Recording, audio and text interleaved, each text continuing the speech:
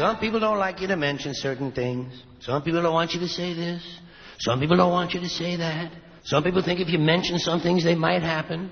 Some people are really fucking stupid. You're listening to the worst. The worst. You're listening to the worst. Not the best. All of it is so bad, it's hard to tell which is the worst. The absolute worst. And you're listening to the worst of Opie and Anthony. The worst of Opie and Anthony. It's absolutely awful. Hey, guys, we're on vacation. Yeah. You're listening to the worst of Opie and Anthony, featuring old Jimmy Norton. What's this vacation for? I think right about now we're watching fireworks somewhere. Is it a whole Yeah. 4th of July vacation thing? I believe so, yes. That's great. I hope you 4th of don't July. lose a limb this 4th How of July could you lose a weekend. limb? You can't get fireworks anymore. They crack down like crazy.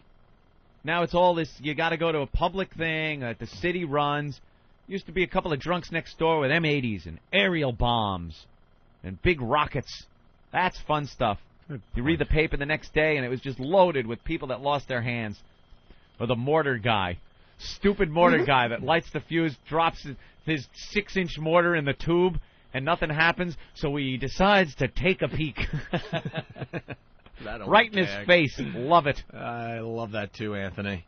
All right, so we got some worst of crap for you guys. Dee Dee, we love Dee Dee. She does the news when we go to Washington. Yeah. And we also love that granny sexpert that we talk about from time to time. Sue Johansson. Yeah, the grandma that gives out the sex advice. This was a very, very fun appearance by Dee Dee in studio when we were in Washington. So take a listen on the worst of Opie and Anthony. Here's Opie and Anthony when they aren't stinking. Ooh, who took their shoes off? It's a little stinky in here. The worst of Opie and Anthony. You want to do one of these sex advice things while Dee Dee's in the studio? Sure. Sue Johansson? Oh, God. Oh, Dr. Sue Johansson from Oxygen Channel. She's a trip. Oh, you know her? Yes. You like she her? plays with, like, those two dolls. The blue doll and the red doll. The blue doll's for the boy, the red doll's for the girl. Really? She, like, does these positions. She's a trip. Yeah. I've only heard clips of her. I haven't Oh, seen my the God. show. Oxygen Channel. Yeah, I don't even know what that is It's on hilarious. my cable provider. It's not supposed to be hilarious, though, Right is next it? to the It's soap funny sales because channel. she told one guy, I'll save it. Oh, no, what happened? Okay, one day this Save it, guy guys, called save up it. about butt plugs, and she said, try it while you're vacuuming. She told him- I just thought that was funny. That's terrific. Yeah. That's terrific. She told the guy to just try it out while he was vacuuming. You sure she wasn't talking about butt plug removal? No, she. I tried the vacuum. No, she'd say, just try it out while you're vacuuming. You may like it. That's funny. I'm funny. And you love this show, huh? Maybe it's for women. You know what? It's funny. I think it's I think it hilarious. stinks. Oh, this I would old like to get broad knows through and ask nothing. her. I don't know. Come What up would with you a- wanna ask I don't her? know. Yeah, what would you ask Sue Johansson? you do know. The I grandma don't that gives know, out no. sex advice. I don't know what I would ask her, but it would be fun to get through to her and just make up something. Well, what would you make up? I'm sure if you're on the phone, you have to think on the fly. You've thought about this. No, I haven't. Yes, you have. No, I haven't. You should do sex advice with Dee Dee. It's not a bad idea, 'cause Dee Dee's a pervert. Dee Dee is a I'm little not a pervert filthy just pervert. because you like the whip. That You like to doesn't be make me a whipped and have pervert. nipple clamps and cock rings. You are a filthy girl. You're a Yeah. dirty Okay, girl. who has hookers? Oh, I'm awful. I know Yeah. I'm I awful. love these two, man. There's something going on here. I know. Dee Dee. Actually, somebody did send me an email. I have to forward it to you guys. Yeah. He photoshopped mine in his. Really? Really? Yeah. Of you two going at it? Well, like we're getting married or something in a private room house. See, you two definitely live in the same world. Yes, we do. And you Yeah. both know it. That's what I love about what I see going on here. But I don't think there's any real attraction here, but you could both. I know but what you Dee Dee guys, wants. You I guys, know what you Dee Dee guys- wants. You guys can relate to each other. What do I want, Dee Dee Jim? wants a good bottom reddening. Yeah. She knows how to redden her bottom properly. She knows it. Of course she knows it. How could she not know it? Likes getting that ass slapped. Of course she does. But not by everybody. I know that, but she understands that spanker properly. Dee Dee definitely understands Would that. you let Jimmy spank you properly? She understands what I would do. I'd slide the panties down a little bit. You know, you spank, and then you just make sure you have to. This is what you do, and you part the thighs a little bit gently, and you make sure the person's not getting wet. If the person's getting wet, you spank them harder because that's a absolutely. no-no. And they know they're not supposed to get wet, and they get wetter. It's a reality. Wow, Jimmy. Maybe you can slap the. He's into it. You know he is, because he knows a lot about it. That's the truth. You make sure that you tell them do not get. And that makes him get wetter, right, Dee Dee? Of course it does. You pull the Look at her. panties tight. She's trying to fan herself right now. And But she knows it's true that you hold the panties. The first panties, you pull them tight between the lips. Not too hard, just a little bit of pressure, you know? Is that true, Dee Dee? Of course it's true. Sure. Talk sex with Sue Johansson. It's on the Oxygen channel. She's a grandma, and she's just awful with her advice. But Dee Dee seems to like You it. gotta watch her. It's seeing her play with the dolls. All right, let's listen to this bit of advice. Hey, Hi, what's up? Hi, Brianna. How are you? I'm fine. Good. You got a question? Yes. I'm 18 years old, Yeah. and I've just noticed I'm hornier than a lot of my friends. Is this normal? And is it okay to masturbate with baby oil? Yep. Yes and yes. Okay. Now, masturbation for females. I mean, you're 18.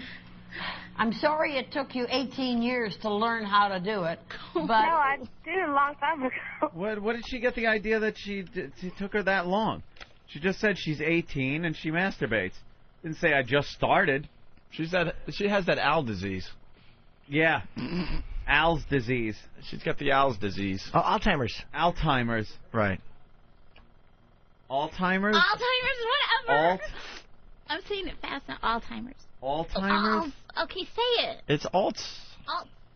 Whatever. Yeah, that's exactly it. All right. Okay. No, I did it a long time ago. okay. Well, then that's good. It's fine. Now, when you masturbate, do you pleasure yourself? Do you reach orgasm? Yes. Oh, good. All right. That's real good. Now, and you're worried about what? That I might get sick if I use baby oil because I'm too ashamed to go buy the regular stuff. Nah, you know what? The trouble with baby oil is that it has perfume in it, you know? It smells nice. And baby oil, you can get, some women develop an allergic reaction to the baby oil because it's got the perfume in it. So why don't you go to any drugstore at all, and pick up a bottle of ordinary garden variety lubricant. They're not that expensive. They'll last you forever and ever. And you just open the top up and squish them on your hands and use that for lubrication rather than baby oil. Baby oil smells nice, but that's a problem because it's got perfume. Okay, Brianna? Good. I'm glad we got your call in because that was obviously something that was worrying you. That is awful advice. She said obvious. she's embarrassed. It's obvious advice. Yeah. Dee Dee? It wasn't bad advice. The girl was afraid, she was embarrassed. And She doesn't want to go to the drugstore, though, and pick up lube. That's why she uses the baby oil. She just needs to get over that and go get... And it all depends if she's still living at home with the parents. You can't have KY around in your house. If there's baby oil around, then, it's baby oil. It could be used for anything. Right. But the perfume thing is a good point, though. Oh, really? Yeah, people can be allergic to perfume. Yes. What? They sue radio Perfume. stations for Perfume. millions. No, you're right. Because perfumes have definitely... Perfume. I actually agree with you. You're absolutely right. Because a lot of times unscented things are fine, but if you're going to put perfumes in something, then you absolutely should just put the accent wherever you feel it goes. Yeah. The way the rest of the country pronounces something is irrelevant. I can't help it, sorry. What I say talk it again. different. No, you don't. I'm secure with my speech impediment now, man. Absolutely. You guys should You're you a guys should have a mess. kiss Your together. tongue's a mess. Are you going to put perfumes in? What? Perfume. Yeah. All You right, sound like a cartoon speeding by voice. Perfume. let's go to Dugout Doug from Whackbag. What's up, Doug? Hi, Doug. Guys. Good morning, fellas. Hi, Hi, Good morning, Doug. Dee Dee. Good morning, Doug. I love you. I love your show. I am my kid's mom. I have a question for you. For me or for them? I have a question for you, Dee Dee. I have a sex advice question for you. Oh, okay. Oh, God. Well, you see, due to the increased sensitivity during the menstrual cycle, I do enjoy very much crime scene sex. During that time, usually when you pull out, you get like a flaky consistency mixed with blood chunks. And this past time when I was doing it, when I pulled out, it was more like a blood-soaked rice pudding. Ew. Oh, God. That's just wrong. I was wondering if that was quite possibly a yeast infection at the same time. Oh, good question. I don't know. Ew. Dee Dee, you into the crime scene sex? No. Ew. Good girl. Ew. Where you have to put a tarp down? No. No? Yuck. Not I good will if you not have do it satin while I'm on sheets. my Aunt Flo. No. You don't need that all over satin sheets, right? No, Yeah. no, Trying to have thank- sex, get the... So what do you do when you're having your flow? Well, anal probably. Of course. Well, of course, Anthony. Thank God. Most people say Stupid nothing. me, right? Yeah. I just take Midol and relax. But apparently, the asshole store is open. Well, if over. I'm with a guy and he really, really wants something, well, that's all he's Of course going to you get gotta while do I'm the on Aunt anal. Flo. Yeah. Jesus, Dee Dee. That must be a lovely scene. Wow. Blood dripping like we're just just hanging the string back hanging door. No, because if you have a tampon on, it's not going to drip. You're right. All right, well, you're right. Well, So I'm just letting you know it's not going to drip. You know, I have to. I just picture if you flip over on your belly and your most intimate is kind of laying there on the sheets, bleeding. Does it look like a boxer freshly knocked out? Like, you know how the mouth kind of is open a little and the little blood is coming out. Look down there, And sometimes the cut man does, throw some cotton and stuff in the mouth. that's to stop the bleeding. Some of that cotton starts hanging out a little bit. You're there with your face in the pillow, your keister up in the air. Oh, nice. Keister. I found myself recently in a supermarket in the tampon section, and man, you girls have a lot of choices for tampons. I noticed. Yeah. I gotta come in with the list of the choices for you girls. You want me to go through the list? Oh, you know the list? I don't know. Okay. I know there was one. Kotex. No. But there were certain ones like Gentle Glide. Oh, yeah, the plastic Gentle Glide. Why? Wouldn't your choices end there if you're a woman and you're looking for a tampon? You want it to be gentle and to glide. You want it gentle and you want it to glide in nice. Yeah. What other choices could there possibly be that are going to beat out the Gentle Glide? Yeah, what's another popular seller? The sandpaper fish hook. No, there's just there's cardboard ones too, which why they still make them, I don't know. It looks like a push-up. But they One have of those push-up pop things. It does. Yeah, it's a big cardboard tube. But they have those marketing words. I'll have to do my research over the weekend, and I'll come in with a whole list. You do that. Hold on again. Research that over this weekend, Opie. Well, just Gentle because Glide. some of them were hilarious. I can't remember anymore, but one was Gentle Glide. And I'm thinking if you're a woman, that's... Playtex, I think, yeah. Well, what are some of the other ones? Like extra... There's Extra crispy? Yeah. What? No, you mean for the different, like if you're moderate, if you're heavy, stuff Oh, like my that. God, dude. It was... There's a lot. It made me dizzy. Yeah. You think there's a lot of choices for cereal in the supermarket these days? Oh, my God. There's wings, too, on the pads. The wings, they wrap around the panties and keep them from flowing over the edge. Oh, is that what that wings mean? Yeah.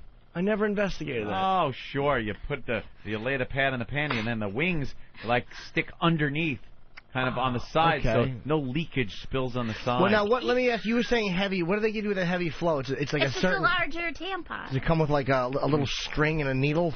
Not a string. Oh, God. A little thread. I just think it's funny that you're talking about wings. Wings flying on the wings of a maxi. Sew it up. Looks like a catcher's mitt. Have you ever allowed a guy to Freshly get... stuffed turkey. Oh, God. Have you ever allowed a guy to get his Red Wings? No. I No? know what... No. Goes down on you. It looks like he's been drinking grape juice. No, I God. told you I don't like that when I'm... No? No. When Aunt Flo's visiting, no. Or it looks like he's stuck his face in a cherry pie. Oh, God. You look like a victim of the Jonestown Massacre. You're just laying there, drugged out, Kool-Aid on your face. No. Mm-mm. Yeah. And you'd prefer to be one? No, you'd rather No, just that's flip one it thing over. I've never done, and I probably won't. Wow, never let a guy do it during that. No. I don't blame you. Good for But you. you'll roll over on your belly. That's right. Yeah, someone has a very good question for Dee Dee. Oh, Let me God. go to let's see, Andy in New York City. Hi, Andy. Andy.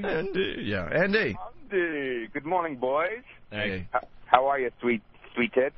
Hi, mister. Let's keep the insults out. I'm sorry. That's right. Dee Dee, I have a sex question for you. I was wondering if you like the trifecta, going from the front to the rear, right to the mouth. Oh, good question. Dee Dee, are you into the ass to mouth? The trifecta. No. You don't do ass to mouth? No.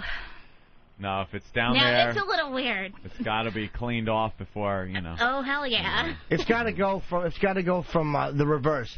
You got to start with the mouth, then vag, then the back door. Right. Nah, Ass Jimmy, if should you do always it the other be way, last.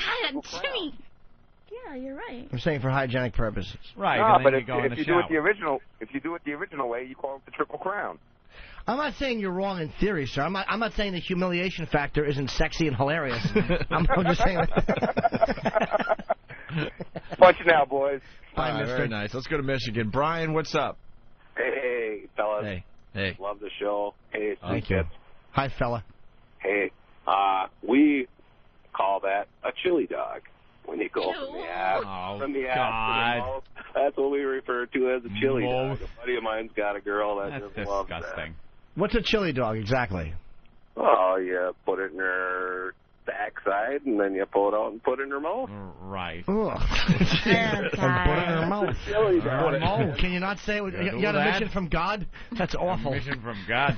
And then you put it in the mouth. Put it in her mouth. The Sisters of Mercy. All right. How you do it? All right, one more here, and then we'll go back to Sue Johansson. Ben in Pennsylvania. Ben? Good morning, boys. What's up? Where? Hey, that old Sunday. Who is this? KSS. What was the? Who is this? Adande. Adande. Go ahead, Ben. Hey, that old broad that was giving the advice, did she actually ask that girl if she masturbates to go to orgasm? Who on planet Earth doesn't masturbate to go to orgasm? Oh, my Exactly. God. You'll spend the whole afternoon until you reach your goal. You got to finish up. Punch it out. All right, you'll be chafed beyond recognition as long as you get to the end there. All right, let's do another one from Sue Johansson.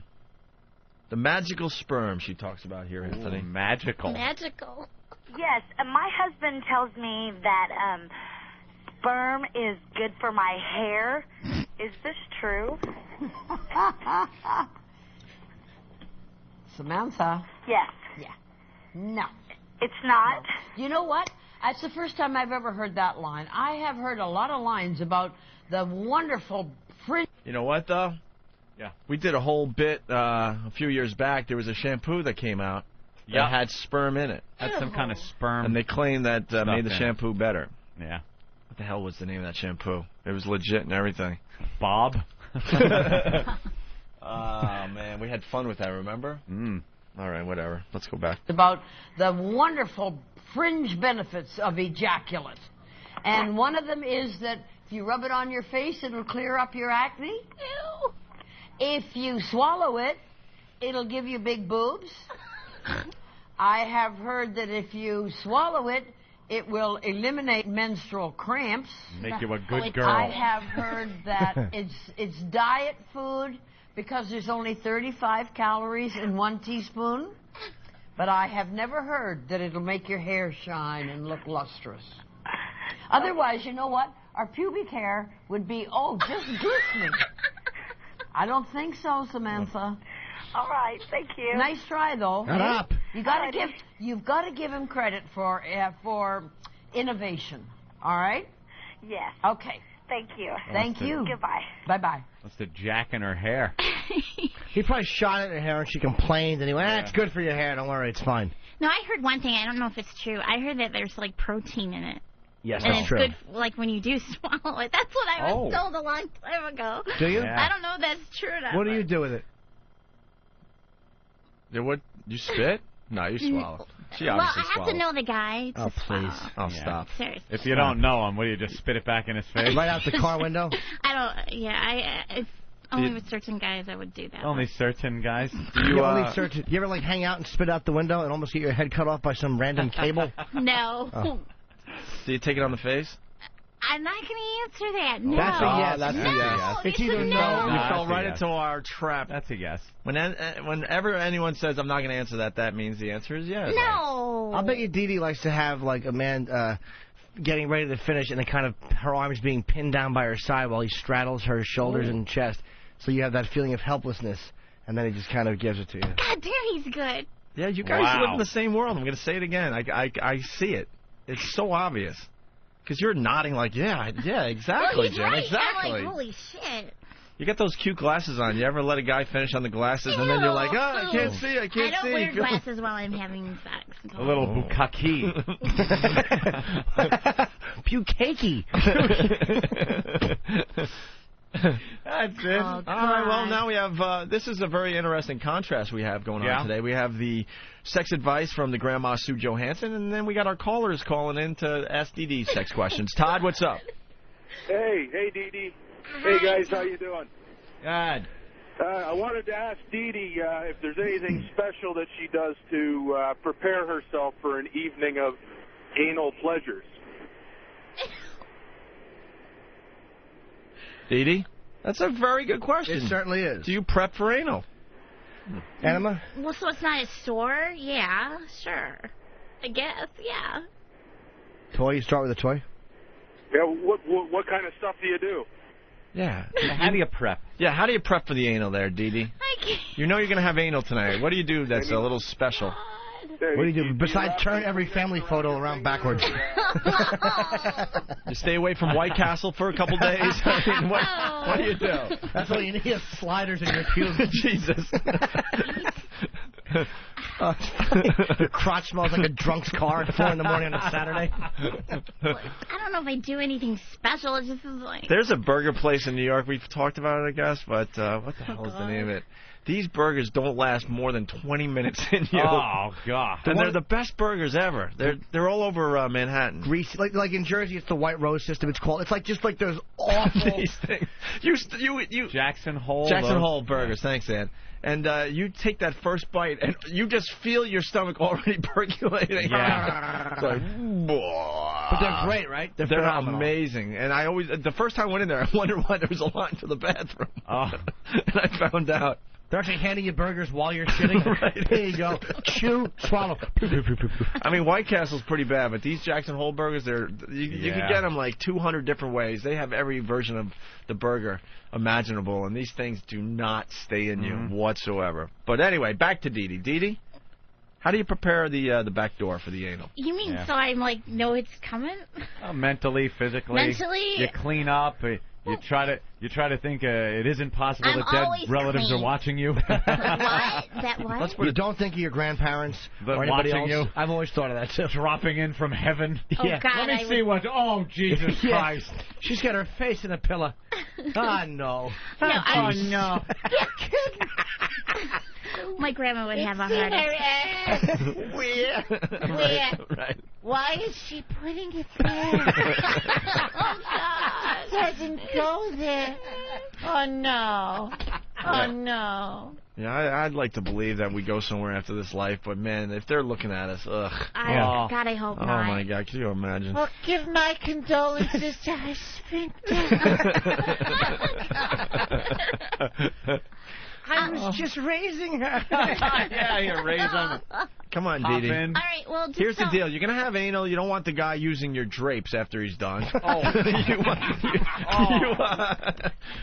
So what do you do? Well, like, so, because I get tense a little bit because it does hurt. Ooh, tell us more. Jimmy knows. Look, see? You have to. He says it with such a puppy little face. Like, you got that cute little puppy dog boy thing, and then you talk about hookers. Oh, well. I'm not talking about hookers. I'm just talking about No, regular but cases. you just have this innocence. Never mind. I'm a good boy. So to get me, like, to be less tense, he'll do a little bit of something first. With his Mouth and hand, maybe? finger, Yeah, of course. too, and yeah. Sure. Wow. Then it kind of loosens me up a little bit, and then I feel okay to... Well, the hand's No, perfect. You start with the pinky and slowly work your way up to the thumb. Yeah, and get a couple I'm of not used to, like, the fist, and then you try. Caligula. Then you get the other fist in there, then you clap, and then you're ready. Large. You so know, we start like that, so I'll get, like, less tense. you know you're ready when he starts going, in the name of the people in the Senate, wait, in the name of the Senate, the people of Rome. Oh, well, God. Proculus. So that's how I get set up for that. All right. Very nice. Yeah, loosen up the area a little bit. Oh, God. A lot of people want to know how many holes you've taken in one time. What? Well, What? it's either 1, 2, or 3. Let's go. At one time, I'm only usually with one guy, so. Usually. Usually. There was one time I was with two guys, and that was when I was in my 20s. How was that? Yeah. Back in L.A. when I was, of course, still drinking. Ooh, that's all right. We're all gonna sit back for this story. I'm throwing up a little bit. Yeah. All right. So you were with two guys. Yeah. Well, tell us more. Well, I mean, it was my roommate and somebody he knew, and it just kind of happened. It wasn't meant to happen. It just happened. Were you on the rotisserie? Or were you doing? Anthony came up with the best. I forgot what it was though. When a girl works do it one time. Oh. Wait, what did the double pump? Yeah. You had some kind of. I forgot your analogy. It was one of them hilarious. was working the tank controls. Right. Where she's, grabbing on one with each hand. Tank controls. Yeah. Cooking some big rig equipment. Yeah. In the tank. Some kind of front loader. So yeah, I had 2 holes there then. Oh, wow. What, mouth? Yeah. And then, wow, finger cups. So you were on the rotisserie. So. Play cards on your back? No. Finger cups. Very good. Yeah, finger cups. All right. Yeah. Wow. Any more questions? Yeah, I mean, that's good. Oh my God, this guy has a great name for crime scene sex. I've never heard it called this before. Let's see. Let's go to Chainsaw the Trucker. Oh God. Chainsaw. I'm no trucker. Oh, okay. Oh. I was going to tell you, we call that eating a girl on the rag. We call that Ronald McDonald smile.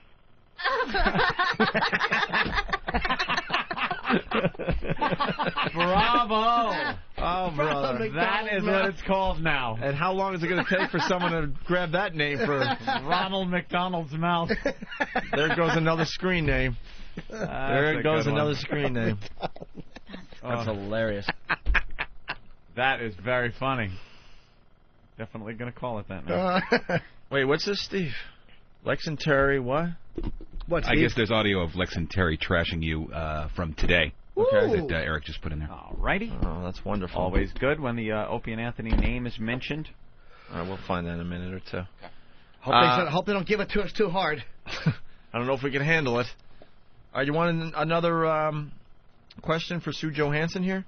Yeah, let me hear. Yeah. Okay. She discusses the dangers of labiaplasty. What? And labiaplasty is explained. It's probably a surgery for shrinkage. Yeah. Yeah, my wife was curious about labiaplasty. Is it safe, and do you lose any sensation? Yes. Why does she want to do this? Is it safe? Do you lose any sensation? Yes. The hell kind of answer is that, you old bag? So safe you wouldn't believe it. Is it safe? No, very dangerous. Safe? Very careful. Very dangerous. So safe you wouldn't believe it. Enjoy your youth. It's the last time no one will expect you to have a tight labia. Yeah, my wife was curious about labiaplasty. Is it safe, and do you lose any sensation? Yes. Why does she want to do this? She doesn't like them, says they bother her. Now, she doesn't like them and they bother her. Like, why do they bother her? I'm thinking just rubbing together, I guess. And even if she has the size of her labia reduced, yeah, they won't rub together? I guess. I don't have them, so I don't know. I know. I mean, I'd love to talk to her. Yeah, I couldn't get her on the phone. Oh, really? Okay. Use what you cut off in the beef and broccoli. At her, then. I'll talk through you to her. My concern is, anytime you make an incision, you make a cut, you kill nerve endings. Yeah. Now, the labia have quite a few nerve endings, and they're very they're easy to stimulate. Yeah. So if you have this kind of surgery, then you've lost that whole ridge of nerve endings. Okay. That's what I was concerned about. Yeah. And they're not bothering you. No. And nobody else can see them. No. So, I mean, I can understand having your nose bobbed or something like that. But labia, nobody can see them. Her nose. So. Nobody.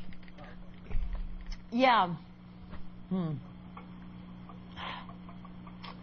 It's not risky surgery, but This woman's talking out her ass. it will reduce sensations. Okay. So that's the best I can say to you. She's been stumped, Anthony. Yep. All right. Maybe you can convince her. Thanks a lot. Okay, Joe. Bye-bye. Bye-bye. Go ahead. I guarantee her dumb husband thinks that her lips are too big and wants them to get reduced. He's probably like, why don't you have that surgery? And she's like, I don't know. And then he's trying to find out this dummy she's married to is probably doesn't Well, like her big perhaps labia. they're ridiculous big. I know you like them big. No but, such thing. You know, if it looks like Bubba from Forrest Gump I like down that. there, perhaps she needs a little clipping. No, she doesn't. Tuck one into each sock and head on over. I like that. Hey, this is the game, Triple H. You are listening to the Kings of Satellite, Opie and Anthony. XM202. The Opie and Anthony Show. Ah, the assault on the media. We love this campaign. Love it, love it, love it, love it, love it. This was the best one yet. A reporter got fired because of us, Anthony. Arthur Chien. Arthur Chien. Well, this is the first day back after the infamous assault on the media that got Arthur Chien fired. So why don't we listen again to this fine, fine piece of radio? I don't like his name. Wow. Why is there a comma in his name? Exactly. Doesn't a comma replace a letter that is supposed to be there? If it's your name, why not just put the letter there? What would you put in there? Chien. Probably an N and a K. Holy ass. Just play the bit.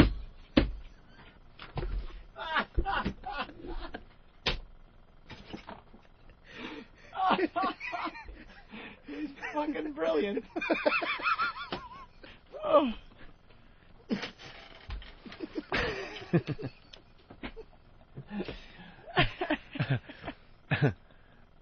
They must have went to the bit by now, right? Well, no? All right, go to it. Because, damn, Jimmy. Here's Opie and Anthony when they don't suck. Good for what ails you. What? The worst of Opie and Anthony. People wanted to kill us. I mean, we have to back up. Thursday's show was just off the charts. And we're playing our first show ever. Yeah. And then we just flat out ran out of time because we were having so much fun with Dave Mordell and Voss and Bonnie and everybody. Oh, yeah. That, Eric had me on the clock. There was like a countdown happening. Yeah. So all of a sudden I said something like, well, this is going to have to wait till next time. And then we got out of the show. Yeah. Yeah, we got to go. We had to go. And I was like, oh, darn. Darn it. And someone's going, hey, dude, no more vacation. Hey, we gave you, let's see, about almost a month and a half. Vacation? We almost did a month and a half before we had to take another day or two off. A 4-day weekend does not a vacation make. No, you watch what happens after we only work 3 days this week. Yeah, don't you sweat it. Yeah. We're giving you. Oh my God, that's right. We're giving you guys so much programming that we have to rest our little brains from time to time. That's right. We're very stressed. God, we are just the kings of taking time off. Oh. We have it down to a science.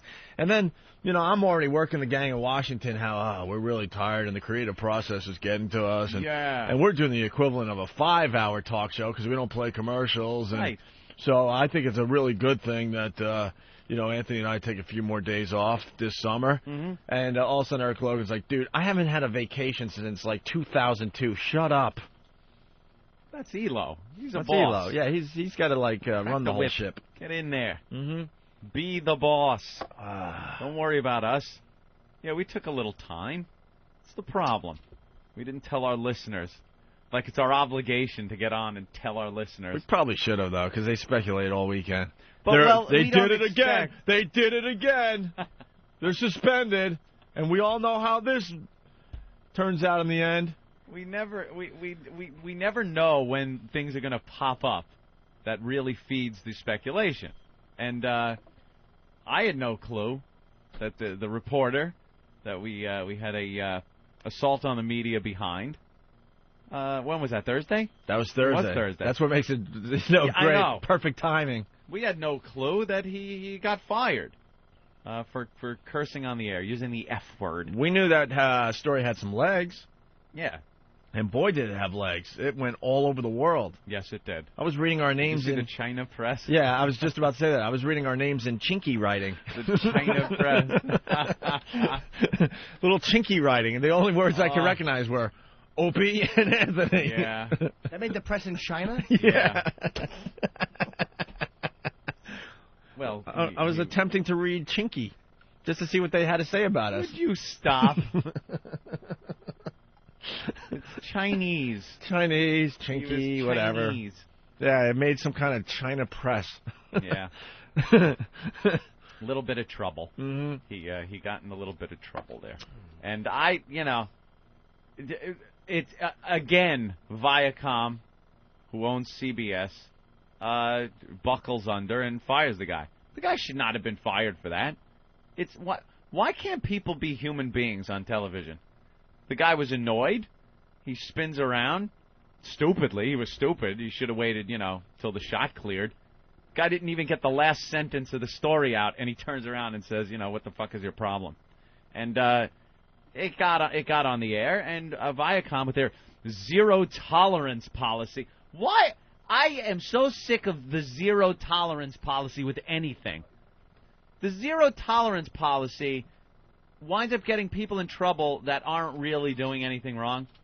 If somebody's doing something wrong, you give them the boot. The second you put a zero-tolerance policy on it, then you're suspending children for cutting a piece of bread to look like a gun and going bang, bang in the cafeteria. Those are the people that get affected by zero-tolerance policy. An honest mistake of a guy saying fuck on television where, he should be reprimanded and perhaps taught how he should be on camera like that. But firing him because of this zero-tolerance policy, it's ridiculous. And now the guy, he's out of a job. A lot of people are blaming us for it. Which is sickening. Which is ridiculous. It's ridiculous. You get on that New York radio message board. Alan, yeah. Come on. Alan's a little off on this one. Yeah. There are times I agree with the dentist, with the radio dentist, Alan Sniffen. Times I don't. And this is one time I don't. He's lambasting the show and our fans and I guess Nathaniel, who did this whole thing, and saying that we shouldn't be doing this. This is horrible. We cost the man his job. This is stuff. This type of thing, they make. Well, you watch that America's Funniest Home Video shows and things like that. They make whole segments based on people behind reporters when they're doing a live shot. When they're out there doing their live shot, they put themselves on the street and they're dealing with the public. And these things happen. It happens to them all the time. And it will continue to happen. It will continue happening. It will continue to happen. Absolutely. And because some guy stands there, Nathaniel is there with a sign, and some nut comes up on side of him and actually puts a gesture in the camera, which, by the way, the reporter never saw. He just saw some kind of discrepancy behind him, some kind of a disturbance behind him. You know who that was? You haven't heard yet? Oh, no, I have Oh, heard. okay. Yes, I have. It was Crazy Cabbie from Howard Stern's show. Everyone's favorite felon.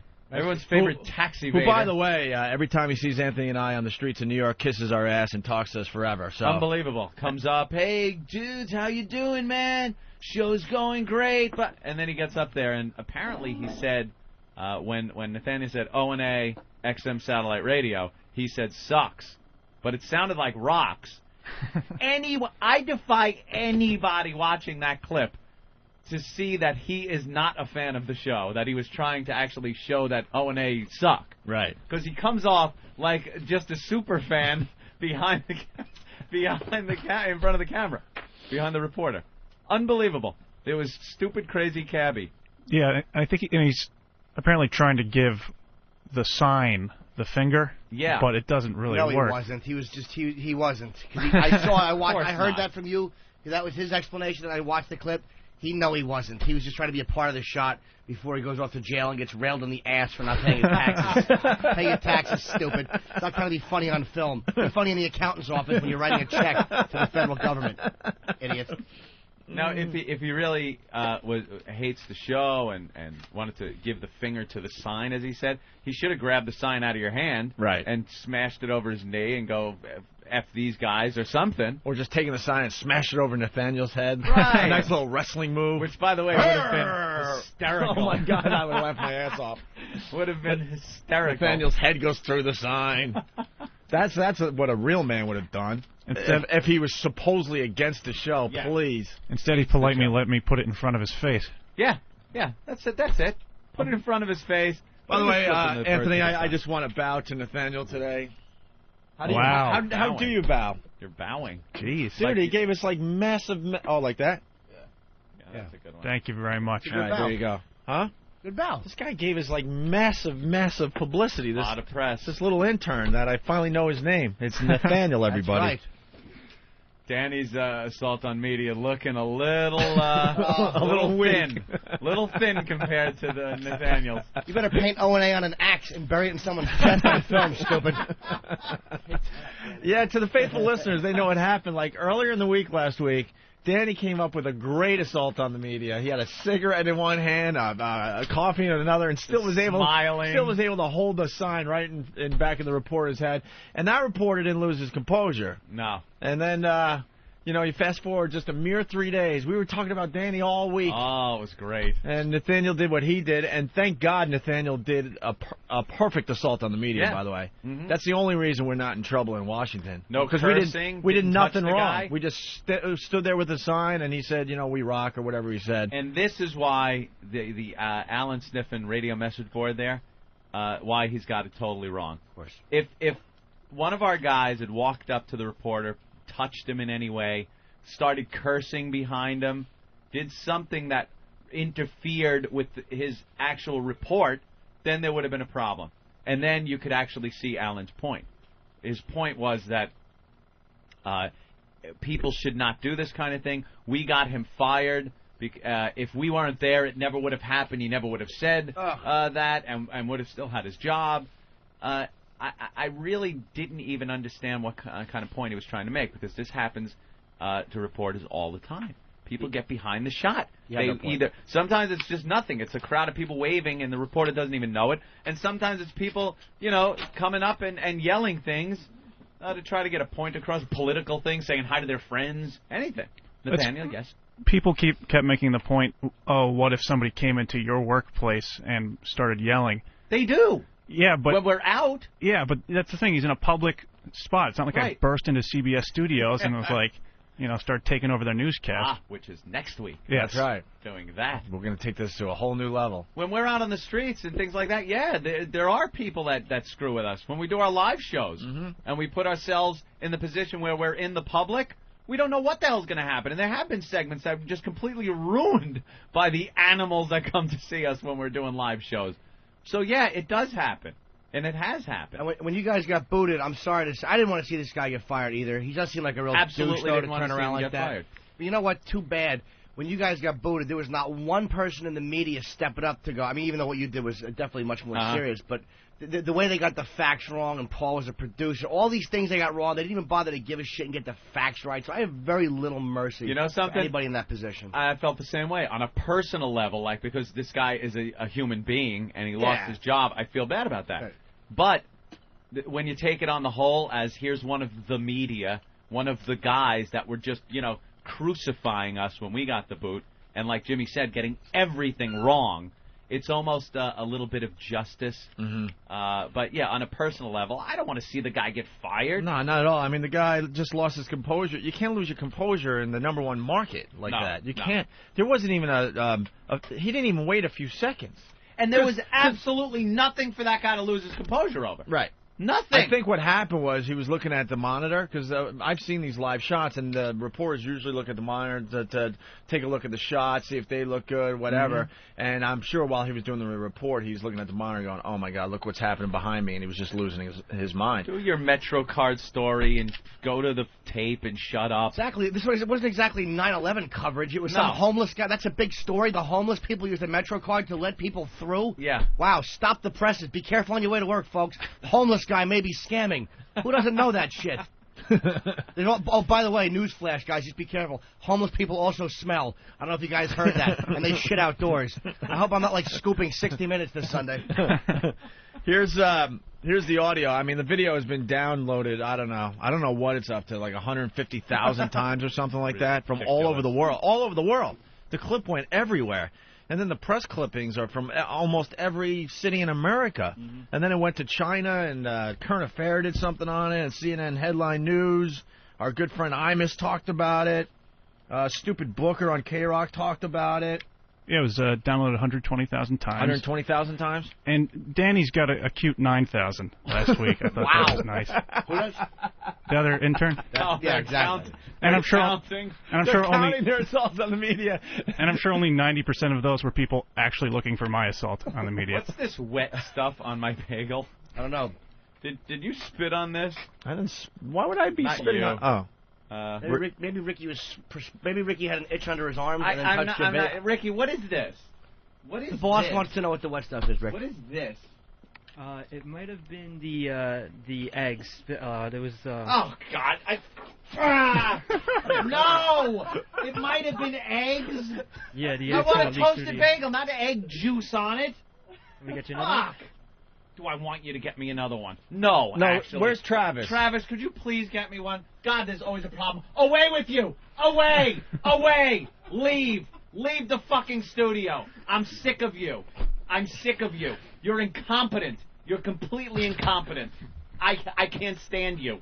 Hi, Kenny. Club Here Soda comes Kenny to Oh save my the God. day. Travis, thank you, sir. Club Soda Kenny. He's big and too big. Oh, 6'5" I killer. had it. All right, relax. Kenny's here. Thank you, Kenny. Want me to get it? Here comes Club Soda Kenny. Thank you. Wait, Travis, give me some eggs too in that.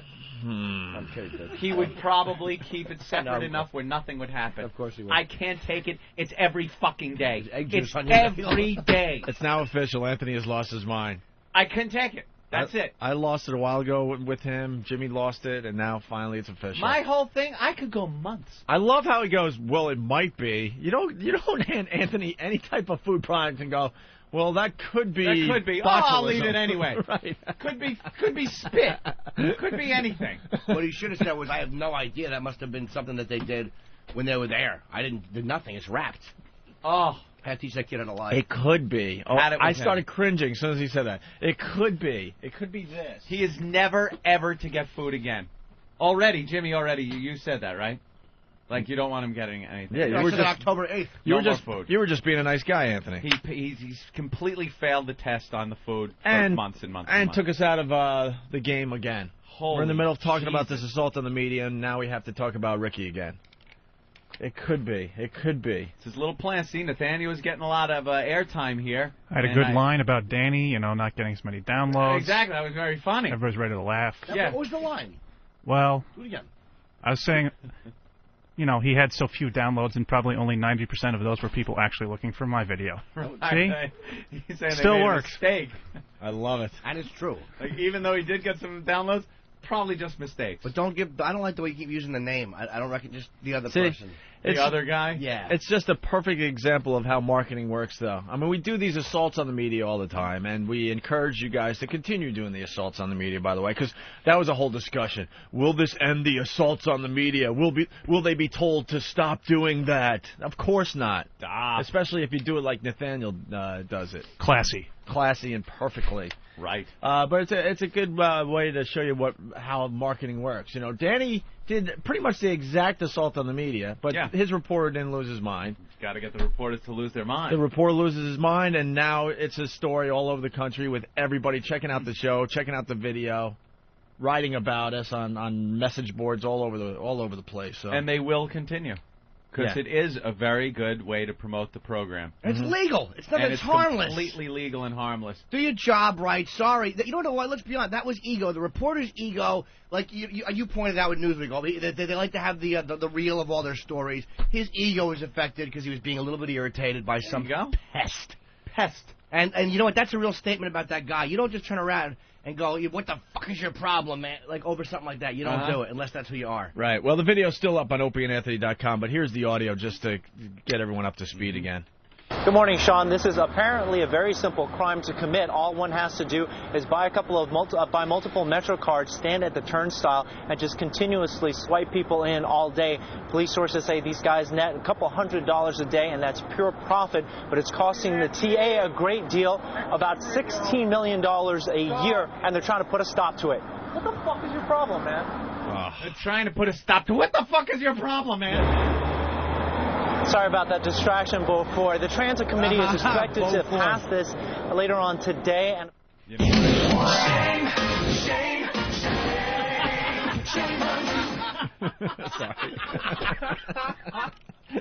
Ask Asa. Hey, Asa, where's the unemployment line? Shame on you.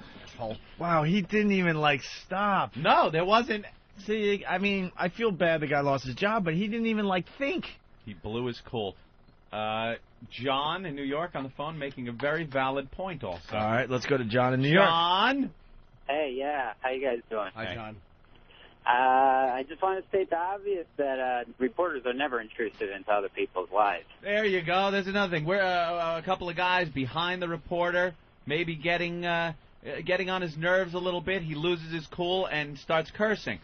These reporters are constantly screwing with people, constantly getting in their face, and on their jobs. You're right. How many times you see them go to their jobs, shove that camera in, and try, on purpose, they try to get a response like this from these people at work. Right. They would love for the person to lose their cool and say fuck so they could bleep it out and show what an asshole, nasty guy this guy is. Maybe somebody's got to go jump out his window, climb down some bed sheets in order to get away from the cameras, huh? There you go. All right, guys, punching out. Thanks, John. All right, so that's a great point. We made the newspapers all over America. I haven't even read these yet. The Daily News and the Post, Anthony. We're a little behind the times, and then we got some audio to get to. The story just gets more and more interesting. Basically, I'm trying to figure. I think this was from the Post, New York Post from Friday. News Channel 2 can't afford a Ford. What are they getting at there? The AF Ford. Ford. AF Ford. Oh, it's news. Channel 2 can't AF Ford. A fucking Ford? Yeah, the F word. They're trying to get really clever with the headline, and I don't really get it. It's A-F-Ford. Ford. Or F word, so they're like F word, but then said F Ford. F Ford. Oof. That's F a stretch. Ford. Anyway, Channel 2 reporter Arthur Chen was fired yesterday after he used the F word on air during a 6 a.m. broadcast. Chen was standing in front of a subway station delivering a live intro to a segment about a MetroCard scam when two men walked up behind him, held up a sign, and began chanting Opie and Anthony.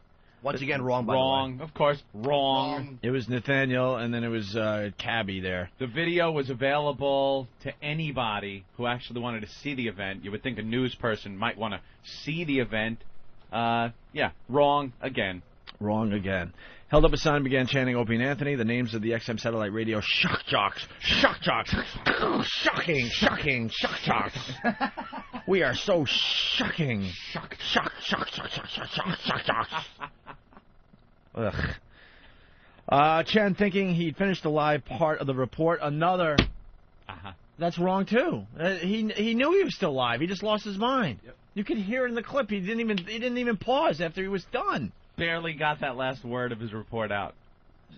Chen, thinking he'd finished the live part of the report, whirled around and blurted out to the interlopers, "What the fuck is your problem, man?"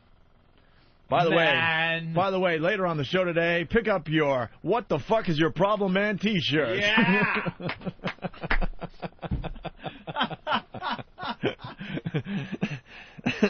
Do we know how to exploit, or do we know how to exploit? People are lining up outside the station now to pick up their "What the fuck is your problem, man" T-shirts. You know what's man. Yes, go ahead. You know what's very interesting is the one time some idiot reporter loses his cool is when his story. You never hear a guy reporting a rape or a child murder going, "What the fuck is wrong with people?" They can handle it then, but God forbid somebody's interfering with his dog shit story and he loses his mind. And God forbid he had some honesty as a human being and go, "I'm doing a live report. Could you idiots stop this?" Right. Could they for once address it like human beings? Hey, you jackass. No, it's just a bunch of fun. We say almost every day in the show now. One of Howard Stern's cronies was involved in this, and that big fucking old lady pussy shut up and didn't say a word about it. No? Didn't say a word about it Friday, didn't say a word about it on Monday. It's one of his guys was involved in a pretty huge radio story, and he just kept his mouth shut. Because it wasn't me. Well, Alan Sniffen didn't like it. Alan. Oh. It's Alan Sniffen. Very disappointed in his take on the whole thing. Yeah, it's like, stop being a baby, dude. Stop it. Assaults on the media are not good. Shut up. They're fucking great. Anyway, continuing here. Tool. And they will continue. Oh, by the way, Pat, people with your live shots out there, this will not stop. You can bet know that's how not much gonna they're happen. freaking out right now. That we're going to send them right back on top of their trucks again. dude, because they, Oh, wait a minute. Who's this? Pat? Hey, What's up? nothing much. Oh, Pat from Menaki. What's up, Pat? No, Pat from Renaki's out here right now. Oh, okay. We're threatening to hold Travis hostage if the animals are not let upstairs. There will be no blackmail. Travis has to get up with my bagel. Go fuck yourself. They are. We have 9 animals and 1 golfer, and we want to be upstairs. They're holding Pat hostage until we let the animals upstairs to check out the show. They're slowly but surely coming to the station to pick up their "What the fuck is your problem, man?" T-shirts, which I think will happen around 9 o'clock today. Anyway, now that this video has made it all over the country, Anthony, and been reported on CNN headline news and stuff, it's only going to make these animals want to do this more. Mm-hmm. Now you're going to see a lot more assaults on the media. You watch. Of course you will. Everyone's going to want to. They love to please us, Opie. Unfortunately for Chen, the camera was still rolling, and the expletive rang out loud and clear over the airwaves. I can confirm that he has been terminated. A Channel 2 spokeswoman told Page 6, "We have no further comment regarding his termination." The network-owned station also issued this statement. Oh, boy, here's the statement. WCBS-TV apologizes for the use of inappropriate language today during our 6 a.m. broadcast. We deeply regret the incident. Sincere, at least. Yeah. Bags. Did you read the AP story? No. This one was the best. I read the last line is just classic. It tells the story, same story. Yeah, Subway station, blah blah blah. Right. What the fuck is your problem, man? The F word went out of the air. Channel 2 fired Chien yesterday. As for the shock jocks, Opie and Anthony. As for the shock jocks, Opie and Anthony. Wait! I didn't get a shock out of you. Thank you, Travis. You're welcome. As for the shock jocks, Opie and Anthony, they're celebrating over the reporter's firing. How did this... Yeah. Whoever did the AP report here, whoever wrote this, and this went all over the place. First of all, we left the show Thursday before the guy was fired. Right. Before we knew anything about this firing, we left. We went our own ways. Anthony have not been on the air since now. Right. Anthony went to Colorado. I went to Florida. We'll get into that stuff a little later. Yeah. We weren't celebrating. So how did this lying sack of shit that wrote this story... How did he assume we were celebrating over the guy's firing? How are they just allowed to print that? That's news. How are they allowed to print that? This is the AP. What the story. fuck is his problem, man? Man. What the... They're celebrating over... You know what we're celebrating? We're celebrating the fact that we got some press. I like that. But as far as celebrating the guy's firing... No one got a statement from any of us. So how does this guy go and say that we're celebrating over the reporter's firing? They're making it really easy for me to not give a shit that the guy got fired. These reporters. Because they're all from the same mold. Every single one of these jerk-offs are from the same mold. They're phonies, liars. This guy is just... He's an AP... The guy... This story's picked up by the AP, Associated Press, and it's bullshit. I read this in Colorado. I read it and go, oh, really?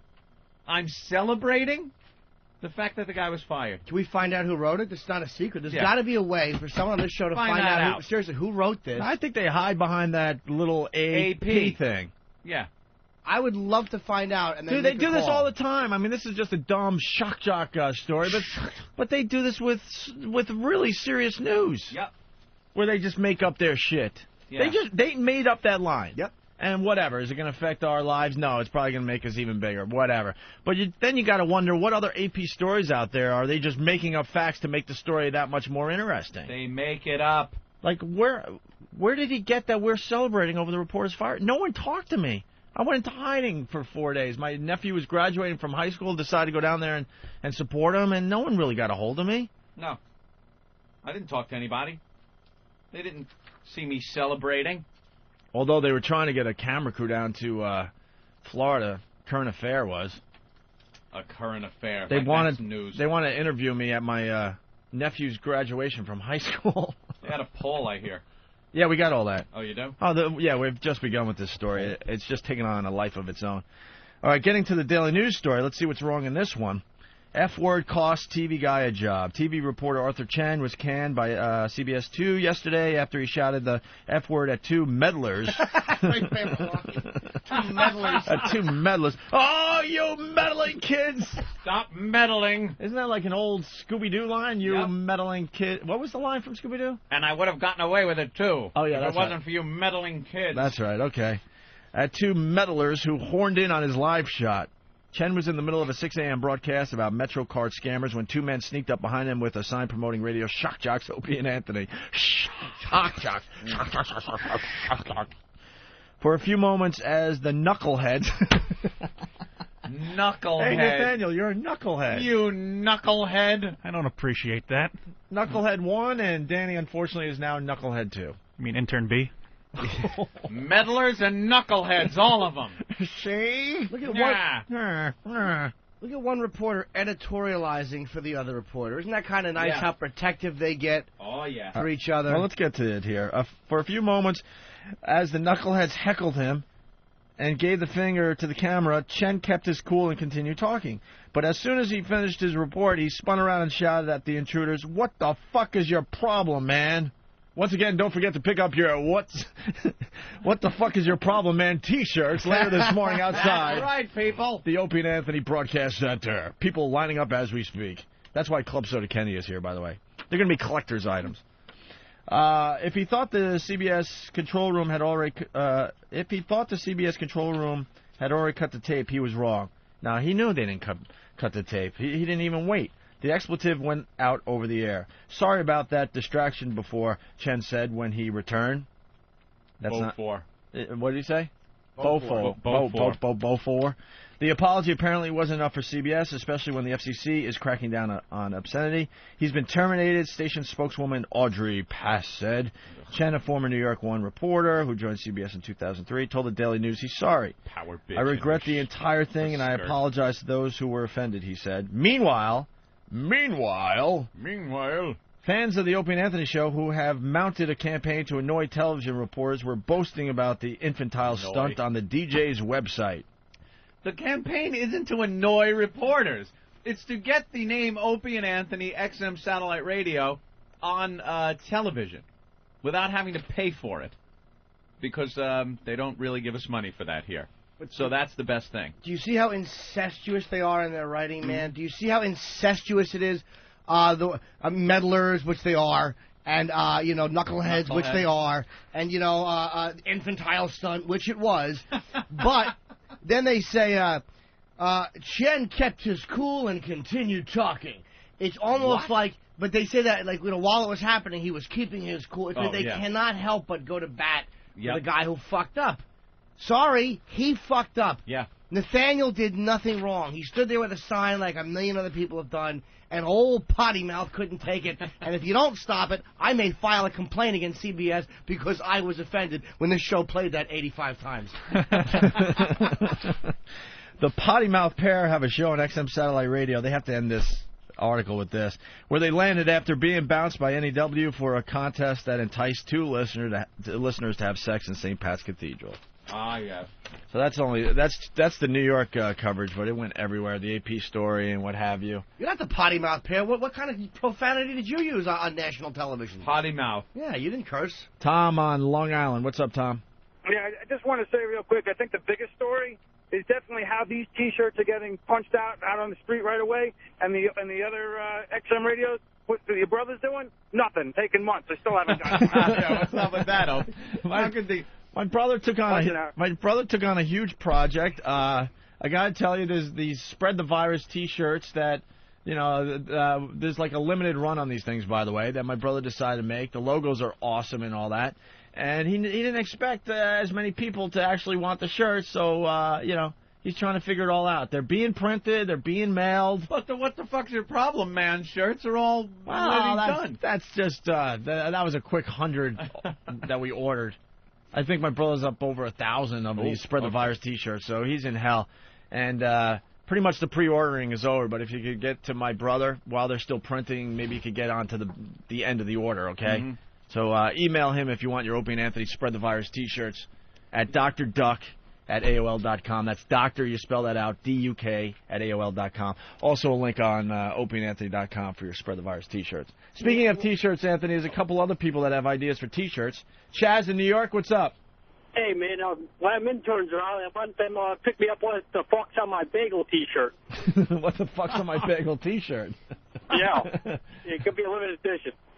I want a shirt that just says, it might be, ... It might be. Yeah, with a question mark. Pinchy, what's up? Hey, boys, welcome back. Thank you, Pinch. Hey, I heard if you buy a What the Fuck's Your Problem Man T-shirt, they'll throw in a Hey, Kathleen, put your goddamn clothes back on T-shirt for free. Oh, wow, that's going back. Very nice. And I got to tell you, man, man. That's going to be the word of the day, man.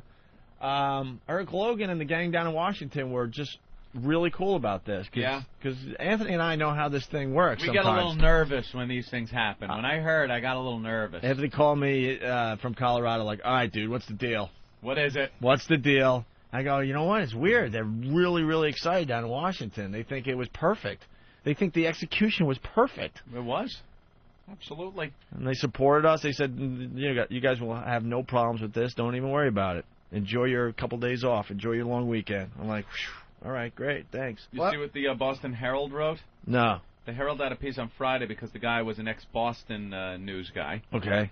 It said, Opie and Anthony claim another victim.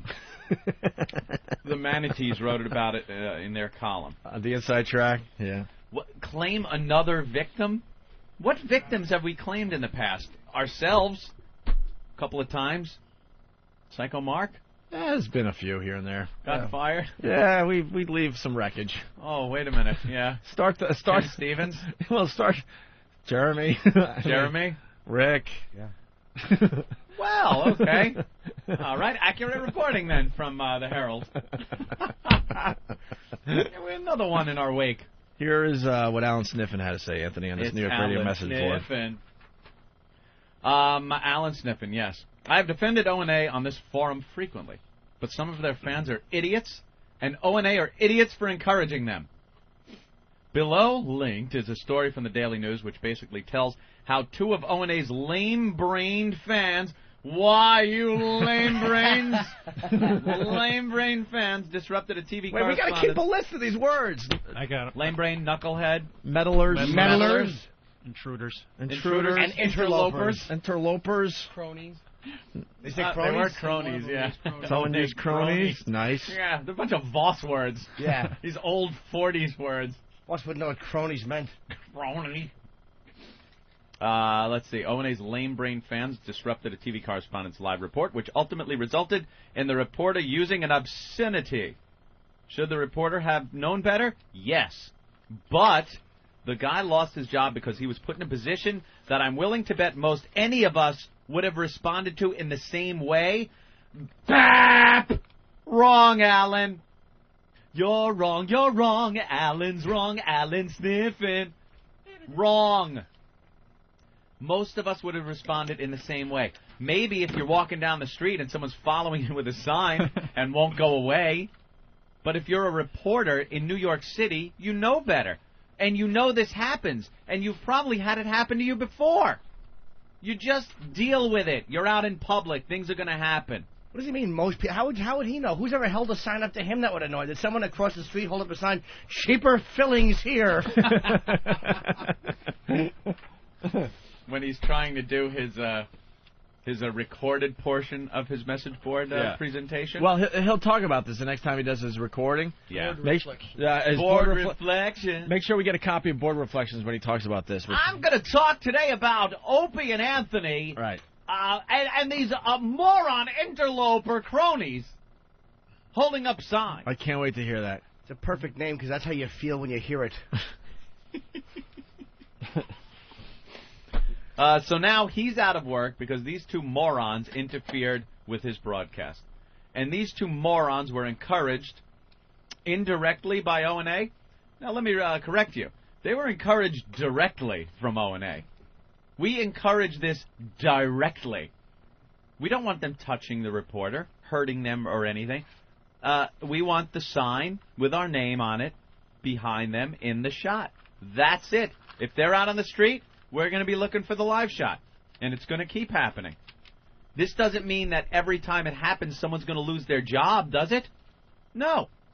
You don't lose your cool like this. We've done this dozens of times at this point, and this is the first guy that lost his cool. It's one thing to make fun of a situation and or people that take things too seriously, which is, I guess, the news guys. I get it with that, and O&A are frequently good at it. But a prank that results in the victim losing his job is just plain going too far. This isn't a prank that results in the victim losing his job. It isn't. Because you could do this 1,000 times and no one's going to lose their job over it. This is a promotion that we do that resulted in the guy losing his job because he made the mistake, not us. We didn't error going out there with a sign and holding it up behind the shot. This guy made a mistake. That's it. While O&A didn't specifically stand behind this guy and wave a sign, they have consistently encouraged this kind of behavior from their idiotic fans who think this makes for gooder radio. He puts in quotes. It's more gooder. It's Alan. more gooder, you More ass. gooder radio. And it does make for more gooder radio. It's not funny. This has given us a lot of fodder today. Just ask Arthur Chien, who is now looking for a job because he responded to the two knuckle-dragging idiots.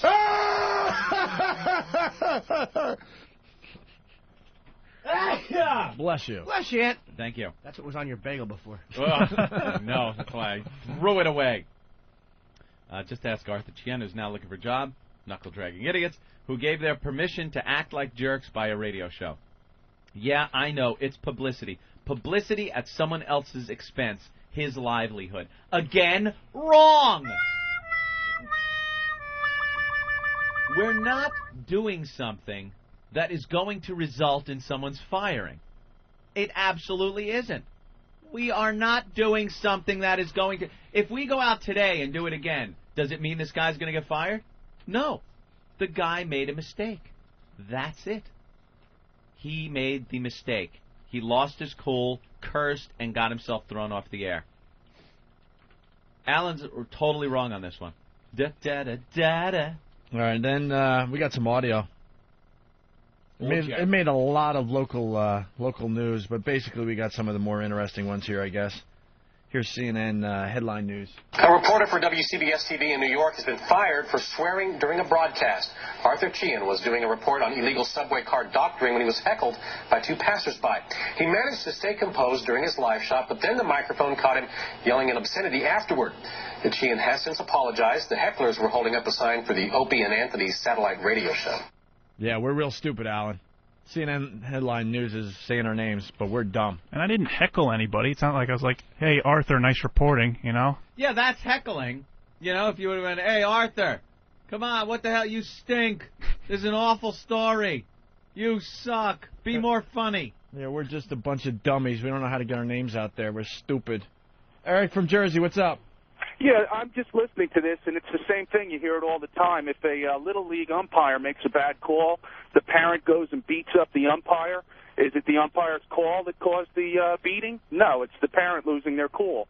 Yep. Ooh. Hey, I like point, that. mister. I like that analogy. So we should start beating the reporters? I think so, What yeah. is she saying? Well, you get the point. All right, thanks, Eric. Okay. I don't know what this means. Jared in Jersey. What's up, Jared? Hey, what's going on, guys? Hey. How you doing? Hi, fella. I just find it really amusing that all these reporters are bashing you guys for, you know, getting there with the sign in front of this guy's shot. But at the same time, if you ever notice when they go live to, like, a protest or some event or something, say you're watching, like, Fox News, they will always get CNN sign in there, like, CNN sucks. They'll make sure it's in the shot while they're broadcasting live on Fox or something like that. It's just ridiculous. A lot of stories these guys do are in front of crowds that are yelling things, and they keep their cool. Danny from Bowling Green, Kentucky, saying the reporter made two mistakes. The first one was broadcasting right outside of the O&A studio. Any subway stop in the city, and he picks that one. Yeah, he picks the one that is closest to us right here. Not even a block away. Ouch. All right, and then we have a current affair, Anthony. A current affair is back, and the host of the show just stinks. He is the worst. Is he awful? He is awful. This show will go nowhere with No, this it guy. doesn't have the charm of the old current affair, Not at does all. It is awful. I took a Povich is peek, the and host. it's just horrendous. But they did a little piece. Let's get a little business out of the way first. That's the guy. Listen, this is the guy that replaced Maury Povich. Listen to his delivery. Let's get a little business out of the way first. This is a tape of a local New York CBS News reporter, Arthur Chien, doing a live-to-air stand-up in Manhattan. Now, two geniuses come up behind him. They're making noise and waving a sign promoting two other rocket scientists and making his job tough. So what does he do? And they're trying to put a stop to it. What the f*** is your problem, man? Exactly what a lot of New Yorkers might do under that kind of stress, hopefully. I wouldn't, but he finishes... Not on camera, you fucking asshole! Oh, I just did it. See? Language, young I man. used the F word. We're not rocket scientists, are we? Why do people keep confusing us with rocket scientists all the time? I know a little bit about rocketry. I used to fly Estes model rockets as a kid. But why do so many people get our jobs here on radio confused with some sort of rocket science all the time? I think I know, because at times when you watch them on TV, you're overheard going, vroom. Vroom. Maybe that's it. They're a bunch of phonies, too, because they were... This is rocket science. Let's have a Oh, way. wow, that's a new one. It makes sense that your interns are geniuses, like he said. Genius, right, because we're rocket scientists. We would need geniuses around us to help us out with our rocket science. Let's go to Frank in Virginia. Frank? Hey, what's up, guys? Hey. I played Tommy or Rumble on the morning show when you guys had us calling in. Okay. And then yesterday they were talking about you guys. They're trying to get their fans now to do the assault on the media, but they were, talking about you guys going around America having people call in to make your, basically make your show better by playing their show. There you And go. Yeah. these two guys are basically like Don and Mike, except they don't kill puppies and have their awful wives call up. There's a lot of Don and Mike hacks out there, trust me. A lot of Don and Mike hacks. Thanks, Frank. Don and Mike you got it. guys. All right, I like let's. that show. I'm going to start over with this current affair thing. Let's get a little business out of the way first. This is a tape of a local New York CBS News reporter, Arthur Chien, doing a live-to-air stand-up in Manhattan. Now, two geniuses come up behind him. They're making noise and waving a sign promoting two other rocket scientists and making his job tough. So what does he do? And they're trying to put a stop to it. What the f*** is your problem, man? Exactly what a lot of New Yorkers might do under that kind of stress, hopefully. I wouldn't, but he finishes his stand-up, turns over and says, what the F word is your problem, man? Okay, so it's a big no-no to say the F word on TV. We all know that. But this guy didn't say it for effect. He wasn't doing a Howard Stern or trying to shock anyone. He was being badgered by two morons. So what does CBS do? They fire him. The sack cut off his career basically over because they timidly and wrongly believe the Federal Communication Commission will censor or fine them. Well, here's some breaking news, fellas. The FCC told us today they did not get one complaint. There you go. Why didn't the Parents Television Council complain about that? They complain about innuendo of bosom is around, and here old potty mouth Chien. There it is, the big one. The F word, the number 2 bad word to ever have on television. That's right. Let's go to Mike in Cleveland. Mike? Hey, Opie. Yeah. Can you just say none on us? We're artists. None on us. How much responsibility do we have for him getting fired, Opie? I think Norton's just ticked because no one's going around yelling Jimmy Norton party rock. There you have it. I'm not ticked, sir. Thanks, Mike. Actually, that was an Anthony quote, none on us, right? Yeah. None on us. So then I guess a current affair aired another piece on this yesterday. But we're stupid. We're stupid to get our names out there. Of course we are. It's Opie and Anthony. I can't wait to hear that. So they did another something on this yesterday. I think they had a poll or something. Yeah. Welcome back to A Current Affair. Now, on Friday, we had a phone and website poll asking whether you thought CBS should have fired local New York reporter Arthur Chien for accidentally muttering the F word live on air when two morons interrupted him from behind. Here's what you said. Of the 89,940 of you who voted, 77% said no, CBS should not have fired Arthur, and 23% said yes, Arthur deserved to get the boot. Where is the love? What? This guy's got charisma, I'll say that. Oh. Full of spunk. Oh. All right, then. Where's the love? We're trying to get through some of this. We could be playing audio clips about this all morning. You don't think that was interesting? He did a report on the Reporter Did this asshole go back and redo it? You're not live, stupid. Reporter. It's Tim Green. I mean, you got to watch A Current Affair to see how just stiff this guy is to begin with. And, you know, A Current Affair was a huge, huge show back in the day. You think they would have found a guy with a little more charisma to be able to pull this new version off. Current Affair started the whole tabloid journalism. This guy is the worst, and he won't last. I'm telling you, he stinks. Yeah, Bill O'Reilly used to host Current Affair also. That's right.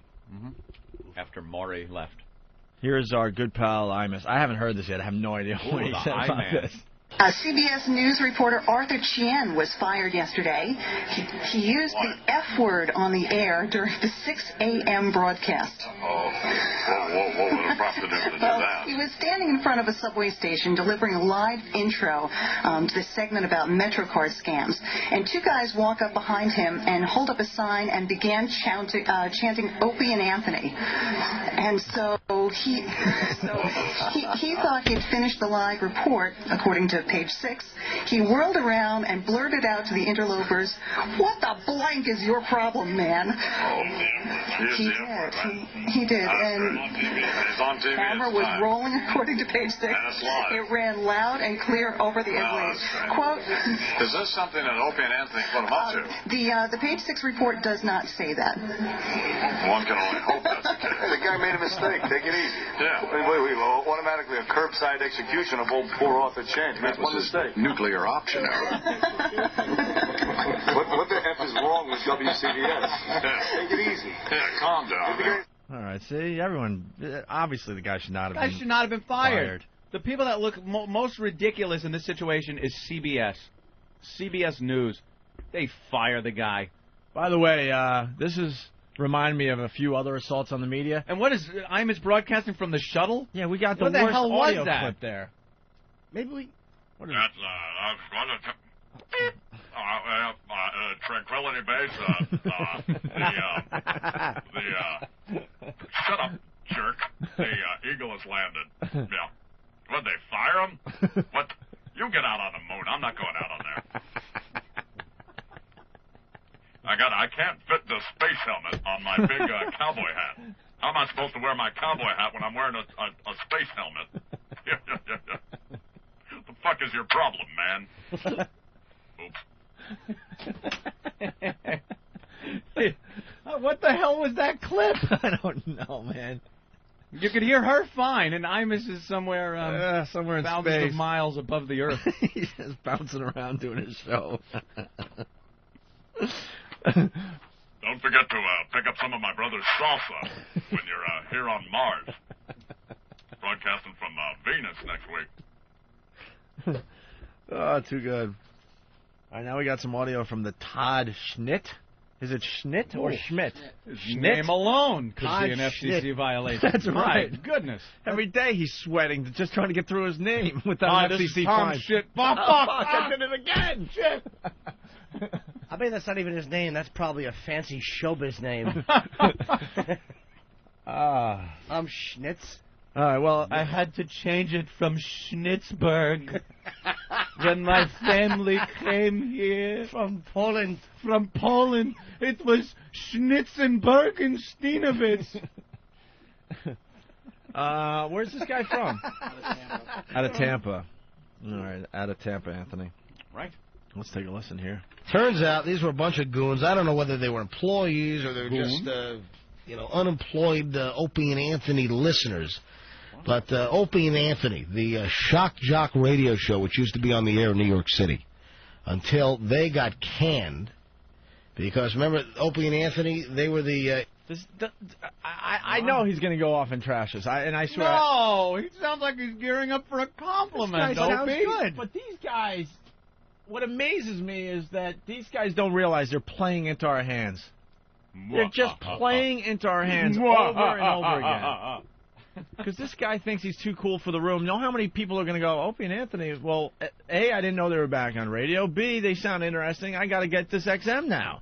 This is just getting us more people to join the program. Thank you. Why do you play right into it every single time? Why are you trying to... why are we trying to go head-to-head with Tom Schnitz? Can we just play the audio without upsetting this guy anymore, please? I don't need Tom Because Schmidt coming after Opie us. and Anthony, they were the imbeciles that had 2 listeners have sex in St. Patrick's Cathedral. Yeah, that's class. I mean, that goes just beyond any even acceptable form of shock jock radio. Yeah. Listen, shock jock radio, a little shock, a little edginess, that doesn't bother me at all. Wow. Right, but having 2 listeners have... Tough guy. Hey, a little edginess. Hey, I'm right there with you.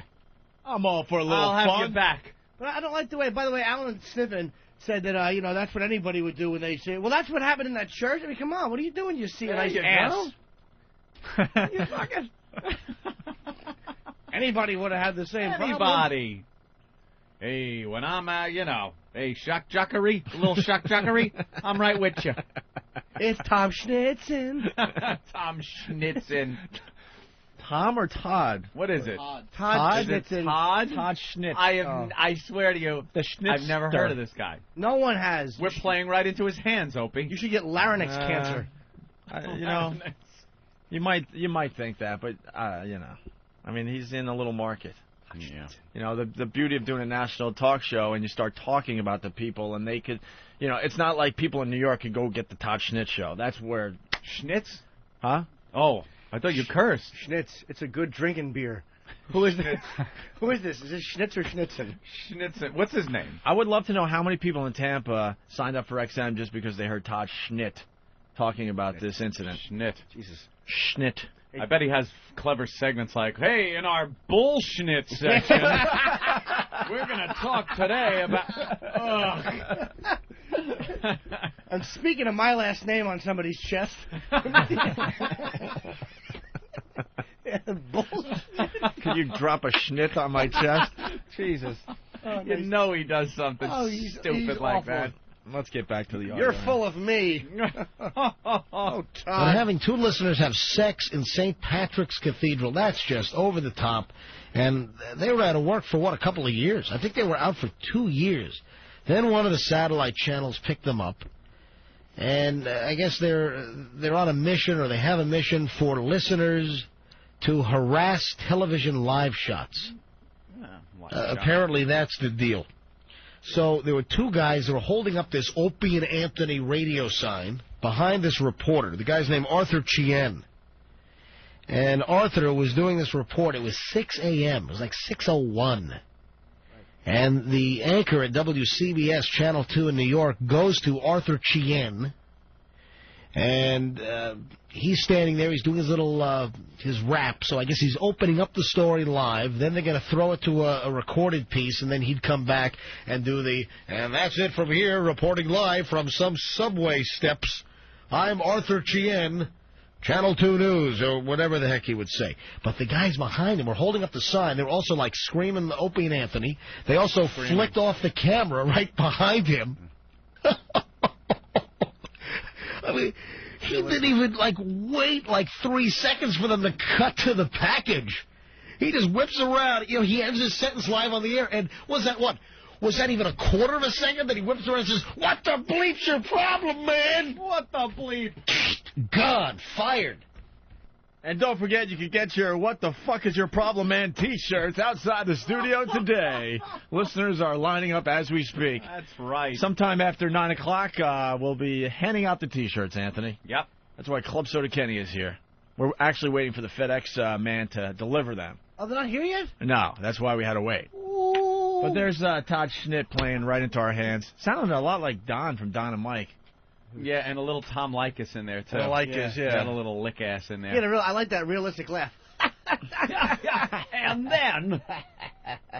Yeah, if anybody wants to maybe make a couple of phone calls to a Schnitz show and record it, we'll play it. Because those are always fun when the listeners do that. Yeah. Let's see if Todd Schnitt could handle the O&A Army. Dugout, Doug?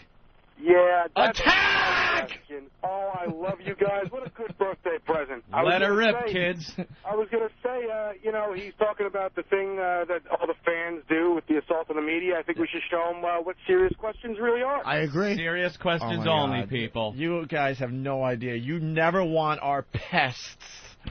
And you know what would really... What is it, 3 o'clock? 3 p.m. 3 p.m. Let's see if he has the balls to take on our listeners. Is that today. the call-in number? Yeah.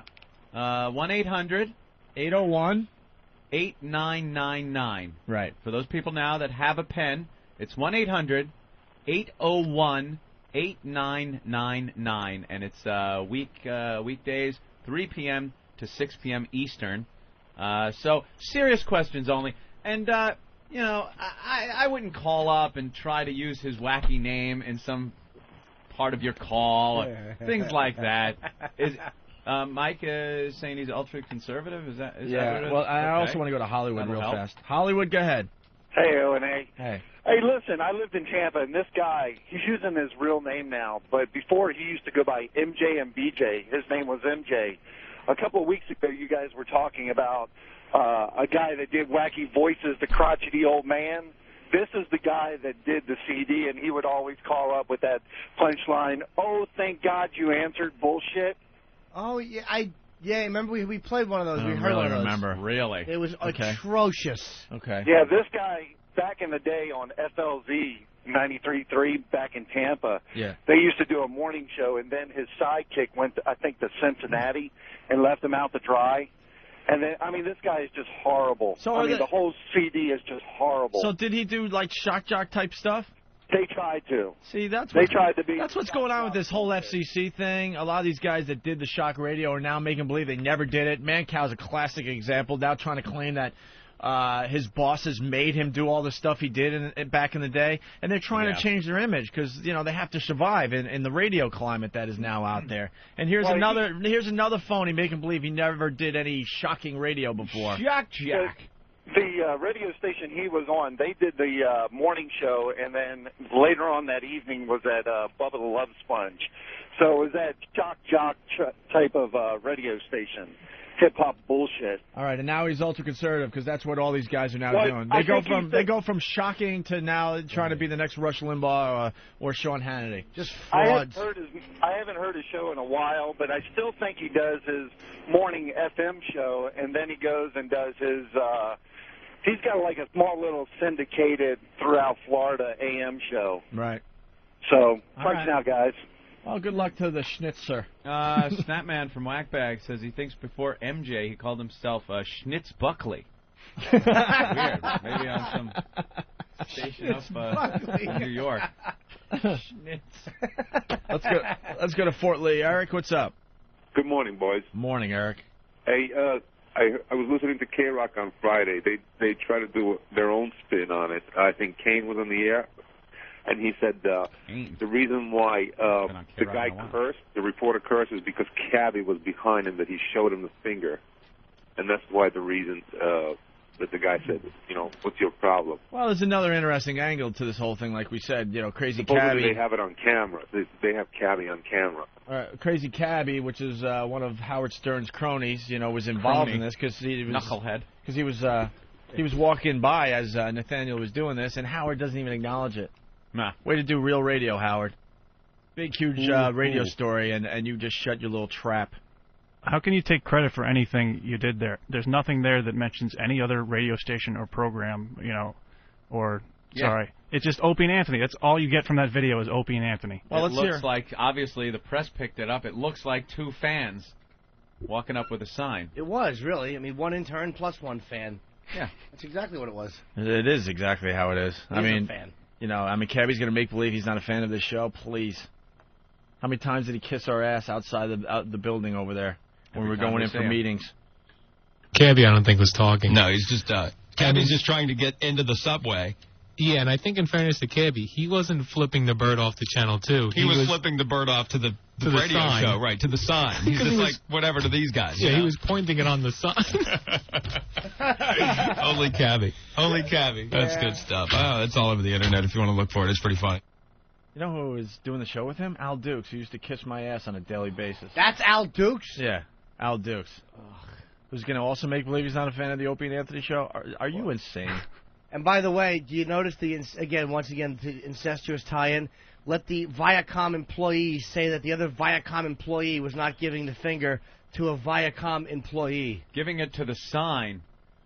Yes. Well, damn you, sign! Did his wrists spin around so his fingernail was pointing at the sign, or was it pointing at the camera? Well, I don't know if you know, but they've dropped the fine because Janet Jackson was only showing her tit to Justin Timberlake. No one cares, stupid. It got out over the air. It was his dirty Viacom finger. Got a little more on this. Arthur Chian at Channel 2 fired for dropping the F-bomb. I just want to know what was going through his head, like if he thought it was a pre-taped thing. I think he thought they immediately cut to video. That's Al Dukes. He's good. That's Al Dukes, who used to kiss our ass on a daily basis. Actually bought me a pinball machine because he wanted to work for our show, and I smashed it right in front of his face.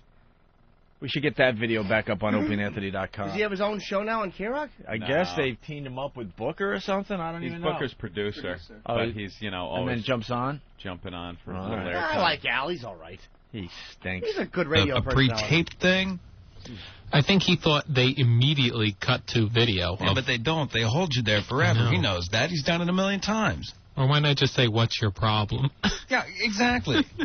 But you know, when you're just all hot like that, you're trying to do your job. You're out there, and it's tough. I do these things in the street every now and again. And when I used to do it for Entertainment Tonight, it was the worst. Because if you do anything in the street, just forget about it. All right. And this guy's got a comment. I mean, if you didn't see the video yet, I should recap it. There was some guys with signs. They were holding them up. And Cabby, of course, kind of bum-rushed their thing with the middle finger, flew the bird during Arthur Chian's broadcast. Then, of course, He didn't bum rush it. No one's Bum talking about Crazy Cabby from the Howard Stern show. We had to point that out. It's hilarious. Bum The rush. whole media is talking about how Opie and Anthony did this. Opie and Anthony. Opie and Anthony. Can't you just Opie be and honest in your No one's broadcast? honest Be there. honest. Out there. Here's a Howard Stern angle, and Howard chose not even to talk about it. A huge radio story. Dope. Arthur Chian's broadcast. Then, of course, Arthur Chian curses at the end. It's like a double whammy. It's F-bombs all over Channel 2. It's just fantastic. So Cabby, you can see him in the video at his getaway, his pseudo getaway. He's like running down the subway stairs. This guy's got a theory on it. Yeah, Booker, why are you so surprised on, like, Cabby's behavior? Good point. Well, if he sees a camera, if there's anything to do with media, he's going to make himself sound like a jackass, and he doesn't even care what kind of publicity he's going to put out. I just love that the guy's going to jail, and, like, it hasn't changed his attitude. The greatest thing is, like, I see the subway station. It's right up the street, so he was obviously coming off the air because Sean Gables is on the air, so it's got to be, like, 6:05 in the morning. So he's just getting finished with the shift right then, and he would have to cross the street to get to this subway hole that he went down into. You know what I mean? It's not the closest one to the radio station. So you're right. He did see what was happening, and he wanted to be involved. So you're right about and that. that's Cabby. That's why I love him. He's so funny. But, and you wonder why he gets a 2 o'clock shift in the morning. Yeah, I mean, well, I still think they should move that up. All right, take care, buddy. Wow. This is all Wow, edited. That was 360. edited to shit. Because obviously they cut out any reference to Opie and Anthony. Right. I'm That's sure the hilarious, the caller was saying Opie and Anthony, so you could hear where the edits where are. he has to edit it, because he's not allowed probably to say our names. Listen for that on the replay. What fucking fraudulent... Who is listening to that horrendous radio show? That was That really is boring. god That was awful. really boring. Yeah, he's just crazy. Yeah. He's going to jail. He's still the same guy. Hey, nothing's changed. Nothing's changed. Maybe a big black cock in his ass will change him. Maybe then he'll have a little more manners when he gets out. I'll tell you what changed. In fact, he'll start paying taxes. Pay up, boy. Stop welching. Stop riding our backs. I didn't like how they spun it, so it's like almost as if I weren't there. Cabby would have done that anyway because he's just so crazy. Because he's crazy. And He's got crazy in his name. And that's so and that's so dishonest because anyone that checked out the video or read the the newspaper articles on it, the AP story, I mean, it had nothing to do with him. Nope. No one mentioned him. Why aren't they talking about Wacky Fan? It's all Crazy Right. Cabby. How about Wacky Fan? Ooh, that's good. The Wacky Fan and Crazy Cabby show. Yeah. And once again, Howard Stern showing that he is indeed just a pussy. Just a pussy. Showing him up again. Had nothing to say. And one of his guys was, quote, involved. He's just crazy, right? With the middle finger out. F-bombs all over the place. Ugh, yuck. Unlistenable. Well, Anthony, I think, Nathaniel, I think this is one of the top 3 assaults on the media ever. I believe. Top 3 ever. Well, let's think of some of the ones that have been done, and I think the videos are now up on OpieandAnthony.com. The classic, of course, attack on the assault on the media when the A-bomb was dropped. Oh, the C word. The C word. The video is now back up on opieandanthony.com. I haven't seen that in a while, but C basically... word always beats F word. Yeah. Yep. Oh, yeah. Someone, someone, we know who it was. It was Psycho Mark held up the C word on live TV. Big sign right behind Melissa Russo. Melissa Russo. She was working for Channel 4. Is she still there? I've seen her from time to time. But there's a sign behind her as she's doing a story from Times Square. Where the hell was she? It was 8th Avenue and 47th Street, yeah. On top of the van. And that was the time, the assaults on the media back in the day got so out of control, in New York especially, that the reporters started doing their live shots from on top of the news vans. Yeah, they climbed up there with the camera and did it from there so the street-level people couldn't get behind the camera. Right. But Psycho Mark... got on someone's shoulders or something like that. Got on someone's shoulders, held up a big sign with the C word written on it, and just held it up behind her. So as she's doing the story... You're distracted by the C word, the atom bomb of all curse words, right behind her head. So that video's up. That's going to get a lot of hits today. And then also there was the Today Show flashing. Huge. With the WOW sticker. Way before Janet Jackson. Your pals did it first. The girl completely exposed on the Today Show as they're panning the line in the morning with a huge Opie and Anthony, a WOW sticker on her chest. Well, it was kind of like under her boobs. Yeah, because her boobs were not covered. No, they were anything. completely exposed. Yeah. And remember, Howard tried to claim responsibility for that. I tie a bandana around a nude woman. He was like, "That was us," and then all of a sudden, people had to whisper to Howard, "Howard, the girl had an Opie and Anthony sticker on." Yeah. Well, it was still my guys that did that. What? Oh yeah, he tried to take responsibility for that. And now put in later. And now Nathaniel's thing is right up there now, too. Oh, yeah. I'm glad to be among the greats. Also, we got the video up of me smashing Al Dukes' stupid pinball machine. Yeah. It's a classic. I think Danny's is up there in the top 400, though. That was a pretty good one. No. When he held that O and the A got on camera and the half of a caricature, I'm like, wow. Oh, Jesus. He did a great assault on the media if you have a letterbox television. Widescreen idiot getting the shot. We were very excited, though, I remember. It was all about Danny until Nathaniel came to the plate. Just stole his thunder, Oh, man. man, did he steal his thunder. Can I see the hits on the two assaults on the media by the interns? Let's start with Danny. How many hits has Danny's assault on the media gotten? No. Oh, my God, you can't even find it anymore in the list of files you can download. Buried now? It's just buried. Where's Danny's assault on the media? Aw. All right, here we go. Danny, to date... Right under Steve the Whistler's appearance. Danny, to date, has gotten 9,842 hits. That's very respectable. Yes. Very respectable. That was last Monday, I believe, a week ago today. Uh-huh. And then Nathaniel came to the plate last Thursday, and it's a different story. He's up to 124,907 downloads. Oh, wow. That is sad. Nice job, interloper. Thank you. You're going places, son. You're going places. He had the Revenge of the Sith weekend.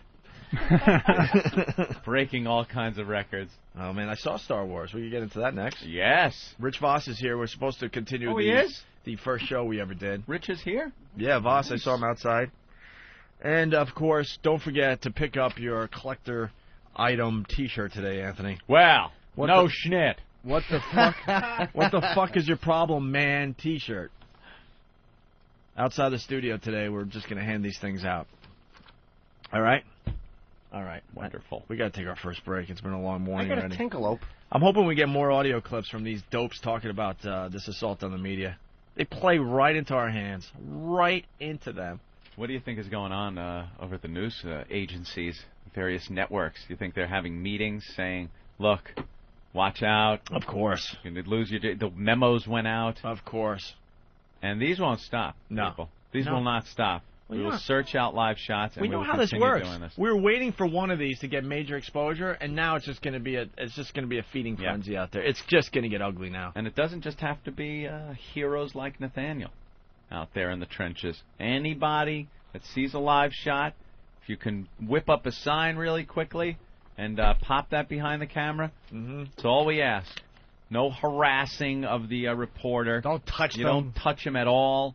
You just get back there and, hey, O&A, XM Satellite Radio. Hold up the sign, and your mission is accomplished. If you could get the guy fired like Nathaniel did, all the better, I guess. That's right. Who cares if his children aren't going to eat so you can get a little FaceTime? That's what matters, Stan. That's the important thing. Good boy. Well, we also have Francine here who wants to do the news. Oh, really? Cool. Maybe we could do that next. Get a little news, because there's a lot going on in the world as well. And we're going to learn about that? I Francine? don't know. She's good. Her news is the wet bagel. It's the same thing. Where is Ricky? I haven't seen that boy since you... I dressed him down. I sure did. Gave him a talking to. Perhaps a bit more. And I noticed the Travis bagel was... It was delicious. Fine, right? Like a martini. It was wonderful. It was perfectly toasted. Nice and warm still. Max in Dallas. What's up, Max? Keep it short, buddy. Keep it short. Danny's assault is the puppy that got ran over by Nathaniel's SUV. Touchdown, boys. Oh, like little Rudy in the driveway. You bet, because Danny was checking out 9,000. That's not bad. You figure he's using the same Eric Logan, 3 people per assault, and almost 30,000 people. A lot of these people, you download a video clip, you call your friend over, you go, hey, check this out. You email it? Right. So it's not just like that many people are watching. Out of those 9,000 downloads, probably 5,000 are Danny and his family. His mom and dad and his uncles. Oh, boy. And half of them are like, this isn't the F-bomb one. No one curses on this one. Where's the good one? Just our dumb son just running around with a sign that doesn't get on camera. It's just him holding up an O. Do you work for Cheerios? You want a Honey Nut Cheerios commercial, idiot? Oh, wait.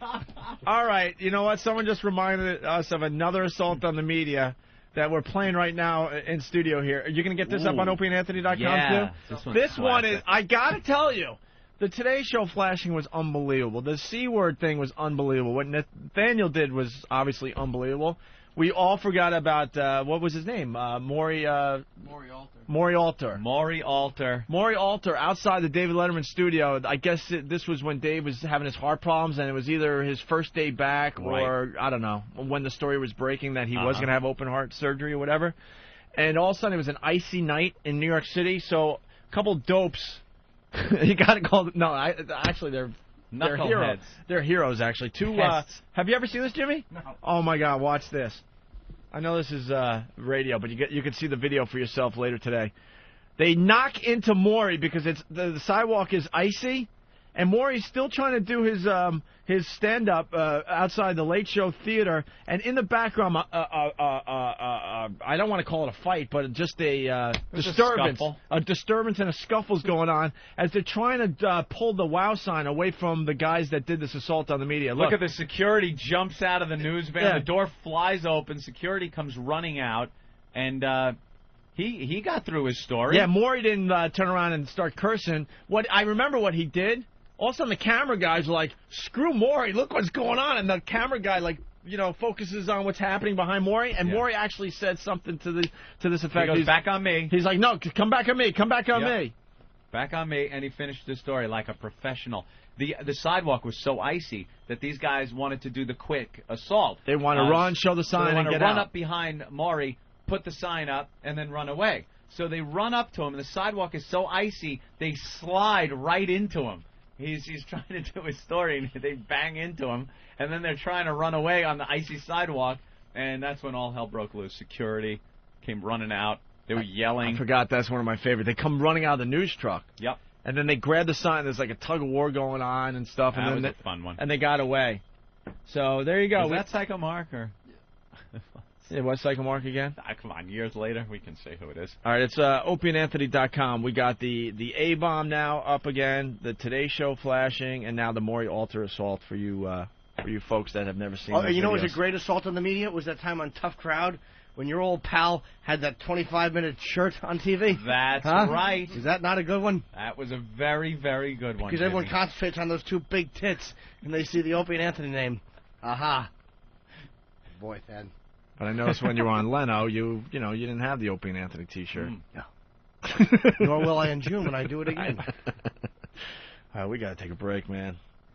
That's right. We're going to be running. By the way, just for fairness' sake, Danny, this weekend there was someone in his family was having a party, and they held up a video camera, and he ran in with an Opie and Anthony sticker and showed it on that video camera. So that's floating around. Actually, all you can see is what. Danny's obsessed, though. I think Danny's going to come back strong. You just watch. Kidnap a kid, some Amber Alert thing. Creep. This is Rich Voss. You might recognize me if you were on the train today. You are listening to the worst of Opie and Anthony. XM202, the Opie and Anthony Show. Hey, we had the guys from Mythbusters in the I studio. wasn't here for this. I love the Mythbusters show. I wasn't here for this. Yeah. And we care why? Because I had to leave. Do you like the show, Mythbusters? You watch it? No. No? They certainly don't. Why? I love that show. I did, yeah. It was actually good last week. They had a camera in a restaurant, and they showed black people tipping. Jesus. I guess that myth was busted. Yeah. Some people actually tipping. Yes. Yeah, that happens. Thank you. What else was on that particular show, Jimmy? They showed Ben pulling his pants down, and he had a little penis. Ah. That myth was actually proven true, though, because it was a giant hog. They pulled it down expecting to see a little wiener. Oh, you're right. That's right. They said it was little only because they were comparing it to the Washington Monument.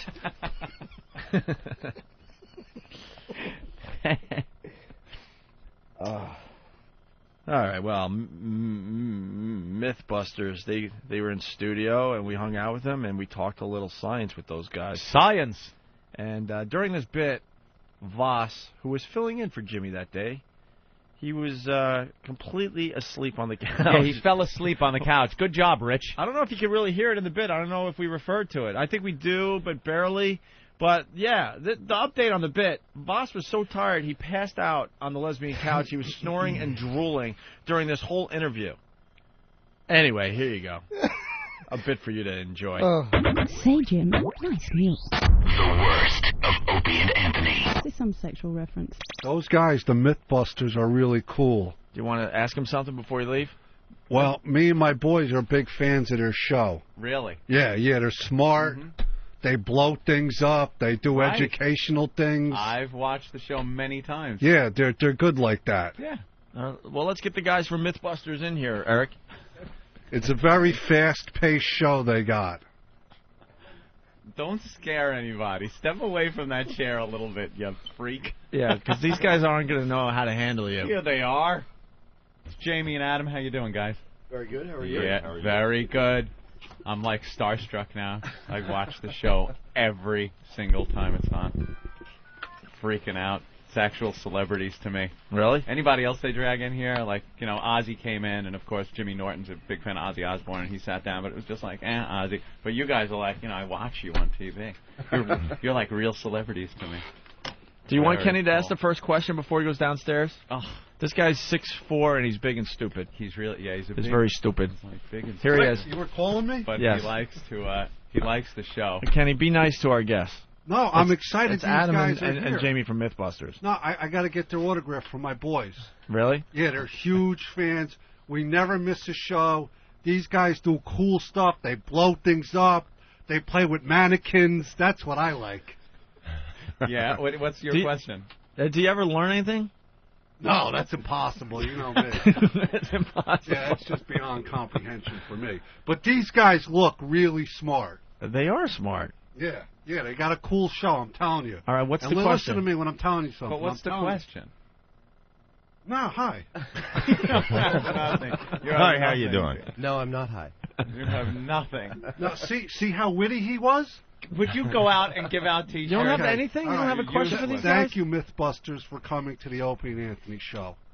Our pleasure. All right, I'm sorry. Thanks for having us. All right. Sorry for that distraction. All right, so back to Anthony here. Adam and Jamie from Christ. Mythbusters in studio. Yes. I absolutely want to know how you hooked up with the show, because it seemed like one of those things that maybe if you just gave the idea out to somebody, it didn't seem like it might catch on, but it's really, really caught on. Well, and I know a lot of people that watch it and enjoy it. Well, actually, the idea came to the mind of our producer, Peter Reese, who was a producer for a show on Discovery called Beyond 2000 for about 10 years. Yeah. technology magazine style show, and he thought up the idea for MythBusters and pitched it to Discovery. And when they were looking around for talent, he had actually interviewed Jamie and I as part of the original Robot Wars, the precursor to BattleBots, back in like 1996. Well, Jamie was a competitor with his lethal robot Blendo. Blendo. Yeah, it was about the nastiest thing that had ever been made at that point, and so we had 4 matches, and none of them lasted longer than about 4 seconds. What type of bot was it? It was the first of what they call spinners, and so it was essentially a 150-pound flywheel spinning at about 500 RPM. I noticed the flippers usually did better against the spinners. Well, not against our spinner. Not against yours? No. They we just had to touch them, and it was over. They were just flying against the wall or something. We had the distinction of when BattleBots finally came, we could see that the arena accommodated for Blendo specifically. Really? With a roof on the arena. Because we kept tossing pieces of our opponents up over the barrier and into the audience, and that's why they kept on. That adds an element of fun to the whole thing. Yeah, exactly. I'd put it this way. When Blendo was spun up, it was the equivalent of getting hit by a chunk of brass the size of your fist going the speed of sound. That was the math. Damage. Well, so when Peter called up Jamie and back in, I think, the beginning of 2002 and said, would you be interested in hosting this show, the science show on Discovery Channel? And Jamie said, well, I think I might be interested, but I'm not sure I'd actually be dynamic enough to hold a show on my own. But I've got this friend, and together we might make a good team. And we shot a 14-minute demo reel we sent to them, and apparently they loved it. They sent it to Discovery, and Discovery said to us, these are just the geeks we were looking for. Really? And apparently they said to each other, just what we need, a couple of homosexuals from San Francisco. Oh, my God. But we're not gay. We're not gay. You make the beret look cool again, though, bro. I gotta give it to you, man. I definitely, the personalities are definitely different. I watched the kind of like the outtake show that you guys put together, which is really, really funny. And it seems like a lot of people kind of goof on you, Jamie, a little bit about your personality, and you're kind of, the business guy out of the crew. Well, they goof on both of us, and I think the choice of us as a team turned out to be a really good call that might not be apparent when you watch the show, and that's because we have what I think of as binocular vision. When we're dealing with a subject, we're coming at it from such different personalities and points of view that it really displays the subject matter, which, I mean, we clown around a lot, we have a lot of fun, but ultimately we'd like to get as much science in there, because that's, you may watch the show because it's funny, but you'll stay with the show because there's a lot of interesting content in it. I'm a complete techno geek, so I just love when you guys and what you were just talking about, the when you have to attack a problem and build two separate things alone. The way you guys go about it is just hysterical at the differences. I mean, Adam, you really come off as like the clown that just, you look and go, how did he even get that to work, kind of thing. And you always expect Jamie to build a better machine than yours. Sorry, I don't mean to insult you or anything. I'd like to point out the personality just comes out. Hey, I'd like to point out that I found a needle in a haystack first. That is true. I did see that. You're a little. Wait, how do you go about finding the needle in the haystack? Well, they gave us 4 different needles of different sizes: small, medium, really large, and then they gave us this bone needle. And, of course, the first thing we'd both think of is some type of magnetic finder or metal detector. The bone needle made it exponentially more difficult. So, actually, Jamie used fire to burn all of his hay and look through the ashes for the small bits. And I used water to actually, these agitating paddle wheels that fed the hay through a trough, and hopefully the bone needle would fall to the bottom. And I also had magnets to find we both had magnets to find the metal needles. And our producer, of course, always liking a good challenge, gave us 1,000 pounds of hay, which, like, if you fluffed it, is enough to fill this room about 4 times. Yeah. Yeah, and, while Adam's worked better, mine was cooler. It was. Fire is always cooler, and that's part of the show that I think everybody loves, and I envy you guys. The amount of explosives you guys get to use is amazing, and each time it seems to be like you're getting more and more. Well, yeah, I mean, the most recent really large one we did, blowing up the cement truck. The cement truck was amazing. What was that one about? Well, The myth is, can you use a stick of dynamite to clean out cement that's hardened in the side of a cement truck? You've heard about there is a myth out there that some guy had left the cement in the cement truck and it dried, and then they used dynamite to loosen it up. Yeah, and it turned out that a single stick of dynamite inside a truck with a little residue in it is, we don't want to recommend it, but it actually works quite well. Yeah. Because it just kind of sends out a shock wave and it loosens the stuff and it makes it easier to clean out. But of course, it looks really boring. Yeah, there's a there's puff like of smoke. Yeah, there's Made a this little puff. out the back. Yeah, so doing what we do on the show, we had to take it as far as we could, and that involved 800 pounds of what is called ANFO, which is a fertilizer diesel fuel mix, and we had to be about 1.5 miles away to see what that would do. The truck disappeared. The camera was 1 mile away, and parts of the truck flew over the camera. Wow. And when we tried to get, this is actually one of the things we love about the show, we tried to get a permit to actually blow up a cement truck, and it turned out there's nobody in the world licensed to use enough explosives to blow up a cement truck. So our researchers, who are this brilliant team of 4 researchers that can get us to do anything, found that, well, why don't we go to the guys who write the permits, even if a permit doesn't exist? And she got the FBI bomb squad great idea. to agree to hold a training exercise. Oh, is that what it was? Yeah, that's what they called it. And, the FBI bomb squad, I have to say, is the tightest crew we've ever worked with. Those guys are great. They also helped us out on a myth for, we're hosting Shark Week this July. Oh, you are? And they helped us out on a Week. myth for Shark Week. Can you blow up a scuba tank by shooting it with a 30-06? From Jaws, of Yes. course. Yeah, we've learned not to egg on the normal pyros because there can be problems. But the bomb squad, the FBI, you can't mess with them. They're going to do what they know how to do, and you'll be safe. I'm amazed at some of the stuff you get away with doing. Yeah, you would think that nobody would ever allow you to do this. When you took the jet engine, and the rumor, of course, is that the thrust coming out of the jet engine could flip the vehicle over. You ever see that one? I've heard the myth. Sure. Yeah, it happened down in Rio de Janeiro, and that was actually I think it was one of our single great failure, that myth. Yeah. Because we were down in the Mojave Desert, and we were trying to find someone with a 747 that they would turn on and let us have a car behind. And we found that out in the Mojave Desert Airport, there is they mothball planes out there because it's perfect, no precipitation, the weather's great. And I've heard about that. They retire planes out in the middle of the desert, right? Yeah, because they last forever out there. Right. So there's these companies that take these planes out of the hangars every month and just start them up to make sure the engines keep running. And we were like, we just want to be behind one of these planes when you turn it on. Wow. And they were totally cool about it. And we're standing out there on the runway. We've got a 747. It's just about to fire up its engines. We've got a remote-controlled taxi cab right here.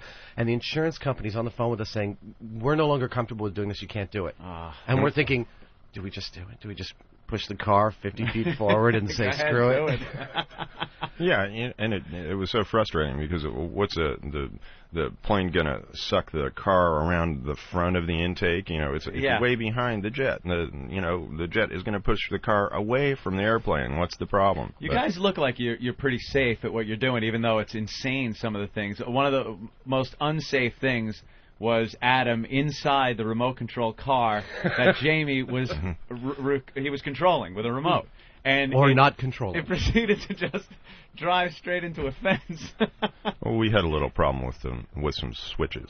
What can I say? Oh, is that it? Yeah. A couple of problems with the switches? Yeah, there was some that didn't work. He lost control. My favorite part of that is as the car's driving away and the staff is all kind of watching in horror, you hear me go, Jamie! from the inside of the car. How did you get how do you get insurance for those things? It seemed impossible. Well, we have a routine that we work through with regard to the insurance and our safety in general, which we're very concerned about. And it's like a flow chart that we developed specifically for Mythbusters, and it rates the risk and the probability of having a problem with that risk. And it sort of is one of these things where you kind of follow the numbers, and if you end up in the really far corner, it's in the black zone, and that's a problem. And we've noticed but we're always in the black zone. Oh, there's stuff that you just couldn't do. What's the worst thing that can happen? Well, we could drop a car on somebody, and how likely is that? Well, even if it's really unlikely, the fact that it means death, we're in the black zone. Are there things that you just couldn't do? based on insurance or somebody? We saying, always no, that's figure out crazy? a way of doing it. Figure out a way of doing it. Yeah, even if it means doing it like a replica of it or something else, but Or you doing know, it with the crash test dummy while we're all standing behind a bunker. Yeah. But You ever we- afraid you're going to run out of myths?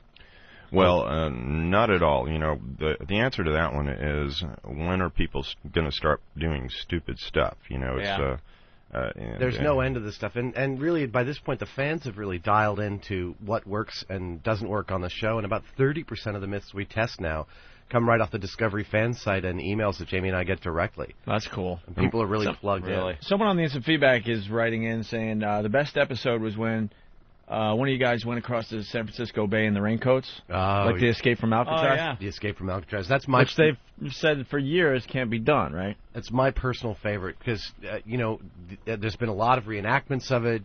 They've done it on a lot of TV shows, but Jamie and I read all 1,800 pages of the FBI report. We went to the Maritime Museum in San Francisco where they have all the artifacts from the investigation. We looked at them, and I think our builders' eyes were the first to really come up with a truly accurate rendition of the boat they probably made. And we had no idea. My favorite is when we have no idea what's going to happen. And we had no idea if this boat was going to be remotely seaworthy. And Jamie climbs in and squirms across the bottom in the middle of the night north of Alcatraz.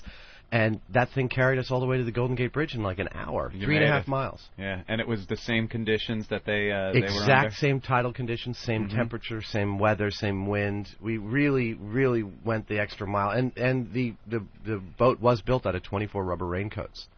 Jesus. Yeah, we even had to go to the trouble of finding actual latex raincoats like what they would use in those days, and and most of them are vinyl or some other plastic today. So it was very authentic. And we had to climb through those little holes. Yeah. We had to climb through the holes that they had dug in the cells. They were like, "Sure, go ahead." And I was amazed that we were both able to fit. That isn't some of the roughest things you've done though, because Adam, I've seen you go above and beyond with the Goldfinger. I have myth. contributed at this point every single major body fluid to the show. Yeah. To the name of science. Except for spinal fluid. We haven't done that yet. He's not afraid of the anal probe. Whoa, hey! Well, there was there's the myth that the girl in Goldfinger, the movie Goldfinger, painted with the gold paint, that she died because she couldn't breathe. Her skin. You need some kind of you need to be able to breathe through your skin, so they leave that strip down the spine so you could breathe. And well, it's total crap. Yeah, it's crap. And Adam tried it out, so they painted him gold, and they wanted to monitor everything, his heart rate. And, core body temperature. Core body temperature. Oh, Jesus. So they actually stuck a thermometer up his ass as he's just standing there on television. And all of a sudden you start singing Moon River. Moon River. That old gag, right? You're not the shy one. No, well, you know that's that for sure. the EMT who actually did that, Sanjay, we use the same EMT company for a lot of our myths, so we're real familiar with those guys. Sanjay hasn't been out since then. Really? Yeah, I think he's got a little too much crap from his coworkers for it, because I asked him if he'd respect me in the morning. Yeah. Let's go to the phones, Ant. They have exploded. Say hi to Floyd. Hey, Floyd. Hello. We have Jamie and Adam from Mythbusters in studio today. Yeah, guys, I got a problem with your myth that you did with the cell phone at the gas station. I deliver fuel for a living, and you guys apparently disproved that myth or busted it. But you know, in our constant training, we have continual videos where the fire department and they've caught videos just at local gas stations that have caught people using their cell phones that create fires. Well, what we found in our research was that there was not a single recorded case in the entire world of a confirmed cell phone starting a fire. That it is likely if you're using your cell phone and filling up your tank and getting in and out of your car, you're building up a static charge. And we proved absolutely that static electricity is more than enough to ignite gasoline fumes at the pump, and that's a very dangerous situation. And someone talking on their cell phone might be more likely to not be paying attention to what they're doing. But that there is... And we also consulted with the Petroleum Equipment Institute, PEI, which is the world authority on petroleum devices like the gas pumps. And accidents at the pumps. They compile all the data on accidents at pumps. I think they have a little more info than the guy that just called it. Well, that's what I'm thinking, too. I'd give it to these guys over here. Don't get me wrong. I'm all for an industry erring on the side of caution. Yeah. But and we, every time someone's cell phone battery blows up in their pocket, we get an email. But when you consider that there's probably 1 billion, what do you call them, like aftermarket batteries out of China in everybody's pockets, we can't find the battery that's been misbuilt, that's going to short. We try and short while batteries. you're filling up your gas tank. Exactly. And there's also an interesting thing that we found out recently. The FBI bomb squad and other people that handle explosives are in a habit of, in fact, they make a rule of not having any radio transmissions in the area when they're dealing with explosives. However, they're not so concerned about the cell phones as they are about the like a high-powered police portable radio or something like that. It is apparently possible to create a spark from a radio transmission. It's just that cell phones themselves have such a low wattage that it's virtually impossible for that to happen as far as we're aware. Every time I see the on the gas pump, don't use your cell phone now, I think of the Mythbusters. Well, one thing the Petroleum Equipment Institute did tell us was in their compilation of figures per year that in the 2 years since our first test of that aired, that static electricity accidents at gas stations have gone down 60%. Ooh. So we might have actually saved 4 or 5 lives with our show. All right, let's go to Texas, Anthony. Texas, what's up? Hey, how's it going, you guys? You all right? All right, how are you? Doing good. I just wanted to call in. Jerry, Adam, love the show. It's favorite thing. It's like awesome. I'm a big freaking geek, and I catch it every week, and it's on TiVo, so I can watch it again. Another question I had is, are the season DVDs coming out, or are they out? And if so, where are they available? There are DVDs available through the Discovery website. However, there's a bit of a lag time. We're not sure what exactly they're up to right now, but you can get some of them, and there will be more in the future, I'm sure. All right. Oh, sorry about that. Let's go to Kerry in California, trying to give everyone a shot here. Kerry, what's up? Hey, guys. You guys did a myth about blowing up various things in the sun in your car. Yeah. And I got a $200 bill that says this pop bottle will blow up in your car. Yeah, that was my bad. Oh, really? My bad. I totally screwed that one up. The myth is about a soda can or an aerosol can exploding with a lot of force in the back of a hot car, and we came to the end of a day of we're able to actually get these things to blow up in very hot environments, but that it was unlikely for cars to get that hot. And it turns out that all over the country there are plenty of places where cars actually get up to like 190 to 200 degrees in a car, and that's enough to heat up certain cans of soda or aerosol to blow up. Which also brings up one of Mythbusters' favorite lines, and that is that failure is always an option. With us, one thing I got to say about the show for the viewers out there. We're not so concerned about providing definitive proof about some scientific fact. We're more interested in the process. For us personally and for viewers of the show, the most valuable thing that we've got to offer on the show is following us through as we're trying to figure these things out. Sometimes we get it right, sometimes we get it wrong. If we get it wrong, we'll often have another go at it. That's one of those stories that we may well have another go at. Yeah, we're willing to say that we're wrong. It's not science. Jamie's got a degree in Russian, and I've got a high school diploma. We have no qualifications. Well, and as far as science, I think real scientists that contact us actually kind of point out the fact that that's what science is actually like. It's not like these guys in white lab coats that show up and just say this is the case. It's an ongoing process. Science is a very mushy thing that you learn a few things, but it's not often real clear cut.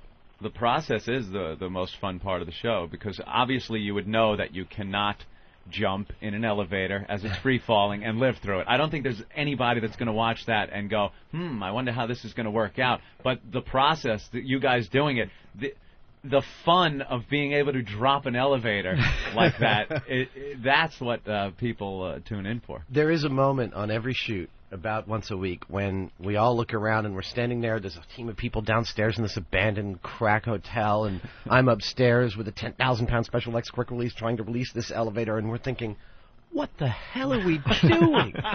Who is paying to let us do this crap? It's incredible. Oh, what a great way to make a living. The phones are honestly just nuts. Yeah, they're full. Anthony in Queens, what's up? Hey, what's up, guys? How you doing over there? I got a quick question for the Mythbuster guys. Yeah. Are you guys ever going to do the, in hindsight, it was a bad idea to light a match myth? You guys ever Yeah, if you guys want some ratings. Well, if you want, I remember just that take one. it to the next level. I have to tell you, we have. We're talking about the gerbil in the ass story, obviously. Oh, that one. Remember that one? In hindsight, lighting the match was a bad idea. It started and it was sent as a legitimate news story. Picked up like a as doctor yeah. did a press conference Yeah, and yeah. talked about this. Well, actually, we want to do a whole special on things concerning farts, and that would fit right in there. But We're not allowed to say the word fart on the show, but Really? it's facts about flatulence. I think we can, Oh, we there can you cover go. a wide range of things that have never been covered on television, and our challenge is to do it in a tasteful manner. Good luck. I liked one of my favorites also involving rank smells was the dead pig inside the car. You know, on humid days, you can still catch a whiff of it from Are you Jamie's kidding? parking lot. Really? Yeah, someone is saying that's the most disgusting thing you guys have done. They took what was the myth? The myth is that somebody died in a classic car, and their family member cleaned them out, as it were. But they couldn't sell this classic car even for a great deal was because mint condition a and- mint condition, beautiful car. They couldn't sell it because someone had died in it, and they just couldn't get rid of the smell. So And- you took dead pigs. yeah, we got I believe it was an '87 Corvette, and at first we just kind of put the pig in there and let it set for a while, and then the whole area out in front of the shop was like, really started to get weird, and so we get packing tape and we're taping up all around the door seals, and we let that sit for a while, and then that didn't work, and so finally we got a container, a shipping container, and put it in there and Sealed it up for a few months. Sealed it up, but Few we had time lapse cameras stuck in here, but even they couldn't handle it. They kept failing because of the ammonia concentration. Yeah, and Wow. and that turned out to be the biggest problem with the car was that the corrosion from all of these gases and fluids and things that kind of leave the pig and go elsewhere are extremely corrosive, and we would have had to pull the dash and strip out every single little thing. This car had computerized things in it, and it just was. While you could in fact get the smell out of a car, it turned out to be totally impractical. Yeah. Down to This the stuff is sorry. down to the point of where you would have to remove every single nut and bolt to completely pull it out of whatever it was screwed into, and clean the threads with a toothbrush and a special enzyme, and then put it back. This stuff is this juice that was coming off the pigs, which by the time we had to clean them out were more like a hairy, bony pudding than Oh, pigs. God. This juice that came off them was so powerful in its smell that I could take a single drop of it, put it somewhere in your car, and you just want to sell your car. Yeah. Really? And you'd never get rid of the smell. We had this great guy that was a crime scene cleaner. That's what he made his living from. Do you remember the name of that company? His name is Neil Smither, and he discovered his life's mission watching the scene where they cleaned up the body out of the car in Pulp Fiction. Yeah. All right, And there he's you now go. got this company called Crime Scene Cleaners. They have deals with I think we hotels. talked to clean to up meth labs. Either that company or one that's very similar. Well, what when they go through to when we opened the door to that Corvette, and he was standing there watching, just laughing, as we're just squirming, he offered one of us $5,000 to lick the pig. And he was good for it. The guy makes a lot of dough, and I knew he was good for it. And I looked at the pig, and I looked at him, and I was like, he goes, and I don't mean no tongue touching either. I was like, give it a good lick. And people now say to me, "Oh man, I would have done it." And I was like, if you were there, no way, you would not have done it. Yeah, if you mention that story to both of us,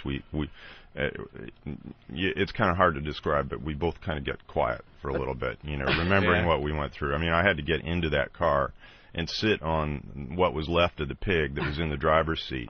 Just to move the car. Just to get the car out of the container. They had to close the door around me, and what was inside the car, actually, and we were wearing respirators, but what was inside the car wasn't anything like air anymore. It wasn't like stinky air. It was something else. Something from another planet. Yeah, I needed a separate air source to be able to deal with that. And it changed Jamie's DNA. All right, let's go to the phones. Let's go to Florida. Ryan, what's up? Hey, I love the Mythbusters. Yeah, definitely. Jamie and Adam in studio. The best episode ever was one where they blew up the house with the bug bombs. Yeah. And I got an idea for a myth for him to bust. What do you got? I can get Pat Knock in there and see how much milk he can drink before he actually hurls. We had Ain't a that little an old contest myth, of where you can't drink more during than a Christmas. Some big fat guy came up and drank eggnog, We saw how much eggnog he could drink until he puked it up. How much was it? Like a couple of gallons? Yeah, a gallon and a half, something like that. Gallon, because I've heard you can't drink a gallon of milk in less than an hour. Yeah, without this guy puking. just stunned me. It was eggnog, too.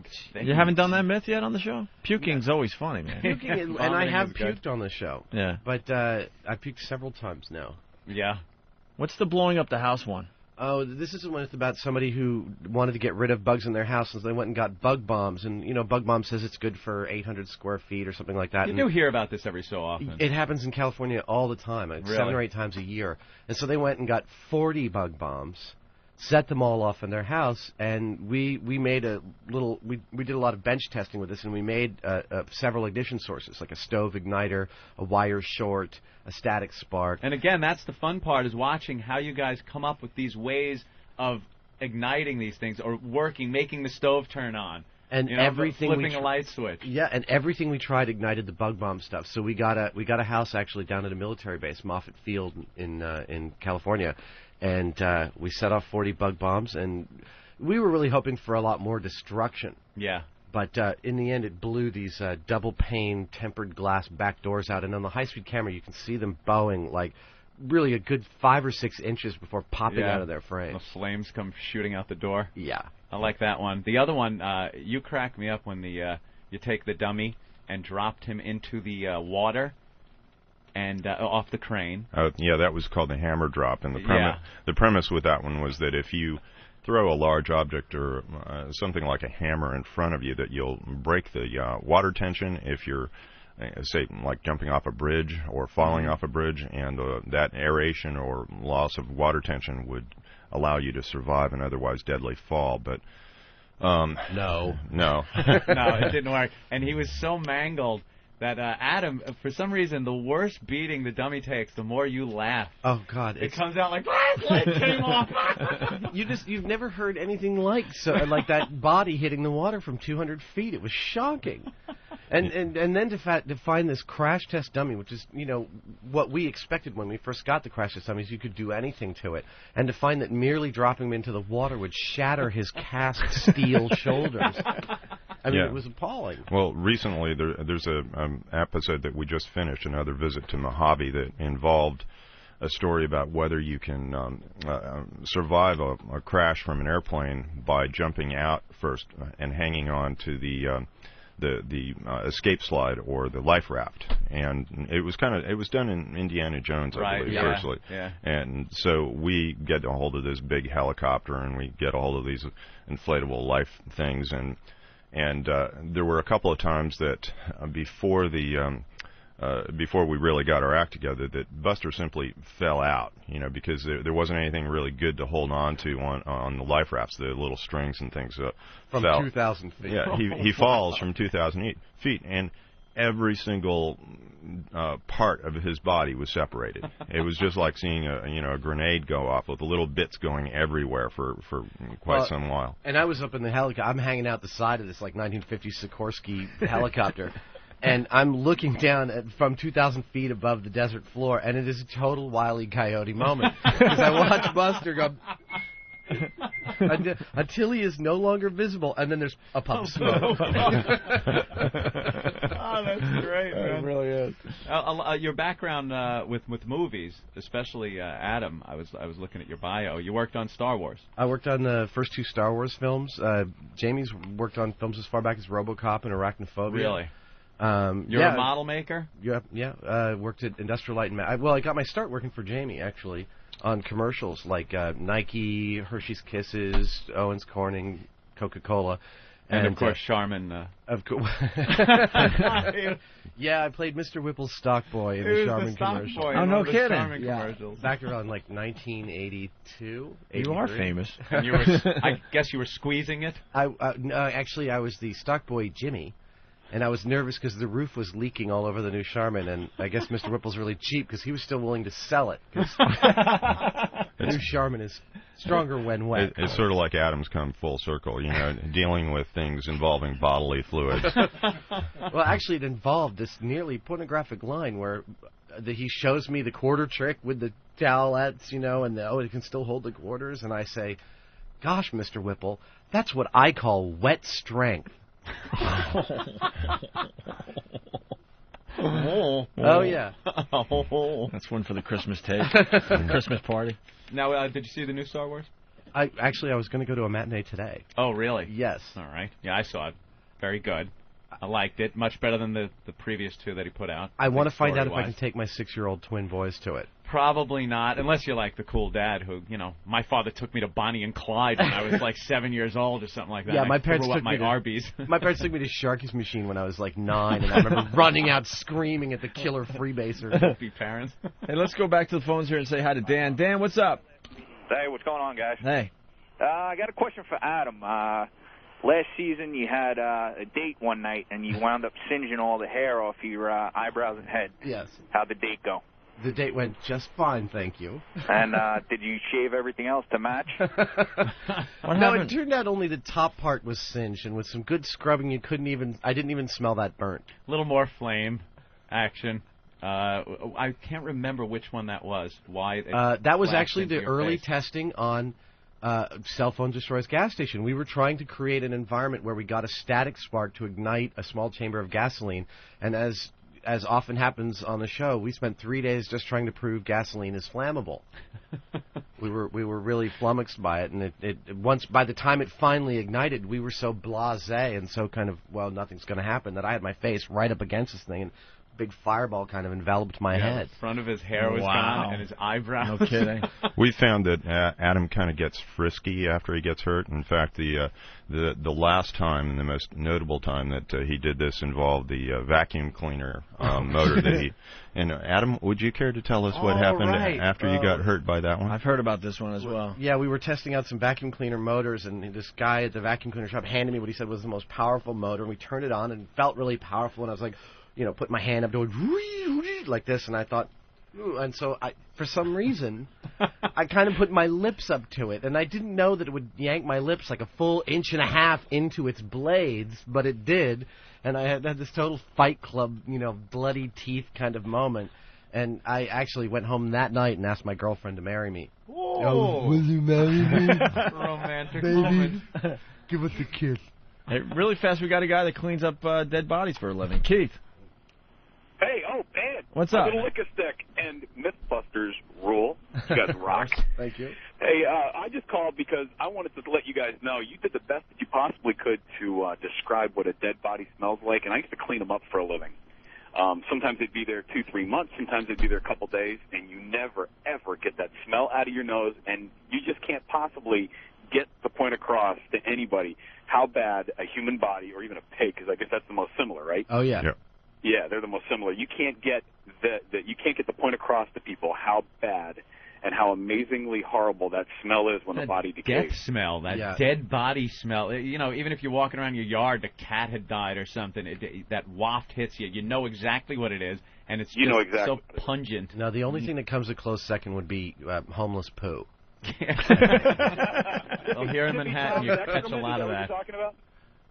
Tippy Tom's excrement. Yeah. But the best one I have for you guys is it's a real quick one. 2 to 3 months, this poor lady was on her bed, had fallen out of her bed, broke her neck, and laying on the floor, she decayed everything except for her leg, and she whipped up into the drywall about 6 feet. And it was the most amazing smell in that home. The flies and everything else that took over the whole place. Punch it out. See you, boys. Lovely story. You have a couple of additions to the show now. I've noticed some new faces. Well, there's too many myths for Jamie and I to bust in a single season. We've got 26, 28 episodes to do per year, and there's just not enough time. So yeah, we have a B team of extra helpers. Toss the little myths off to those people, and they do all the cute ones, right? Yeah, I wouldn't call it the little myths at all. I mean, it's just a question of the fact that the show's become really popular. It's like you leave the cool stuff for yourselves.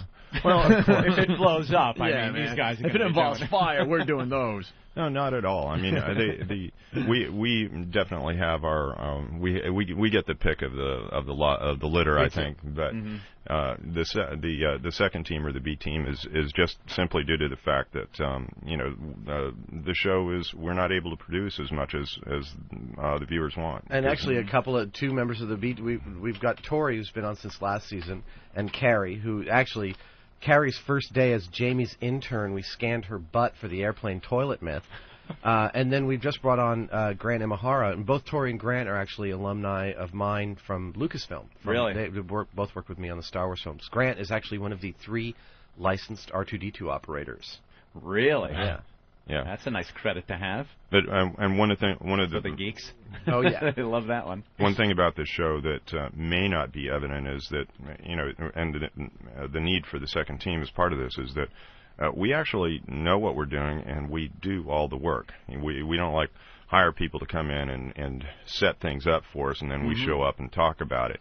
And that inherently is a very time-consuming process that it just makes it difficult to crank out a whole lot of shows.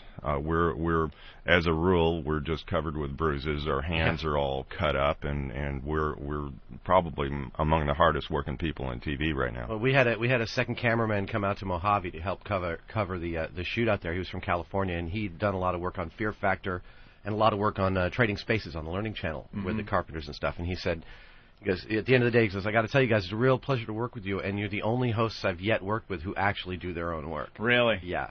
Yeah, a lot of them stand there when the camera's on, hold the hammer, and then... I guess so. I found that kind of appalling. It was like the scales falling from my eyes. And then you have Carrie, of course. You mentioned her. A lot of people writing in right now saying that she's very attractive. She's the cute we like one. Carrie, yeah. And you seem to... I'm just thinking you're trying to maybe get a few more viewers that wouldn't normally stop on there. When you have her in a bikini being painted and then crying, she comes off as an emotional wreck sometimes. Why are you painting her in a bikini? You know, it's funny. I got a lot of angry fan mail when last season started with Carrie and Scotty, both females working on the show, and people said, "Oh, you guys are sold out. You're going for the hottie thing. It's total crap." And my thing is, well, you can't win. I'm happy to show women actually being able to use tools and being competent in the shop. I think that's a positive message, not a negative message. This is we're almost done with our show. That's music. our 2-minute Wow, warning. that went really quick. I know, that was crazy. Hi, this is Jamie Heineman. And this is Adam Savage. And you're listening to the worst of Opie and Anthony. Endorsed by Mythbusters. We've been hacking our way through this jungle for days. And there's our reward, the ancient Temple of Delilah. Whoa, it's huge! And inside that temple, we'll find the most priceless artifact of all, Delilah's diamond G-string. We seem to be surrounded by dozens of exotic dancers. What do we do now? I think we ought to surrender. You better surrender, because you're outnumbered. The most electrifying exotic dance teams in America are on their way to Philadelphia for the biggest exotic dance competition of the year, Delilah's Diamond G-String Award, with the biggest bounty in the business, $15,000 cash. Winner take all. The exotic dancers are closing in on us. Let's see how they feel about this. Champagne. Look, they're smiling. If you're going to Philly, you've got to get to Delilah's, the Gentleman's Club and Steakhouse. This is where Philadelphia freedom begins. Don't miss Delilah's Diamond G-String Award Wednesday night, July 13th. See all the sizzling photos right now at delilahs.com.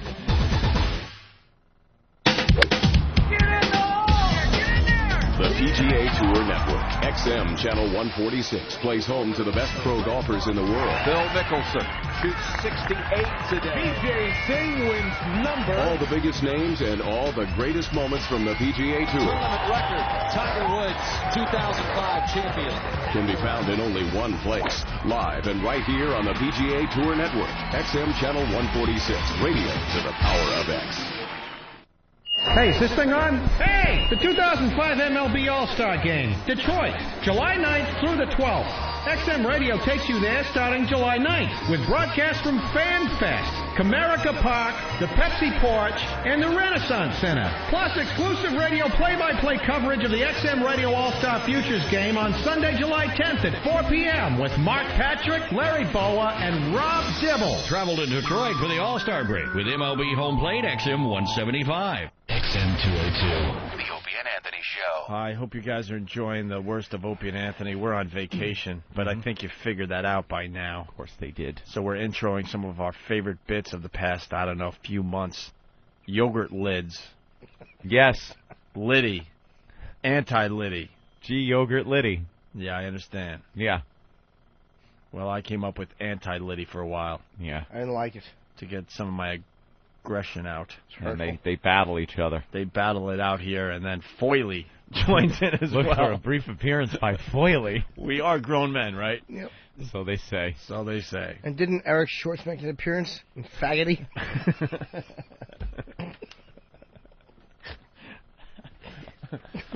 Kev's beard, Mumpsy, shows up. Oh, that beard really stinks. Fucking, who are you, Dr. Zayas? Shithead.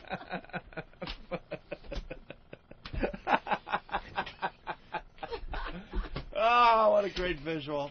All right. Yogurt lid wars on the Opie and Anthony Show. Tell everybody why simians have the divine beard. We don't have mumps. Yogurt lid wars on the Opie and Anthony program. He's up on the gay shit. Oh, Jim. The worst of Opie and Anthony. Well, we got Chad in New Jersey. He thinks he knows what the wedding song was. Go All ahead, right. Chad. Yeah, what's up, boys? Hey. I heard that the wedding song was the Unchained Melody, Punching Out. All right. Kind of funny. Yeah. All right. Or maybe it was, hey, break these chains. Thanks, Liddy. Oy. That's funny, Liddy. Actually had a line that time, though. Exactly. What's wrong with that? Yeah. Liddy's on fire. He's on fire. Liddy. Now you're someone's out of your suggesting cat scratch fever. I hate Liddy. Def Leppard. Who's that? I don't know, but I don't like it. Who is that? Ooh. What is that? Hey, you're ripping me off. Hoo-hoo. They're having lid wars. Opie's got his own little lid. I hate Liddy. Oh. I'm the anti-Liddy. I have a goatee. Oh. Oh. You're worse at ventriloquism than Otto and George. A worse what? I said worse at ventriloquism. Oh, okay. But it was ventriloquism's a hard word. You know, when I came into Yogurt, the lids were doing nothing. For Maya Menino, it's a hard word. Look, and now that Liddy's got some competition, he's on fire. Now he's got the lines. Yeah, Shut Liddy up, don't stop. fuckface. You know, that's almost sociopathic. Uh-oh. The lids are fighting. It's hilarious. You guys get. This is what you do for Where's a living. my lid? This is what you do for a living. I have You take- foily. I'll just sit here and go, oh, shit. Yeah. All you do is mess up plans. Here we go again. Oh, fuck. Excuse me, can I point something out? Why are you trying not to move your lips on radio? I know. He really thinks he's a talent scout in the other room. Look, that kid in the fucking foil. Sign him. Oh. Such an ass. I had to find something to use as a puppet. Yeah, I gotta use foil. Like, I had to find foil. Like, I couldn't say I have a lid, too. Yeah, well, I would have fucking ratted you out in a second. He doesn't have any lids. Just flush your hands. I grabbed toilet paper like I was supposed to be involved. Talk to the tube or something. I'm Rolo Man. There we are. Is this a bad Adam Sandler bit or what? You guys do this for a living. It's hilarious. Don't tell anyone. Oh, I think I broke my fruit on the bottom, man. Down, you way down. I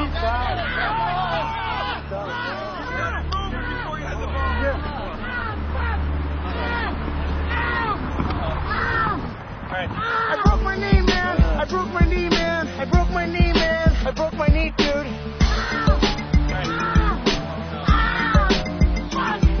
I broke my knee, man. I broke my knee, man. I broke my knee, man. I broke my knee, dude.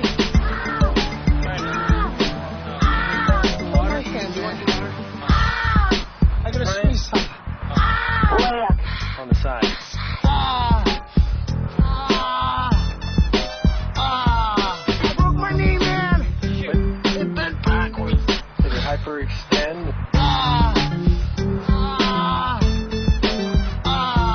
I broke my knee, man. Oh my God. It bent backwards. I broke my fucking knee, dude. I heard it break, dude. Fuck. I broke my knee, man. I broke my knee, man. I broke my knee, man. I broke my knee, dude.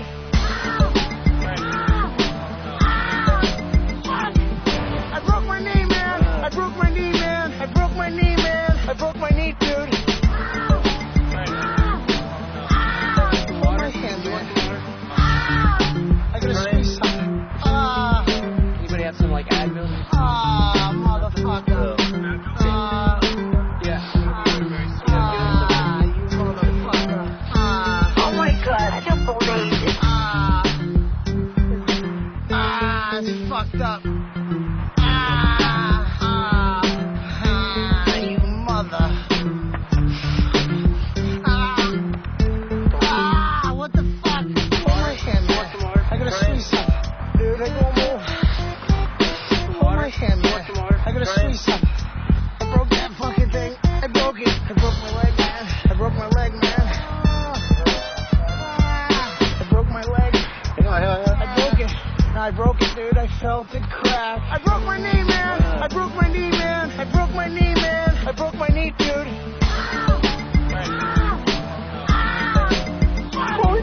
I broke my knee, man. I broke my knee, man. I broke my knee, man. I broke my knee, dude. Oh, my hand, man. I gotta squeeze something. I broke my leg, man. I gotta squeeze something. I'm in so much pain, dude. I'm in so much pain.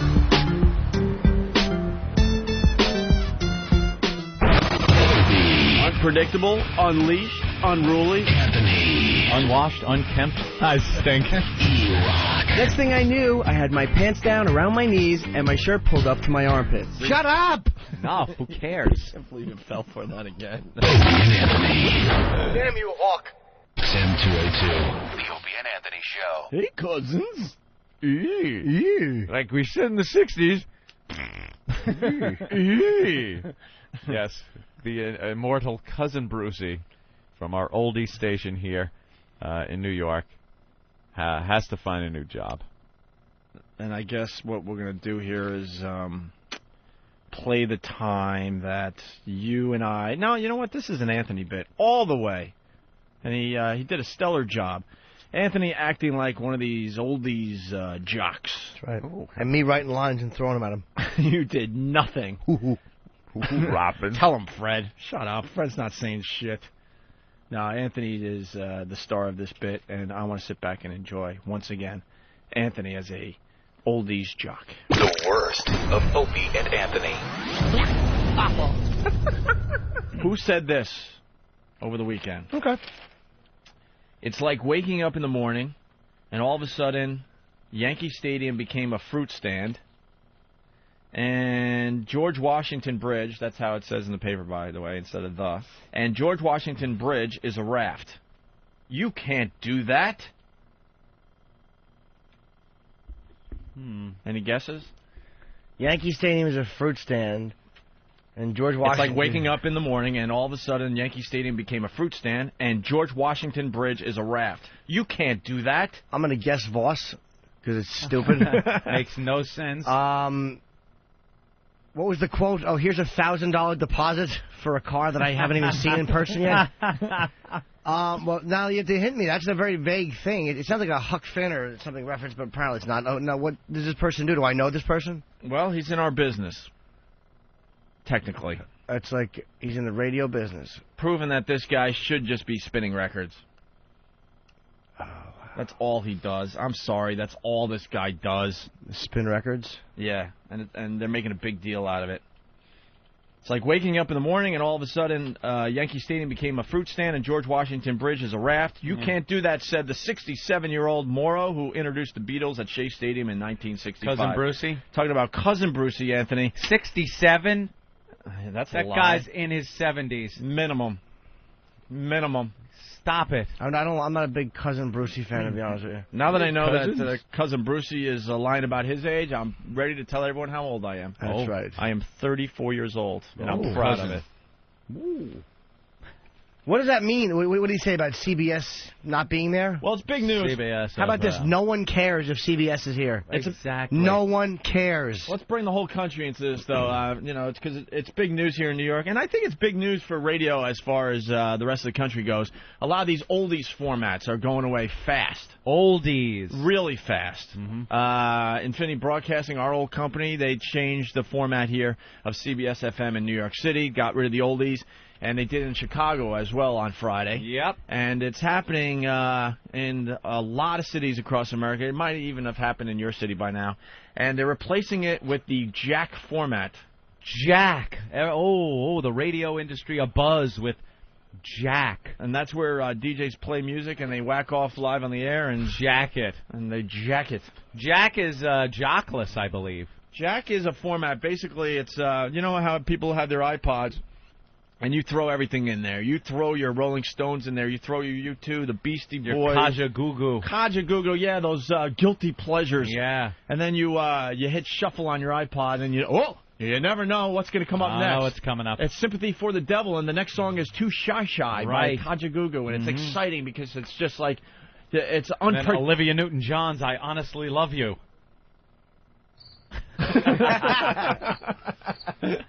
It's unpredictable. Eclectic. It goes from White Stripes to, I don't know, Flock of Seagulls. What are they finally admitting? That the program directors and that the playlists are shit and don't know what they're talking about? Are they finally admitting that? Is that what this is? This is radio saying the program directors don't know what they're doing? Yeah. In this weird kind of format, I think they're acknowledging that. And that they don't want jocks wasting any time. I got to tell you, I heard the format change, so I switched over there, gave it a listen for about an hour and a half. And I heard maybe 8, 9 songs. Okay. An hour and a half. What was the rest? In an hour and a half? In an hour and a half. I heard so many commercials, couldn't even deal. I'm so used to satellite radio now that I go to regular radio, and usually all I listen to on regular radio is news, so they don't usually hit you with these huge, long stop sets during news. It's a couple of commercials and then more news. So to listen to a regular music station again, I couldn't believe it. There was one point I'm listening, I turn it on, and I hop in the shower. The entire time until I started getting dressed, I didn't hear one song. Not kidding. Yeah, I as soon as I got to satellite radio over 2.5 years ago now, I barely go back to commercial radio. Yeah, you can't even do it. You greedy faggots in commercial have ruined it for yourselves. And people are running away from you. The more commercials they play, the happier I am because you're pushing people right to us. Good. Yep. That's exactly what they're doing. You suck and you're greedy. Just like with television, you're slaves to the advertisers. And I understand advertising pays the bills and you got to have them. But you become such slaves to it, you push people to an alternative. Mm-hmm. Well, this is what I want to say. This whole Jack format, it's popping up. It has other names. Actually, there's a station in Philly called Ben. No way. I swear, because there's Ben. Is there Bob or something, too? Bob, Dave. Dave. Why do they just pull names out of their ass? No, because that's how creative commercial radio is at this point. Let's just call it after a very popular name. Like, I know, Ethel or... Fred. Yeah, Fred. Yeah, I guess XM's guilty of that, too, a little bit. Mrs. Trumbull. Someone in XM programming thought it'd be very clever to have an Ethel station and a Lucy station. And a Fred. Fred. What about Ricky? Well, why not just get all of them? Oh, Ricky. You're listening to Ricky. Here's Love Shack. Oh. Yeah, well, I also went to the New York radio message board when I heard about CBS flipping. Yeah, this is what we're getting at. Anthony and I actually have a connection to the Jack format. Jack. And we might have seen the Jack playbook back in the day if he was willing to open it up for us in that office that day. What a tool. Go ahead, sorry. Anthony. Gary Wall. Well, first of all, I go over to the New York radio message board that radio dentist Alan Sniffen runs. And there's a bunch of posts about CBS, the demise of CBS, and they're all upset about it. They are all upset about it, and they were treating it, I swear to you, some of these posts were like the same posts about 9/11, but instead of like World Trade Center, put in CBS FM. People were that busted up about this. One woman actually posted, "This is truly going to be one of those days where you say, I remember where I was when I heard CBS was off the air." And hopefully she was discovering she had cancer. You idiot. I read that and just out loud went, ugh. I couldn't believe someone actually put a radio station changing a format in the same thing as Kennedy being shot, the Challenger exploding, jets flying into the Trade Center. I remember where I was when I heard. No, you don't. You won't remember. You're stupid. Well, these people, they grew up with the station. That's the problem. But, you know, with these listeners, they don't understand that the people that run these stations, they don't take it as serious as you. They don't care. They don't care. As soon as the ratings drop or something, they're not trying to, you know, really fix the station. They're like, all right, what else is hot out there? All right, the jack format? All right, change format immediately. Fire everyone. Fire everyone. Obviously, it's all about selling and making money. They want to make money. Radio stations, a business, has to make money. Sure. With the oldies format, your listeners are old people. Old people, they're not known for really going out and buying these high-end items. They're not known for buying things that are advertised a lot, that a lot of advertisers pay money to radio stations to advertise. You know, it just doesn't work. So you try to get people to listen to a station that are younger and have that buying power. And I liked CBS. I actually liked some of the music they played. I mean, Cousin Brucey's echo really annoyed me. I guess that his thing. It's all the oldies things. Was that reverb sound that they used to use way back when, and they just continued using it. Yeah, it's so. Ooh. And dude, I listened to someone like I was listening to. It might have been 103.5 or something, or it was Z100 where she hit the post. And I'm listening to now. You know, the more you're in radio, because you guys were in a lot longer than me, and like I kind of come in and you start noticing shit. Yeah. And that talk they do, that phony, hey, it's my birthday, can you play this? Like they called for requests. I mean, the only thing I ever requested on the radio, this is true, was the wreck of the Edmund Fitzgerald years ago on a New Jersey station, 98.3, and they never played it. You really did Absolutely request true. that song? Completely true. And, of course, they didn't play it. You know, I listened all night. I didn't know that they're just faggots who were married to a playlist. They just say, yeah, we'll get it on for you. Well, I mean, requesting a song on the radio is the biggest gag in the business. All the radio guys laugh about it because even if you're a station that plays not a lot of commercials, you're still playing only 10 songs an hour to maybe 12, okay? Yep. 12 songs an hour. You know how many phone calls a DJ gets in 1 hour for requests? At a music station? Hundreds. The phone is constantly ringing 10 with lines song ringing requests. The entire time you're on the air. So do the math. Let's say, safely, there's 100 calls an hour, all right? And you can only play 10 an hour. Do the math. When are they going to get to your song? And if you played every request, there's still 90 people that aren't hearing their request per hour. My job when I was in music is like you got your stupid playlist, and let's say you're playing, I don't know, Zeppelin Stairway to Heaven. You wait for that dope from, I don't know, North Babylon to request Led Zeppelin Stairway to Heaven, and you tape it. And then you play that right before Stairway to Heaven. Conveniently, the intro's playing as he's requesting the song. You'd have the whole hours. We're all Kreskins. Yeah.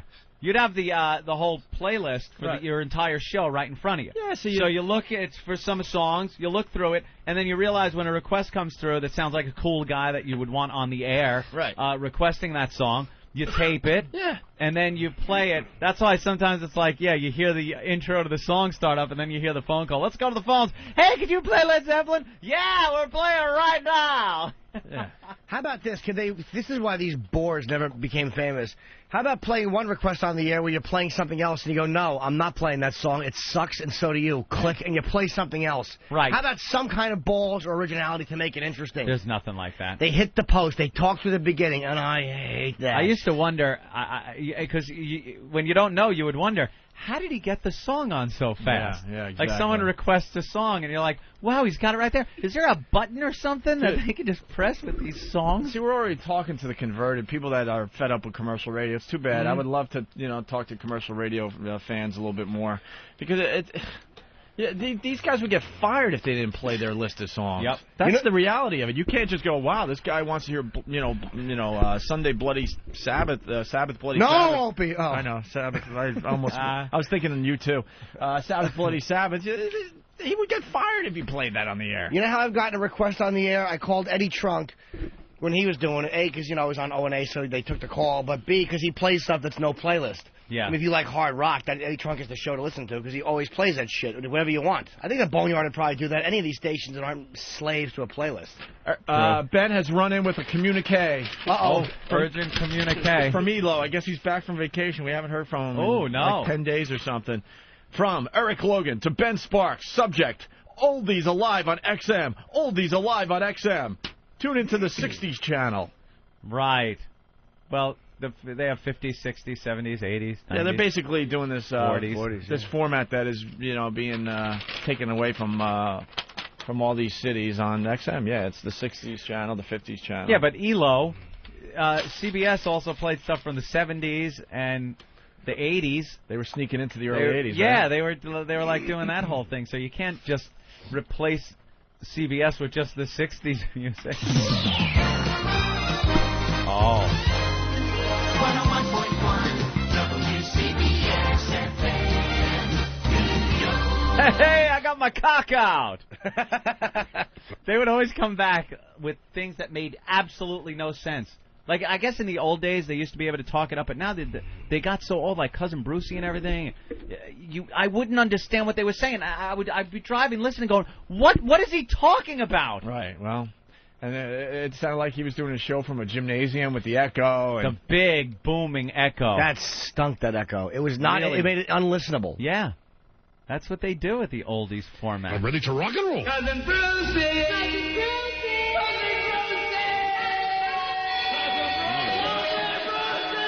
And as we said in the 60s, testing.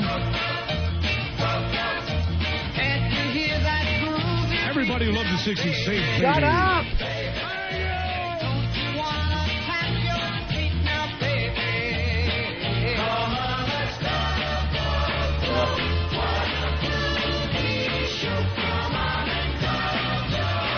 With Cousin Brucey. I apologize. I thought that was a song he was talking through. It was over? his own jingle. His own stupid jingle. I take that back. Let's go to Dean in New Jersey. Dean, what's up?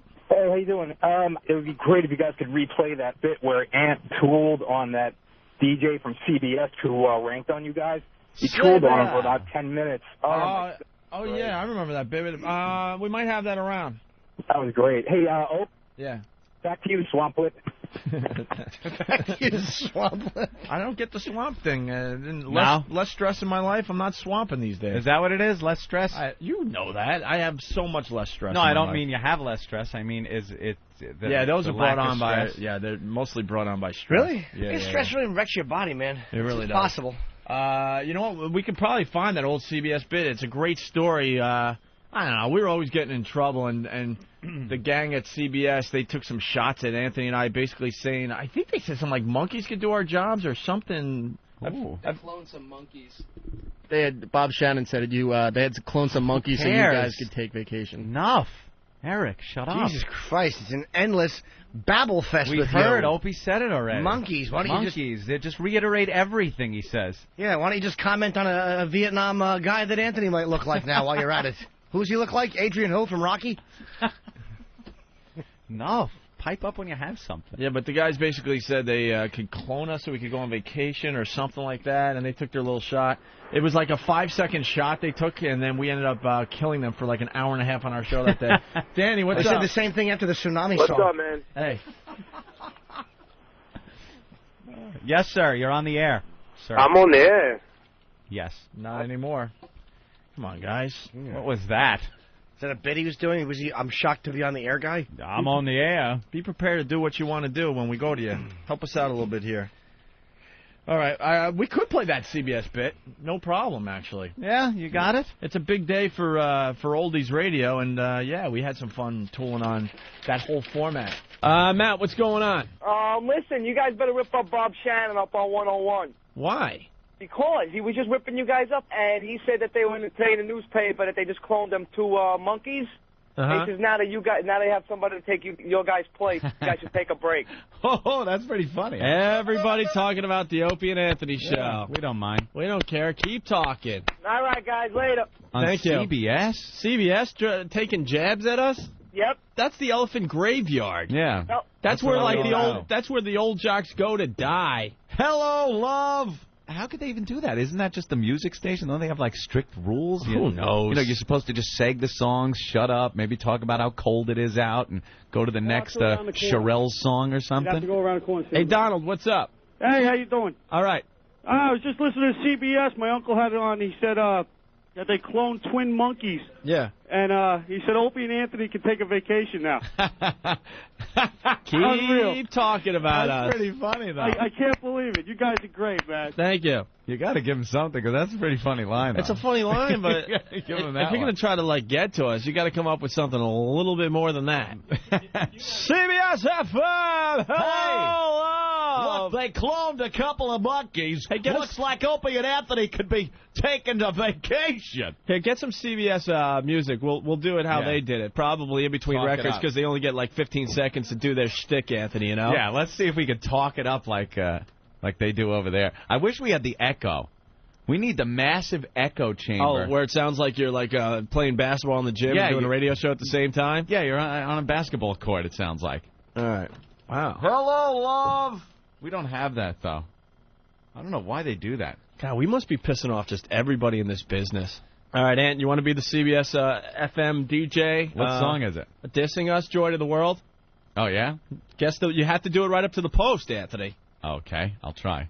Hey, CBS FM, it's Harry Balls here. Oh, this is a short intro. Yeah, we need I need a long intro. We dude. need a much longer intro I than can't that, say Rick. who I am, the station, and rag us. Yeah, we got to... How about a little... Hey, Harry Balls here, CBS FM. You know, I'm reading they cloned a couple of monkeys, and the music's coming in now. We don't have enough time. We got one? Gotta have a long intro. No, not really. We need like 15 seconds. Hey, everybody! Harry Snatch with you, CBS FM. I'm reading in the paper today that they cloned a couple of monkeys. Looks like Opie and Anthony going to be able to take a vacation. The Hollies, long, cool woman in a black dress. This one taking you right back to September 1972. Yeah, that's not bad, man. Well, you know. Bravo. Didn't have any more to babble. All right, well, you want to do like a little weather break? Do a quick weather break. You don't have much time here. Ready? Hey, Harry Snatch with you. Going to be a little cold today. Make sure you put on your sweater. CBS FM. Hey, girl, what you doing down? Ho-ho! You're going to be freezing. Your testicles are going to be sticking to your ass crack. I've lost my friggin' mind working here at CBS FM. Ho-ho!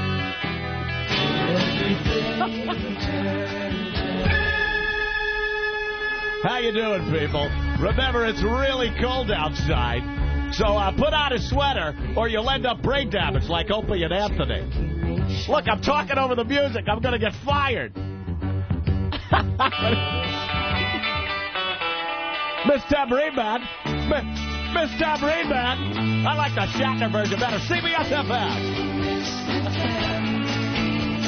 All right, you're getting better as we go along here.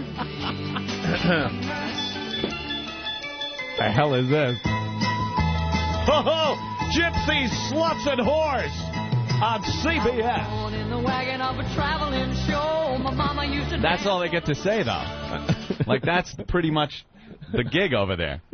You got to do everything you've ever wanted to say in your life in like 3 seconds. Well, since you put me down. You don't even get a chance there. Oh, that one, you know. Here, try this one.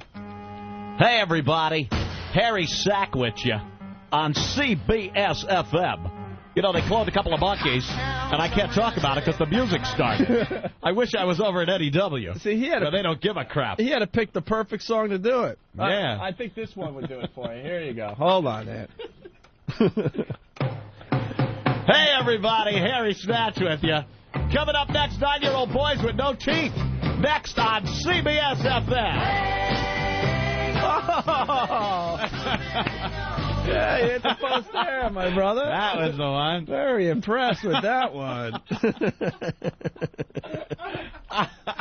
All right, wait, let's try this one. Remember the Cher song? Yeah. All right, hold on. Hey, everybody. CBS FM. I like doing oral on my dog. It's the Cherokee people. CBS.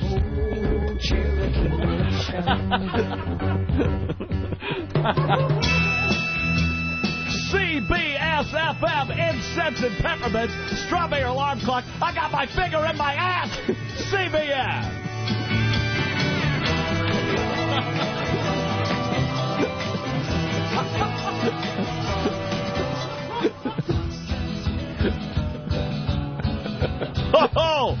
These boots are made for walking or sticking in my butt crack. Nancy Sinatra, CBS FM.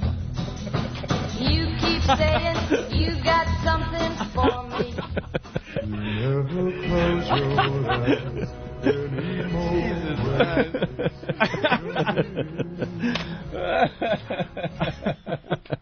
What a tool. Keep talking about us. We can care less. That is a talent, though. You got to give him that.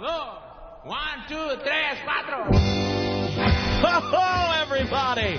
Harry Snatch with ya. Wooly Bully, that's how I like my girls, with a big hairy gash. CBS FM.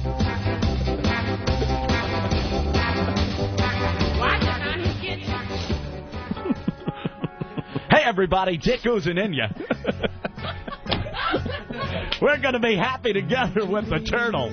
Uh-oh, I screwed up again. I think about you day and night. It's only right to think about the kind of love.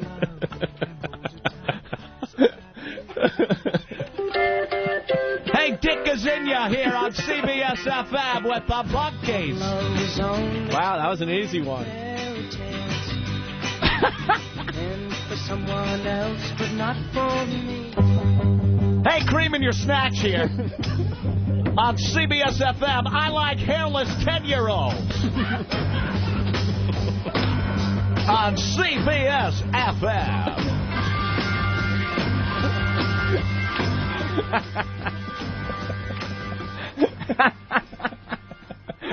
What a freaking tool, man. Oh, it's windy outside, isn't it? And pretty cold. Make sure you wear your sweater. I like catching Hubbers. I'm catching one right now under the console from Windy CBS.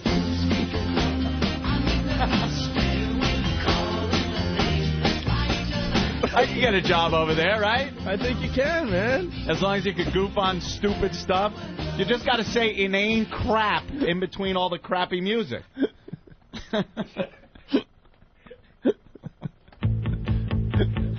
Hey, everybody. Harry Crotch with you. And, oh, dear. I was just looking at the name of the song. Well, it's a tricky job. I keep stepping on the words because I'm diddling myself. CBS.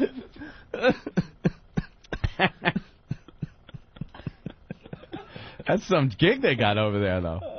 But if all you had to do is, like, during the music, plan out what you're going to say over the... and listen to the beginning of the song 20 times.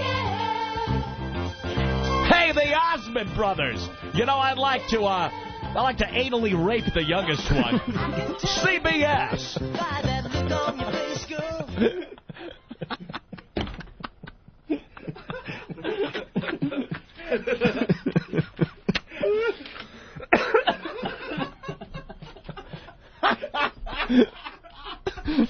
Holy smoke! Wow, I'm dying over here.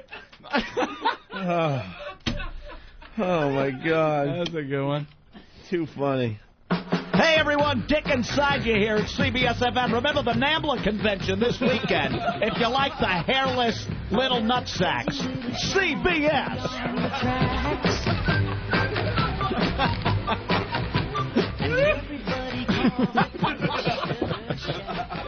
I don't even care if people aren't finding this funny, man. We can do this for another 5 hours.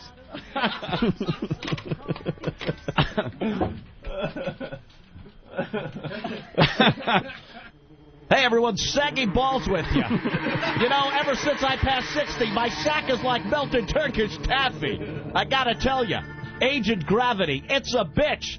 CBS FM. You hit the post there pretty good. That's right. I stepped on a little bit.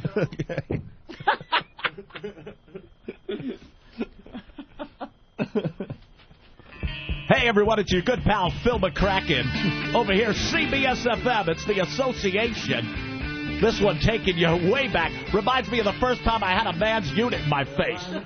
CBS.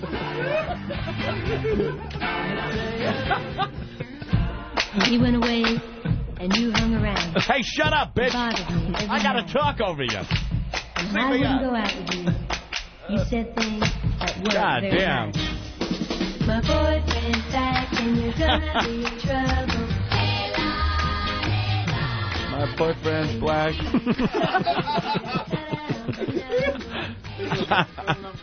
Oh, brother. Yeah, it's the Jackson 5, CBS FM. That's when he was a black man, as opposed to when he is now a white woman.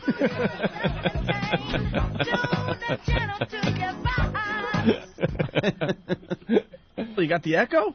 I just hear static. Hello, hello, hello. No, it doesn't work that good. Damn, I wish we had that. Oh, there it is. All right, here we go. Hey, whoa! Wait a minute. Very good. No, make it nice and loud for Anthony. Yeah. All right.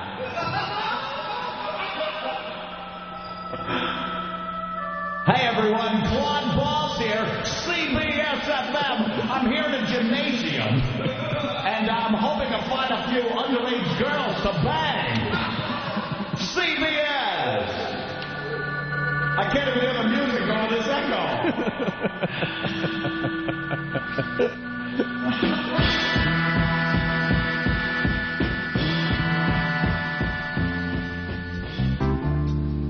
Yeah, you might remember this one. Take you right back 1976. Elton John, Kiki D, Don't Go Breaking My Heart.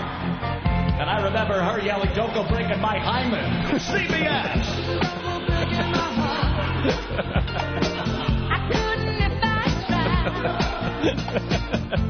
Oh, honey, if I get restless. Hey, Anthony, pass me the ball. I want to take a couple shots as we're in this gymnasium doing the radio show. All right, let's play a game of horse. Okay. What a joke. It's CBS. God damn. Hello, love. Hello, love. Ron Lundy. Hello, love. I am BB. Harry Harrison. All right, ready for another one? Where's my echo, goddammit? Where's the echo for the man?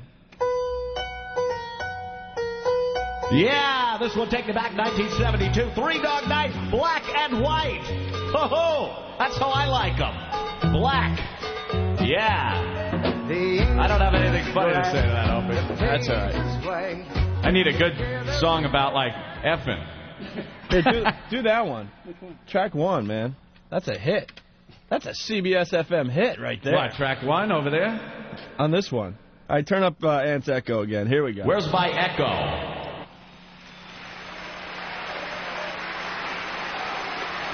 Hey, is this a live cut? Yeah.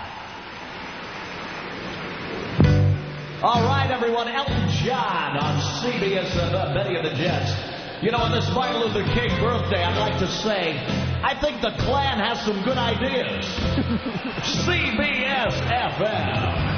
Hey, you. Hey,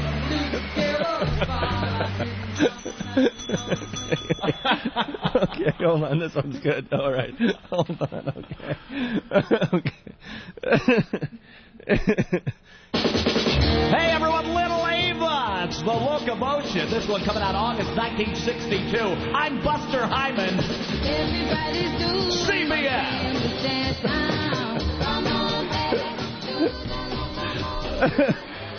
Andy, what's up? You guys are killing me.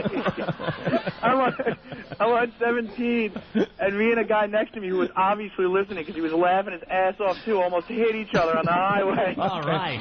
Thank you, Ed. Andy. All right, bye. Here we go. Hey, everyone, it's Hey, Would You Blow Me here on CBS FM. This one, Billy Preston, going back to 1974. Nothing from nothing. You know, I think Adolf Hitler was a good guy. CBS. Nothing from nothing, leave nothing. You gotta have something if you wanna be with me. Well, he's got to get his ideas in quick. Hey, Frank. Yeah. What's up? Do you guys think this actually is hysterical, huh? Yes, we do. You think this is really funny? Yes. Our caller, Frank, you're on the air. This is real. I've been listening It's to you me, guys. Justin Sider. I don't think it's funny that, you know, CBS FM is a station that's responsible for bringing rock and roll to this city. Ho, Frank. Looks like Hitler missed a few. CBS. It's not funny, man. It's just not funny. It's not funny. You're saying it's not funny. It's not funny. It's not right, man. It's just not right. Is my echo coming through? Because that's all that matters. Hey, your echo's coming through. You need a little bit more if you really want to know the truth. All right, Frank. You know, ow. What's the beef with that other station? I don't understand it. I don't understand it. Why he doesn't understand it. Why are you mocking on CBS FM? And dedicated to him will play Just a Little Understanding. Taking you right back to 1962, Frank. We understand you. We're listening here at CBS FM. What is the purpose of the echo at CBS FM? CBS. It's to help enhance my voice so you can't tell them 101, just like our frequency. 101, CBS FM.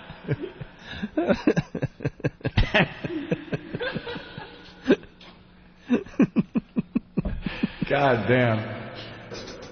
Ron Lundy, CBS FM. How you doing, people? This one gonna bring back some memories of those black exploitation films. What is this, the theme to SWAT? Oh, I thought it was Shaft.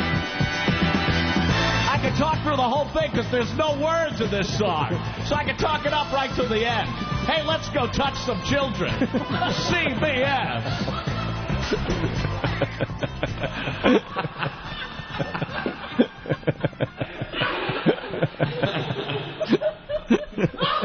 I bet Frank didn't like that one.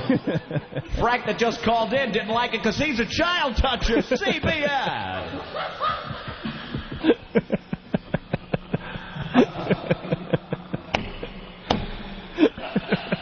Hey, Jizz staying with you here on CBS FM.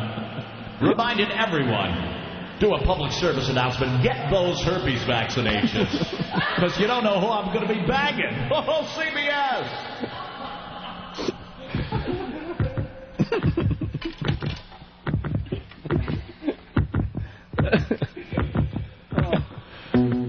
Hey, Frank Dildo here. This one's going to be taking you all the way back to 1974. It's David Essex, Rock On. And boy, I got a rock hard one here in my pants. Just thinking of passing by the junior high school earlier. CBS FM.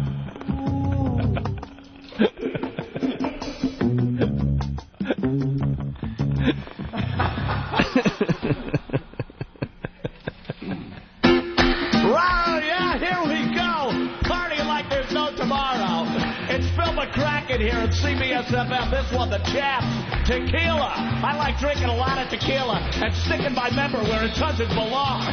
Maybe next time it'll be your own keister.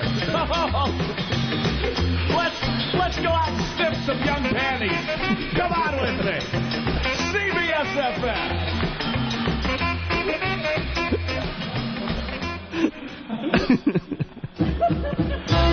Yeah, Harry Sack here. It's Paul Anka. Lonely boy. I'm pretty lonely, too. I'm just a lonely boy. Uh-oh, I ran out of music there, Opie. What would happen if that actually happened on CBS FM? I just keep talking. I'm so lonely, I got blue ball. CBS.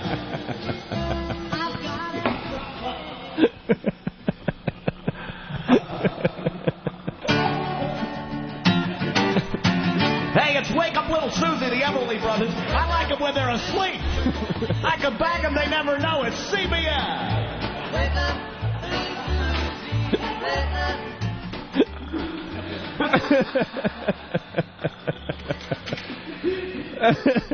It never ends. Artie, you're next. How you doing, guys? Artie, you're on. I hated those guys when I used to listen to them as a kid. This is the funniest skit I have ever heard in my whole life.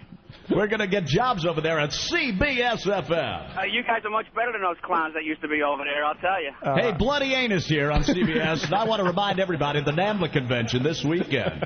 Don't forget, tight little supple buttocks. Sponsored by us here at CBS FM. 9-year-old boys, not a hair on their sack. What's up, Gio? How you guys doing? Good. What's up? Make it fast. Yeah, listen, I want to hear some Beach Boys. Can you hook me up with some Beach Boys, please? Yeah, let's find some Beach Boys for Request Gio. Can Harry Sack hook me up with some Beach Boys, please? Harry Sack, Gio will hook you up with some Beach Boys. All right, Harry, thanks, man. And we'll get to Gio's request in a second, but here's another one for everyone out there in Radio Land. Hey, everybody, Claude Balls here. Frankie Avalon from 1959. Venus rhymes with penis. What I like having in my face. CBS.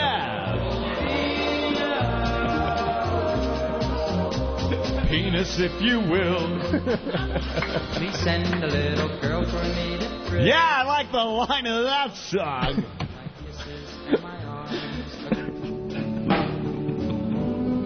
Everyone, from 1958, the Teddy Bears, to know him is to love him. And to know me is to be bleeding from the ass when you wake up. CBS!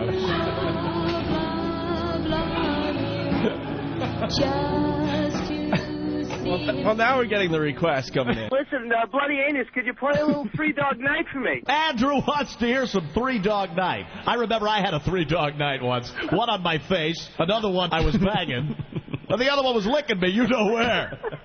CBS.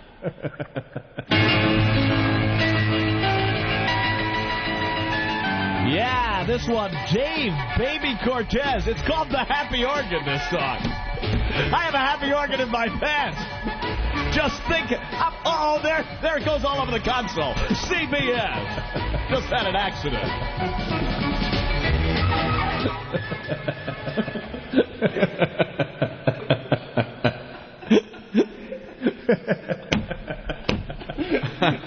Jesus Christ. Hey, Big Dick Gazinga here. It's the Crash 16 Candles. Suck me, CBS.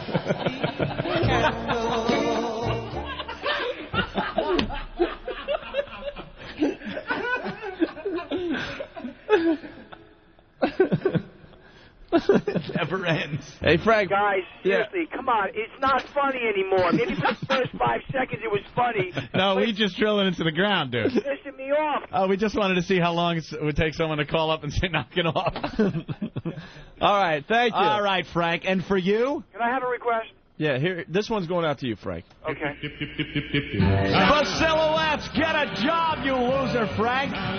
Frank's a child toucher, CBS. Not funny. It's not funny, man. Frank says it's not funny. It's pissing him off. CBS. He's laughing. CBS. Oh, boy. Frank's a homo. CBS.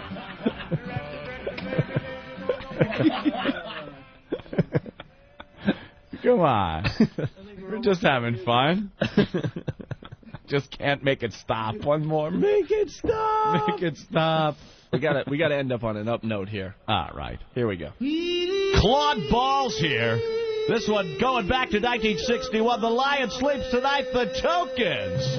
Lion wouldn't be sleeping if I were there. I'm into bestiality. I'll bag anything with a hole. CBS FM.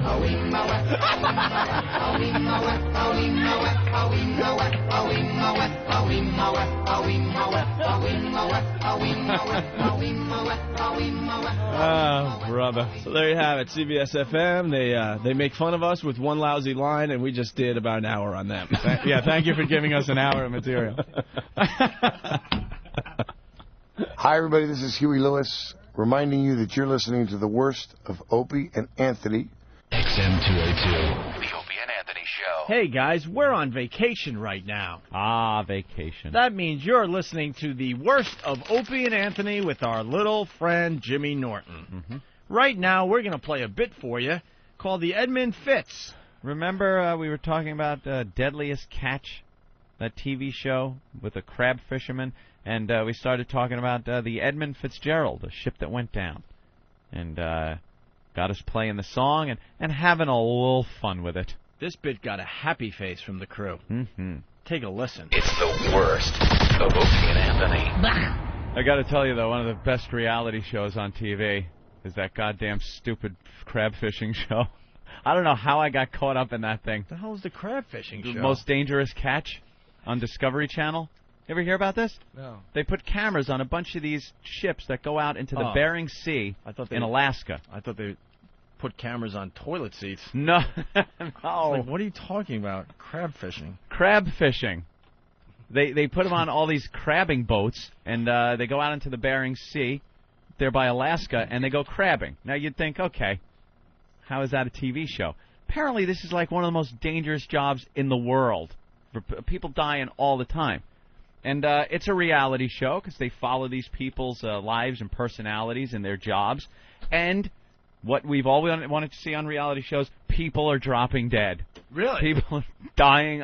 They show a captain of some ship showing how to put on some emergency gear. And then they're out on a boat, and one of the cameramen see a captain on the radio. And ship capsized, sunk. The captain that was just doing the little thing on his gear. And 6 of his crewmen are dead. And another guy falls overboard. He's dead. People are getting injured all the time. This is reality. Why else would you watch a crab fishing show? Like, I hope they bring up a bunch of crabs. They ought to interview the crabs. They have new deaths every week. It's like a Holocaust. The crab Holocaust. Unbelievable. But I got roped into watching this. I'm watching it now all the time. Most dangerous catch. I never knew the show was on TV. Yeah. I sit there doing the Regan bit. I'm watching fishing. I'm not even fishing. I'm watching fishing. But is the crab show? There's no. It's just being filmed. There's no phony reality angle, right? It's just really no. It's just these guys. Documentary. They're all a little kooky to be out there. They work for. It's only a few days, a couple of times a year that they do this, and they could walk away with upwards of 10, 15 grand each. For just a few days' work, but it's just the worst job ever. There's no immunity challenge? No challenges. No, actually, they do have a Budweiser-sponsored crab count with which ship brings in the most pounds of crab. They should have like a body count because people are dropping dead.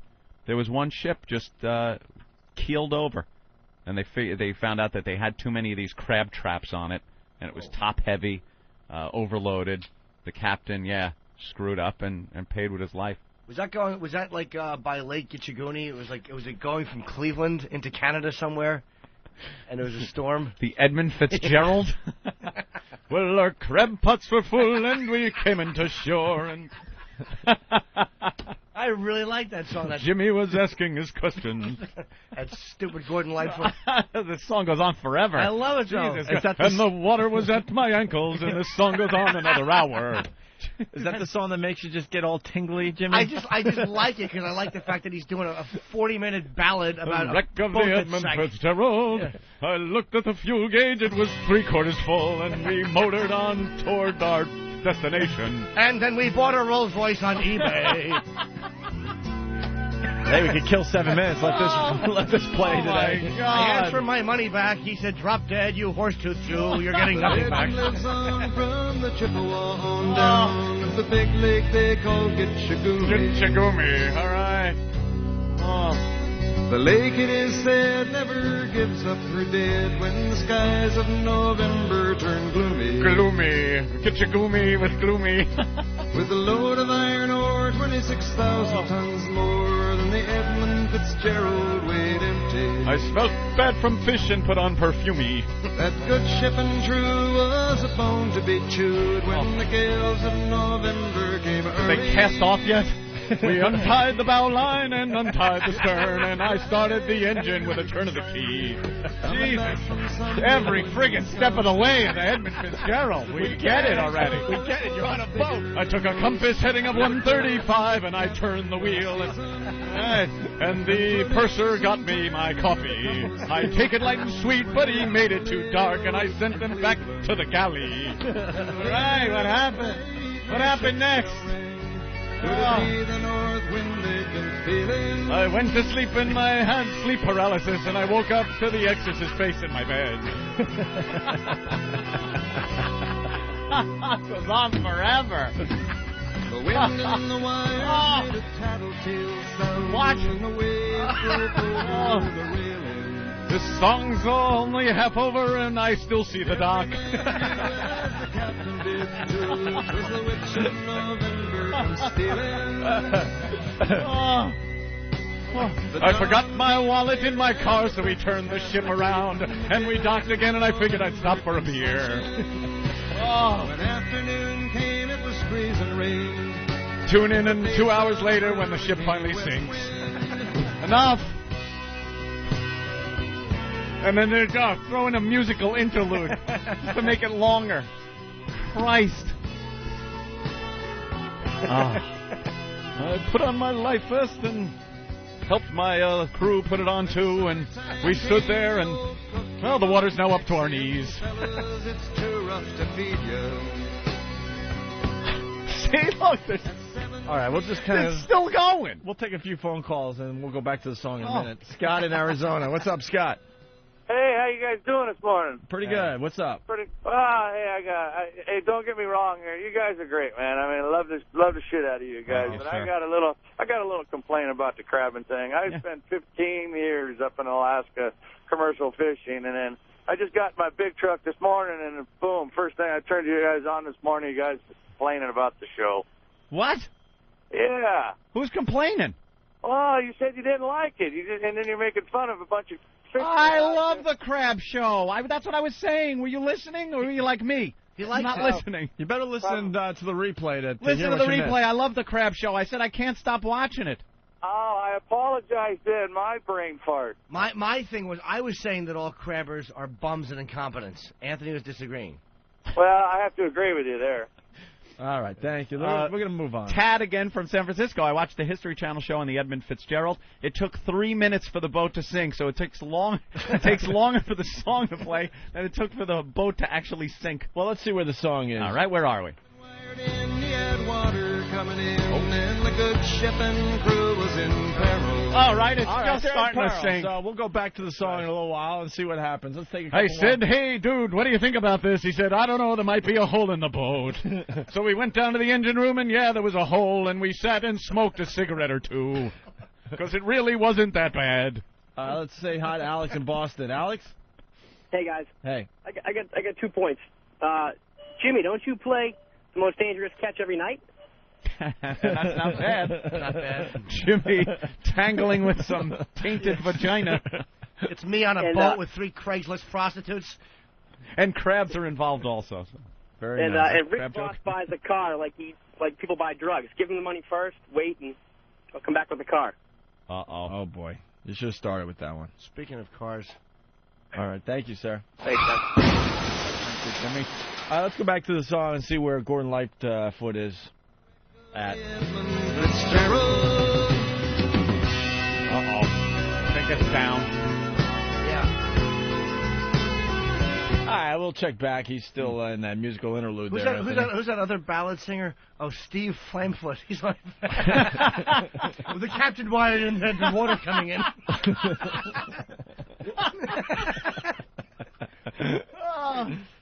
Steve Flamefoot. 27,000 tons more than the Edmund Fitzgerald. Jesus, he separated the T and the We Z. have a little problem. The stripples, they won't take their clothes off. Stripples? Stripples. Yes, they're kind of like an Australian children's naked singing group. All right, before we go to break, let's see where Gordon Lightfoot is here. All right, he's still going. Music. Does anyone know where the love of God goes when the waves turn the minutes to hours? Minutes to hours. The searchers all say they'd have made Whitefish Bay if they'd put 15 more miles behind her. Huh? They might have split up or they might have capsized. They may have broke deep and took water. And all that remains is the faces and the names of the wives and the sons and the daughters. All right, we'll go back to Gordon Lightfoot after the break. He's still singing along. Now he's singing about the survivors and everything. The wife remarried and had 3 kids and can't even remember his name.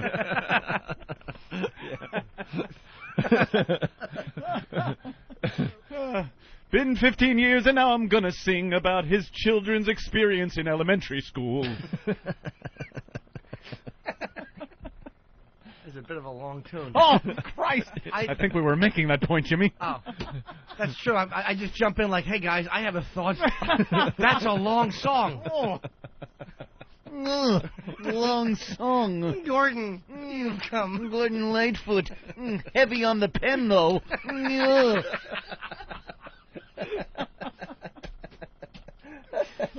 And my typewriter ran out of ink. Yeah, he doesn't get to the end of it. Oh, that's hilarious. Let's go to Chris in New Jersey. Chris, what's up?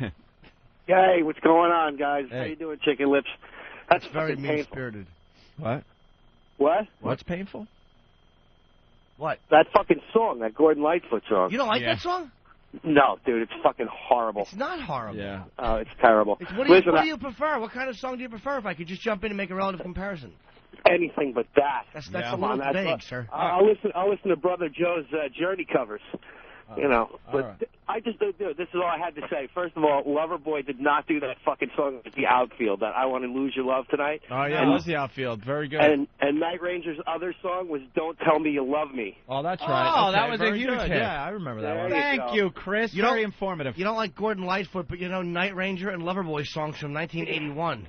Yeah, well, come on, dude. 1981, I was around then. Like, I wasn't around whatever the hell when that song come out, that Gordon Lightfoot. I'm guessing in the mid-'70s, probably after the actual accident. All right. Yeah, my parents were eating granola, and I wasn't born yet, so. All right, thank you, Chris.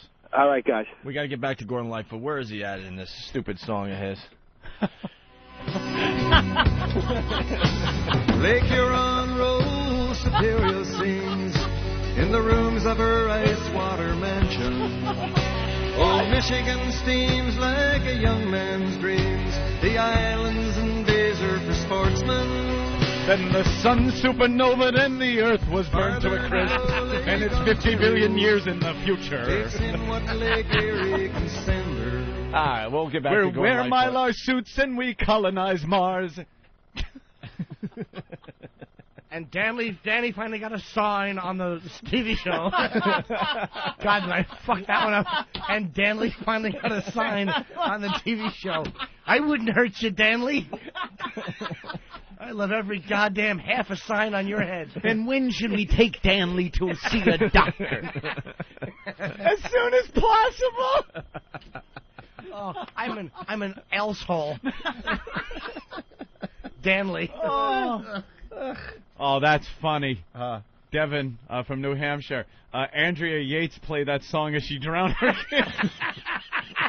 And the next one looked up and said, hey, what's going on here, Mom? When the bubbles stop, 4 more to go. And the workers all shit. And the searchers all say they'd have made 21 if this bitch had taken her medicine.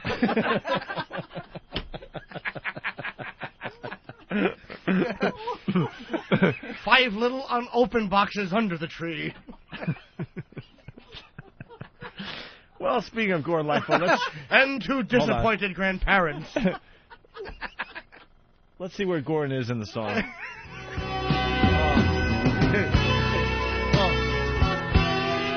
As I set off to sail from Modesto,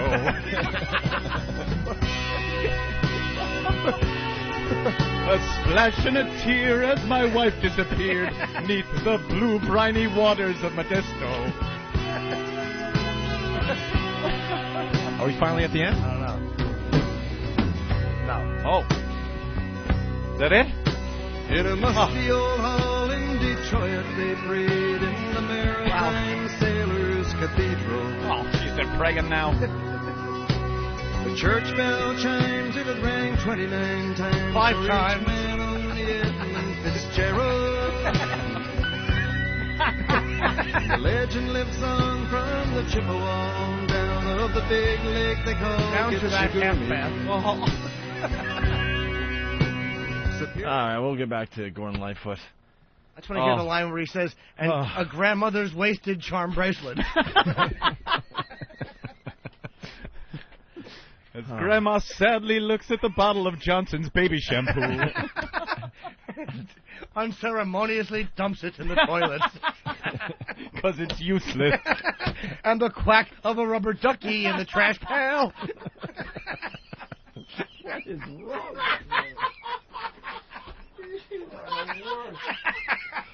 You're the worst.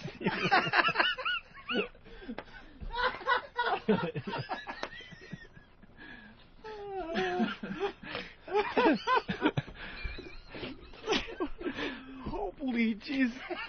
That is hysterically awful. Oh. Oh, my chest. Let's see if we can get to the end Susan of the song. Smith Hold sent on, the hold on. van down the boat ramp.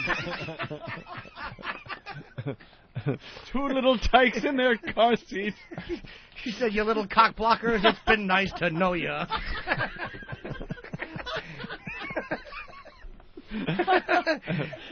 The big one said, "Mommy, why's we going backwards?" And she went on the news and pointed that Coco had taken her children.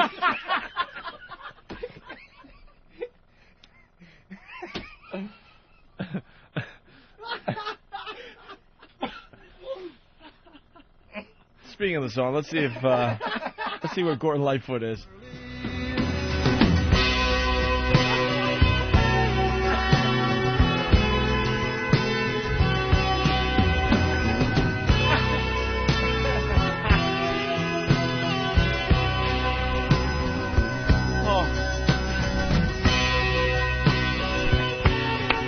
Oh, there it is.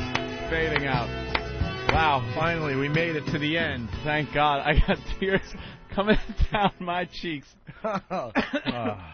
We need to remember that we are professionals in the entertainment industry. You know, the funny thing is, too? Here comes the world's dumbest jingle. At least it's a fucking jingle. I'll show the world I'm a funny guy. I'll throw in some sound effects and a few lines that don't make no sense. And Open Ant will be so proud of me. I missed the point completely. I should kill myself discreetly. This jingle will serve as my suicide note. My life's been kind of rough, and 18 years is long enough. My dad should have locked the gun away. Yay! I got nothing. 10202. The Opie and Anthony Show. Yeah. Hello, is Phil there? Phil is not working today. No, I'm supposed to get a call from Phil. His last name is Lacio. Who's this? It's Bob Marino. Well, Phil doesn't work today. No, not the one that works there, not a Phil. Oh, what's his name? Lacio. Phil Lucio. Phil Lucio. Phil. No, he's not here. Huh? He's not here. How about Connie? Is Connie there? Johnny who? Connie. A girl, Connie. No, girls can come in this bar. We have no ballroom here. What number did you want? The 2 bar. Yeah, but there's no women in here. No women come in here. The 2 bar. It is the 2 bar, but no women come in here. Yeah. Eh? Why don't you come over? I'll suck you, prick. Why don't you come over, you son of a bitch, you motherfucker? Why don't you go out and fuck your mother, you cocksucker? Come on over here. Come on over and talk to me, you person to person. Why don't you come over, you fucking bum? You're too yellow. I'll cut your balls off. Hello? Yeah. Just a 2 bar? Yeah. Can I speak to Ben, please? Anybody named Ben? Ben? Anybody named Ben? Nobody but that My last name is Italian fellow, Di Banana. Who? Di Banano. Di Banana. Di Banana? Di Banana. Nobody by that name. Ben Di Banana, no? No. Okay, thank you. Hello? Oh, it's Jim there? Who? Jim. Jim who? Jim. What do you want to fuck you? Jim. Jim who? Nasium. Who? Nasium. Jim Nadian. Jim Nadian. Not here. You sure? Positive. Okay, thank you. Hey, this is Joe Perry, and you're listening to the worst of Opie. XM202. The Opie and Anthony Show. How about this?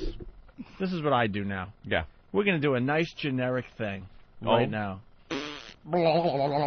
How about we talk about gravity? Here says here, a heated discussion between Jimmy and Anthony over the exact definition of gravity. It wasn't a heated It discussion. wasn't heated. We weren't angry. I didn't say gravity is made by mass, fuckface. Yeah. That explanation is so sociopathic, I don't know how to respond. It wasn't heated. We just did. I was wrong. Ant was right. Well, we don't know that yet. Well, yeah, we do, just by the nature of saying me and Anthony discussed something. We get to find out who was right and who was wrong about 20 minutes from the starting time of this bit. Yeah. Oh, okay, so I'd forget I said that. Exactly. Like in court. Disregard that remark. Exactly. Spinning. What an asshole I am. I'm so glad that Eric is picking out the stellar Opie and Anthony bit. Yeah, what are you doing, Hawk? I remember this one. I was asleep on the counter for 20 minutes. No, this is a good one. This was heated. Oh, yeah. You just listened to how good this was. This was hot talk. People love it. Spinning, no spinning. Who the heck knows? This stunk. No. The worst of Opie and Anthony. I know.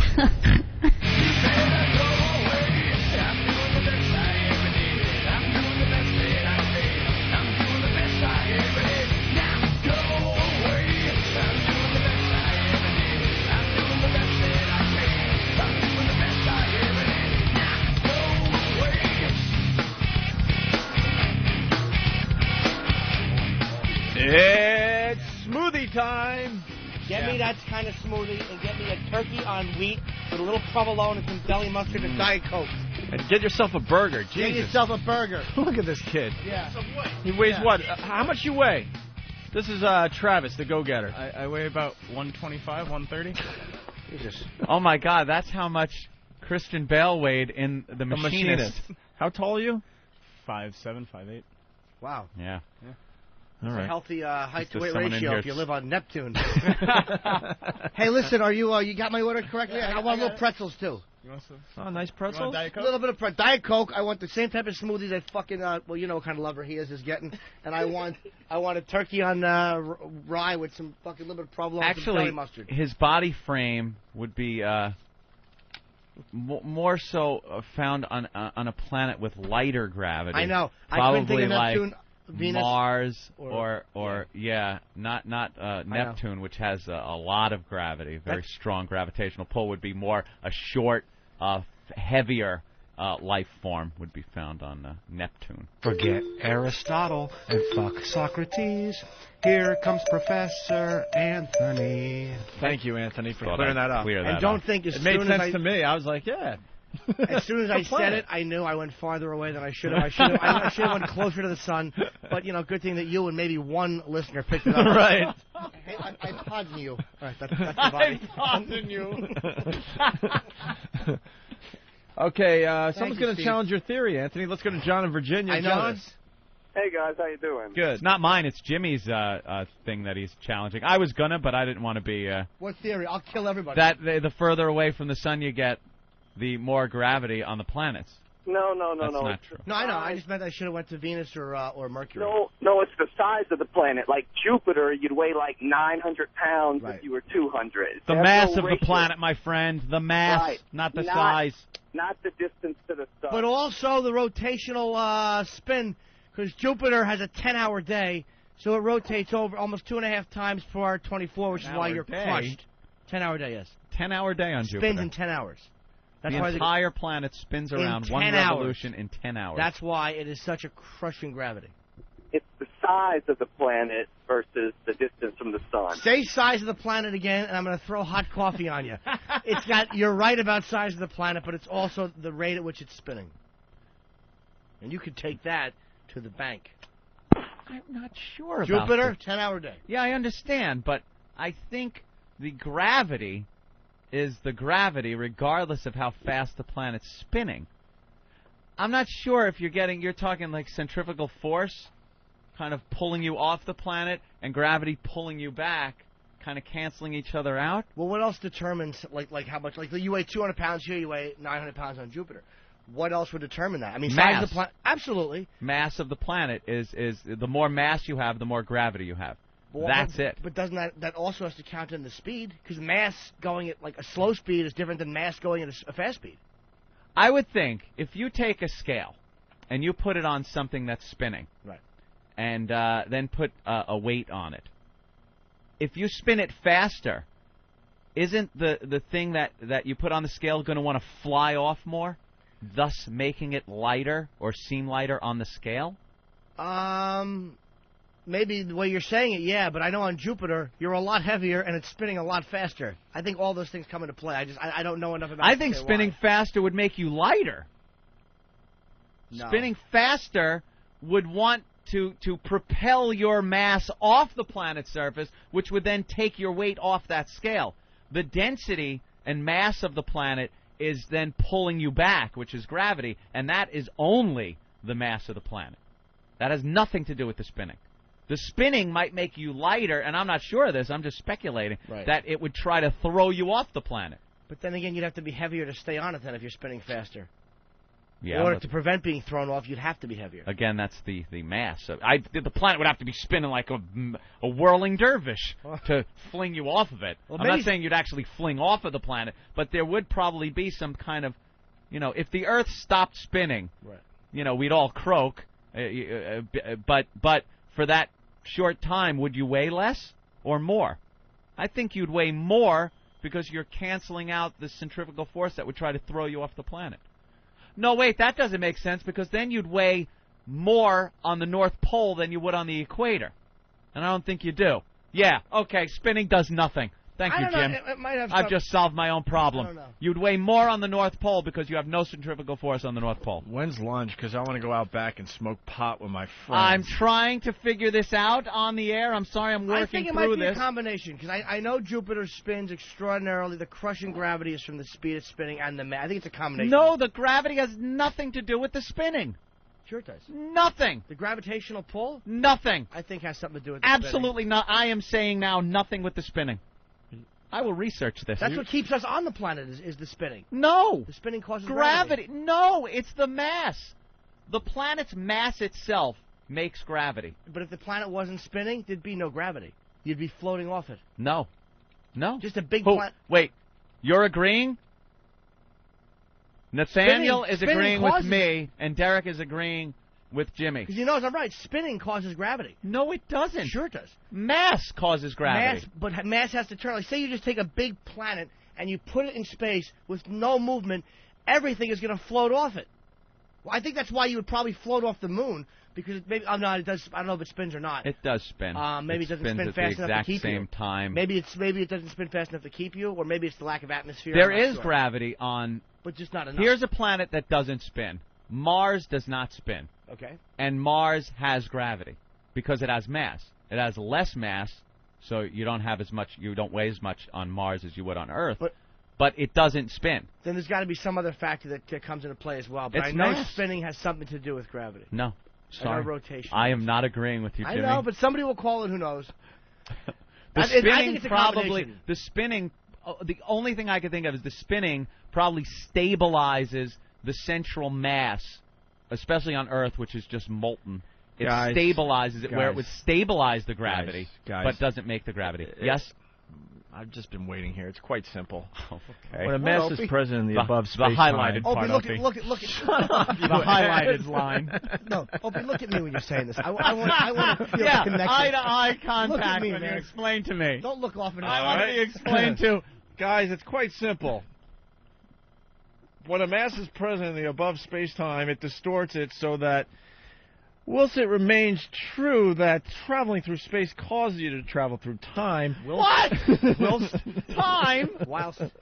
Whilst travel through time. Traveling through time now causes you to move, or you might want to say accelerate, Anthony, through space. In other words, just by existing, you are compelled to move through space. This, my friends, is gravity.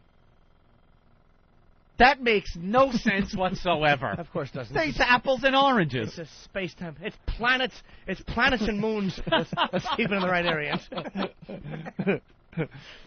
I say gravity is based sheerly on the mass of a planet.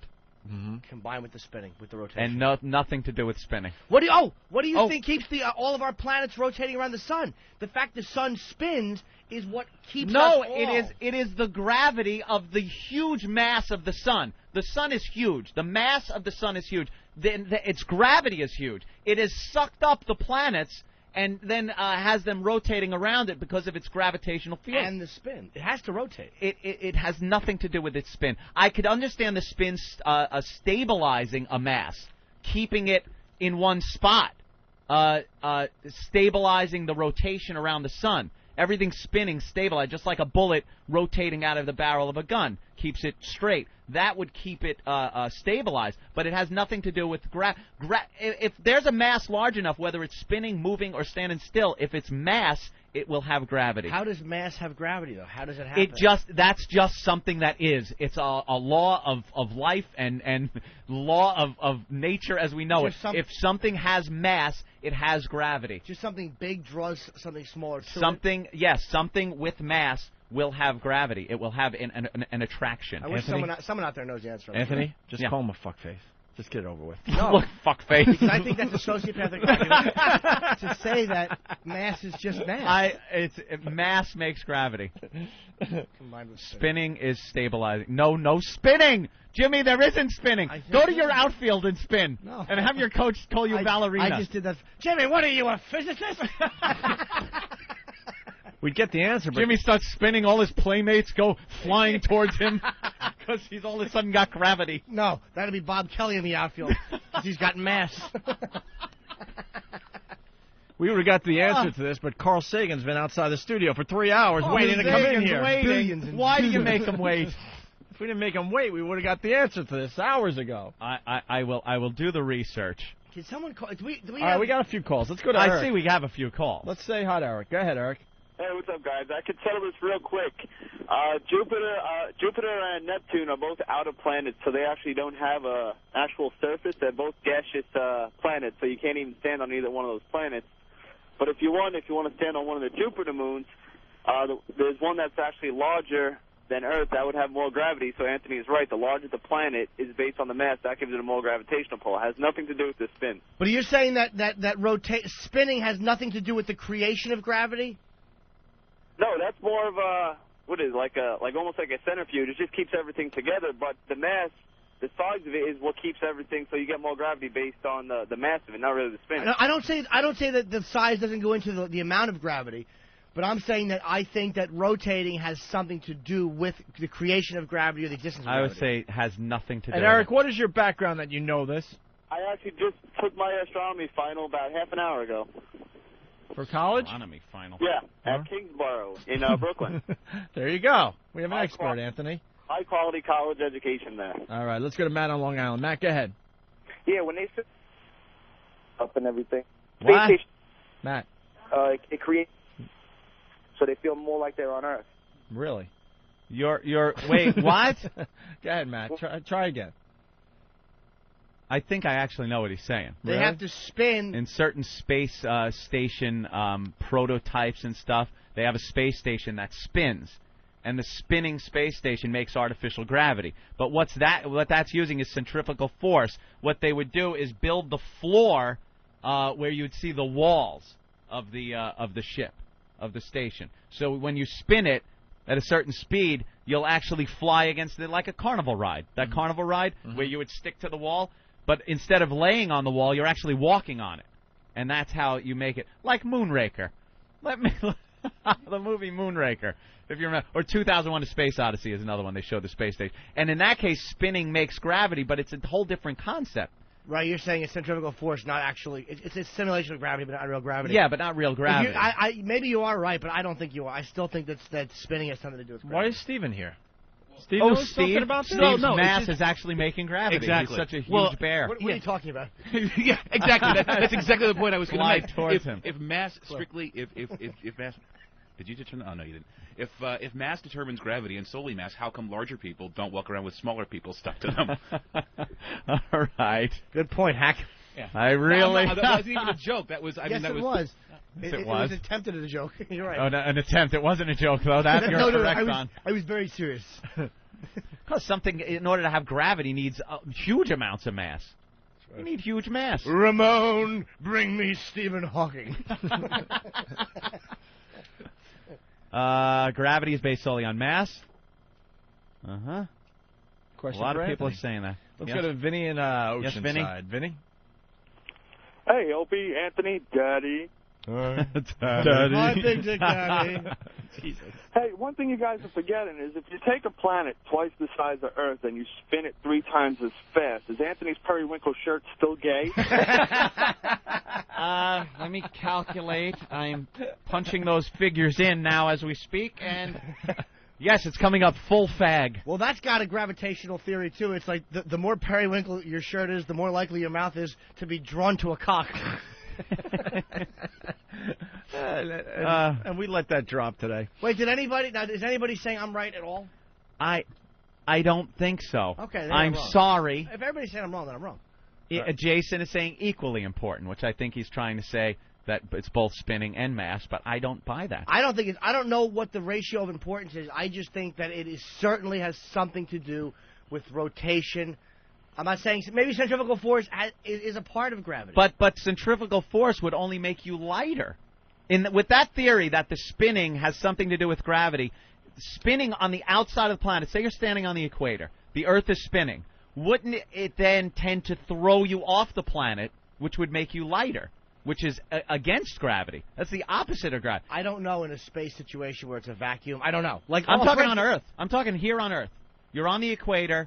It's spinning, as opposed to being on the North Pole, which is you would get no centrifugal force because you're the North Pole is the pivot point. Right. So you're standing there on the North Pole. With your theory, you would weigh more on the North Pole than you would on the equator. Or actually, you would say you would weigh more on the equator because you're saying the spinning makes gravity. I'm saying it's a part of gravity. And plus, even if you're not in that right location, I think the whole planet has the same amount of gravity. Yeah, that's just it. It does, regardless of the spin.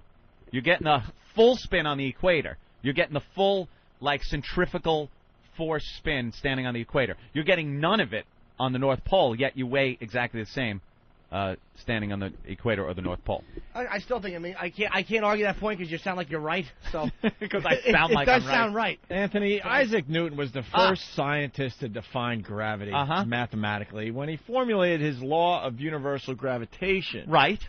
Okay, the law of gravitation says that gravity is strongest between 2 very massive objects and gets much weaker as these objects get further apart. Mass. We get spin, but it has something to do with the distance, the relationship, how far away you are from them. He doesn't say... Well, yeah, the gravity gets less the further away you get. That's why, when spaceships leave the Earth's orbit, the further away they get. But what causes the gravity? Mass. But he didn't say that. Isaac Newton is not saying that's what causes gravity. He's not saying what causes it. He's not saying what causes makes gravity. That's what makes gravity is the mass. It's mass. Or the importance of a situation. Jason, what's up? Hey, what's up, fellas? The gravity of this situation. I'm back in high school from those, the films that they made you watch in physics class. When you see the solar system start to come together, and everything's always spinning. So, the spinning kind of helps to bring all that mass together, which is what makes the gravity, it's not... the spinning helps to bring all those atoms and everything together over millions of years to make those massive planets and suns and all that stuff. The spinning is a part of the planets and the way they move and react to each other's gravity. Right, and but it helps to bring that all together. But it doesn't make the gravity. No. The rotation, the speed, everything is how it all wraps up and affects each other's gravity. Every planet in the solar system affects the other one based on its gravity, its rotation, the sun, but it doesn't cause the gravity. Right. The gravity is caused by the mass. The rotation helps to make the orbits. Because you have the sun sitting, when gravity affects the fabric of space-time, and the sun is sitting in the center of it, and all the planets are around it in the big bowl. You got to watch Brian Greene on Nova. Right, He's really the big good. bowl, The and big then it ball, spins and then the around it. spinning of the Yeah. planets is what makes the revolutions possible. Yeah, because if you just have an object, a giant object. Well, that would That's have it. a lot of gravity. A giant object makes gravity. So period. things are going to be drawn to it. Magnetic force is what keeps us from getting sucked into the center of the Earth. Shut up. Do you understand what I'm saying? It doesn't make sense just to have a large object is going to have gravity. I know it doesn't make sense, but it's true. It makes no sense whatsoever that just because something's large gives it this magnetic pull. But that's just the way it is. That's so Yeah. fantastic. I don't even know if I know how to respond to that. Punch it out. All right, If you take a copper and wrap it up and spin it around magnets, it makes electricity. They don't even know why. They're not even really sure why a generator works, but it just happens. That's what makes it work. There's no explaining it. It's just like mass. For some reason, when something's giant, things get pulled towards it. As opposed to in a singles bar where it's exactly the opposite. Well, then the again, bigger it is, the more you shun it. That would be why, like, sometimes when I'm looking for paper clips or things, they're all attached to the front of Ben's pants. Maybe I'm wrong. Can we look up the definition of gravity? Yeah, why haven't we just gotten that? You guys, I'll work on that tonight. I'll put together a whole You all report. realize that this started because you wanted smoothies, right? Wow. Really? Smoothies. How did the smoothie turn into that argument? I don't know, because then Travis was thin, looking... Oh, right, because like Travis he ate a is hamburger. thin, looking like he grew up on Neptune. That's why you always got to bear with us on this program. You never know what's going to happen. You never know what turn we're going to take. People are sending me links to all kinds of definitions on this, and every link I've checked doesn't work. You're just wonderfully retarded people. How about this? You go to dictionary.com and look up gravity and just see what it says. Yeah. Let's go to Dave in Florida. Dave? Yeah, to shoot down Jim's theory, if the rotation, the space shuttle's in orbit, yet they have no gravity. What? The space shuttle, it's going as fast as the Earth spins around, yet there's no gravity on the space shuttle when it's in outer space. Well, isn't that an atmosphere thing too? Because once you leave the Earth's atmosphere, that's the gravitational pull you're leaving. Oh, the That's atmosphere. correct. Jimmy, the atmosphere has nothing to do with gravity. No. either. But I'm saying it's like once you leave Yeah. the atmosphere, that's how far the Earth's gravitational pull seems to go. It goes far. No, it goes really far. Goes to. But isn't the Challenger? Wait, really isn't the space shuttle being held to the Earth in that rotation by the Earth's gravity? Yeah. Well, it So has a that lot to shit's do like with escape velocity, too. Oh, yeah, I know. I escape was going to say that velocity. yesterday. Yeah. 25,000 miles per hour. That by the didn't way. shoot my the Earth. No, escape velocity. Escape velocity. You plan on going to the moon.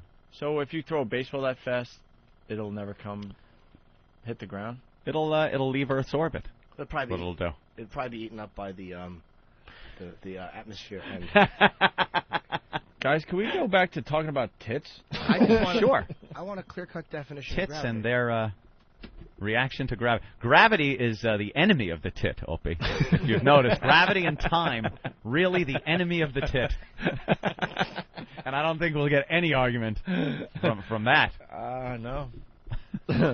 Hawk, how about a definition? Oh, we got it? Or can you just think of one? Please, definition. Give him the I've mic. just been waiting for you guys to ask me. That's all. Finally. Oh, my God. When it comes to physics, Anthony, the natural force of attraction exerted by a celestial body such as Earth upon objects at or near its surface, tending to draw them toward the center of the body. It does say nothing about spin. Gravity, Anthony's probably right. mass. All right. Oh, I know I'm right. Yeah, I think you are. Should we take a break? Wait. Should we take a break? No. Well, The force of attraction between all masses in the universe. Yeah, I guess it doesn't- All masses, regardless of them spinning or not. Well, that's kind of like what I was saying. Because I did acknowledge Jimmy, that. you're never too old to learn something new. You know, it's Don't like, take this as something bad. This is a good thing. You're not learning. a good thing. You're learning. What I'm learning is I kind of like should have shut my face immediately and played it like, well, I'm not too sure, but instead I took the argument. God damn it! If it wasn't for spinning, we'd all be floating. Spinning sucks my dick and it wrecks everything. Let's go to. All right, we'll take one more because it's always fun to take a call from Alabama. All right, Alabama. Les, what's up? Yeah, Joe, answer to your rotation gravity deal. Yeah, deal. It's the core that causes the gravity. The rotation of the core is what causes the gravity. The rotation of the core of the sun is what causes gravity to the sun. The core of the earth spins rotation, and it causes gravity in the earth. So the mass of the core is what causes the gravity. Where did you hear this, sir?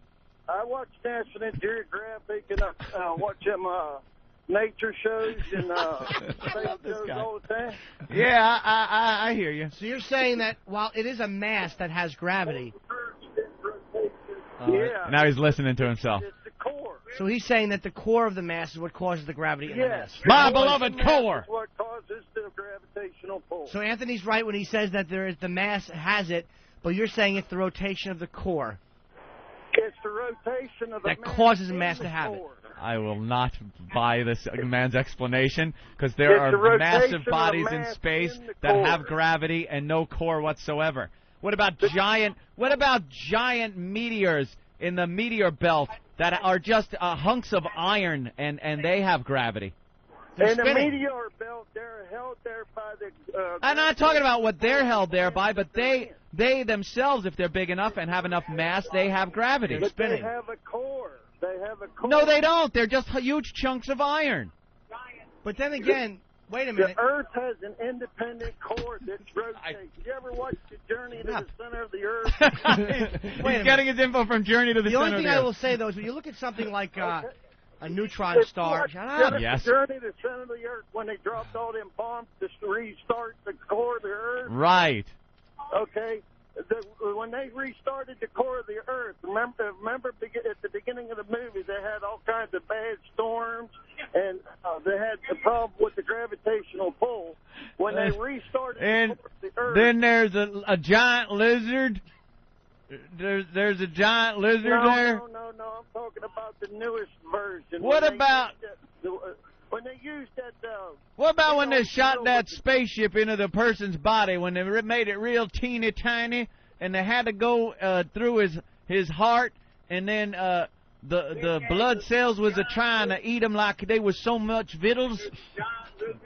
No, it is the core. It is the rotation of the core that causes the gravity. All right. Thank you, Les. Thank you. My only thing is I believe... Physics with Larry the Cable listen, Guy. One of the things I have... Now, this might be a mass thing. Yeah. But when a star collapses on itself and becomes a black hole, Oh, boy. what sucks things into it is the intense gravity, and that is... I know there's tremendous spin there, which brings things in. That's why I'm but thinking... it's just the mass. But is there it's the anything mass in such a small area. If you take the mass of a huge sun and squeeze it down to the size of a softball, the gravity coming off of that softball is going to be as much as the gravity was off of the huge sun. Right. But in the size of a softball, it's going to suck everything in like a drain. I still think that the rotation... You love the rotation, don't you? I don't know why I'm stuck on that. I've read a lot about it. I've listened to a lot of astronomy. I don't know why I'm thinking it goes into it. All right. Why don't we take a break? I'm scared. The Opie and Anthony Show. Hey, Anthony. Good morning. Anyway, why don't we play the tape of us discussing the morning Anthony came in with a wacky shirt. A wacky collared shirt. By the way, you don't even have to listen to the bit we're about to play because the answer is Periwinkle. Right. Hit the tape. It's the worst of Opie and Anthony. Lo más mal de Opie and Anthony en XM202.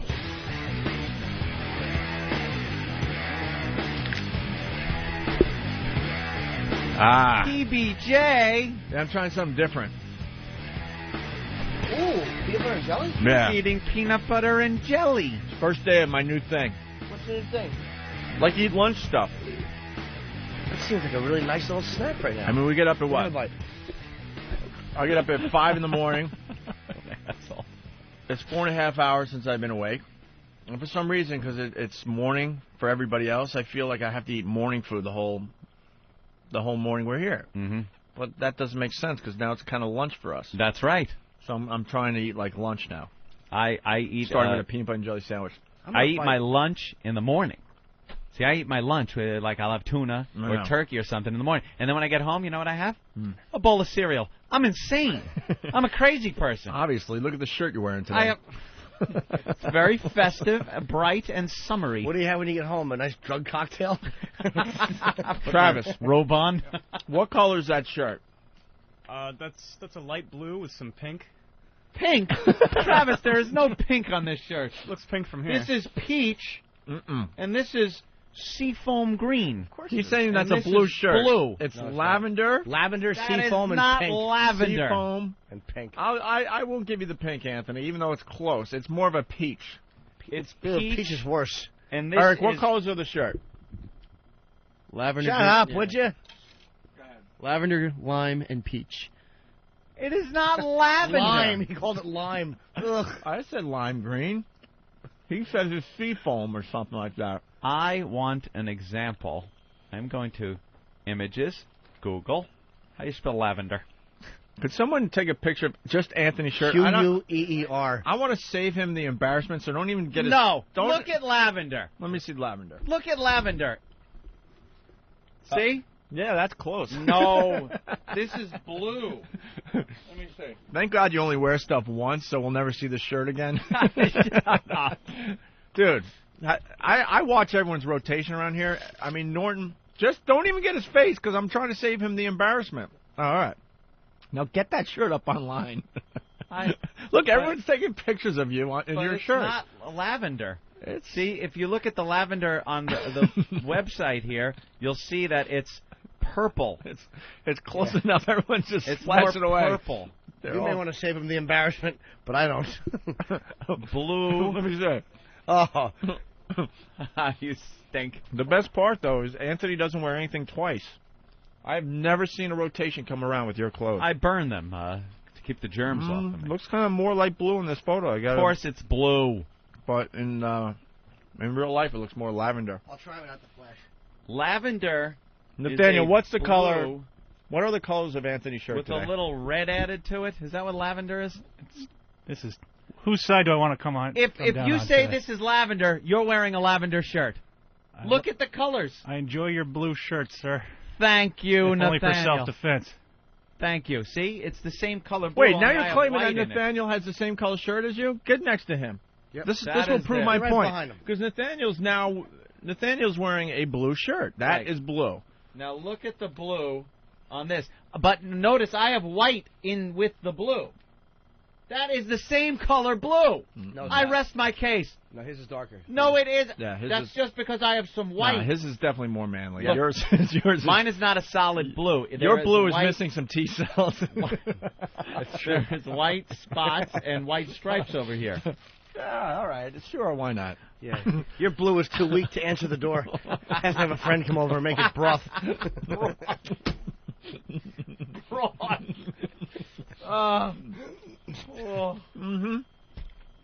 Your blue should be tied to a fence in Wyoming. Jesus. It's a wonderful blue. It's not lavender. You suck. And I really think this shirt will set the whole look off. Faggot. Didn't they do a Queer Eye thing with the Boston Red Sox recently? Oh, That was their... Yeah, they took like Johnny Damon and a couple of the other guys and gave him a little makeover. They didn't cut his hair, though. Let's go to Krista in Jersey. Krista, what's up? Hi. Hey. How are you? Pretty good. Hello. Anthony, I haven't seen your shirt, but I am going to guess that Yeah. the color is actually periwinkle, which is pretty gay. Oh, my God. Is there an actual color called periwinkle? It's not Periwinkle. periwinkle. You can punch up periwinkle, and I bet you, sight unseen, that is the color of your shirt. Periwinkle? Oh, my Lord. Let me see. Hold on. Periwinkle. Uh-oh. It's not saying no. All right, might be periwinkle. Oh, my God, you're wearing periwinkle. Periwinkle? Hey, periwinkle with ya. You're wearing Periwinkle. periwinkle with a peach tiny stripe and a foam green stripe. Foam green, periwinkle, and peach. Periwinkle looks a little too lavender still. I don't know. For me. This is Dude, blue. I will- It's fucking blue. Dude, I will take away that I think it looks lavender if you'll admit it's periwinkle. It is periwinkle. It's more periwinkle than lavender. I don't think it's periwinkle. I think it's blue. Steve? I'd say blue. Steve, what's the color of his shirt? Periwinkle. Be honest. Don't be a pussy like everyone else around here. What's the color? What is it? I the just looked color? at some periwinkle online. That's pretty close to periwinkle. It's not periwinkle. What about those stripes That that isn't go even a through the whole color. shirt? The stripes, pink and green. No, it's it's Attaboy. peach. It's peach. You know, when my sister-in-law That had shirt her wedding, was- I was in the wedding, and the dresses were periwinkle. All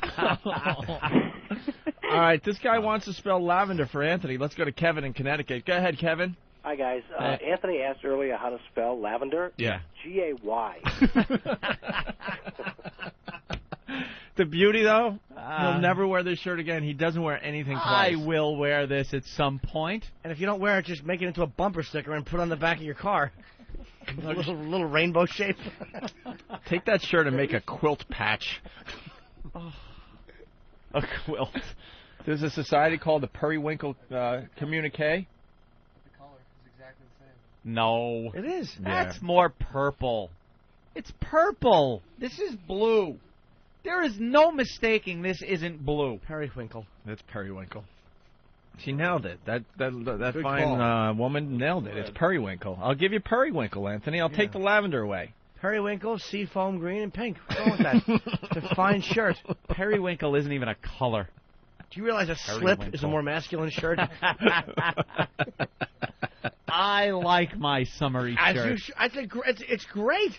Should be a little longer. You should come down to maybe your mid-knees. Anthony, fashion's all about taking chances, and I want to congratulate you on taking a chance today. I'm taking chances out there. God, you know, I walked in, I'm barely awake, but I noticed your shirt immediately. Oh, I know. And Anthony was already prepared with the comebacks and everything. Here it comes. He's Here like, it comes. Yeah. He just goes, yeah. Yeah, I know. It's colorful. I got you. I'm on it. I dressed myself this morning. I know what I put on.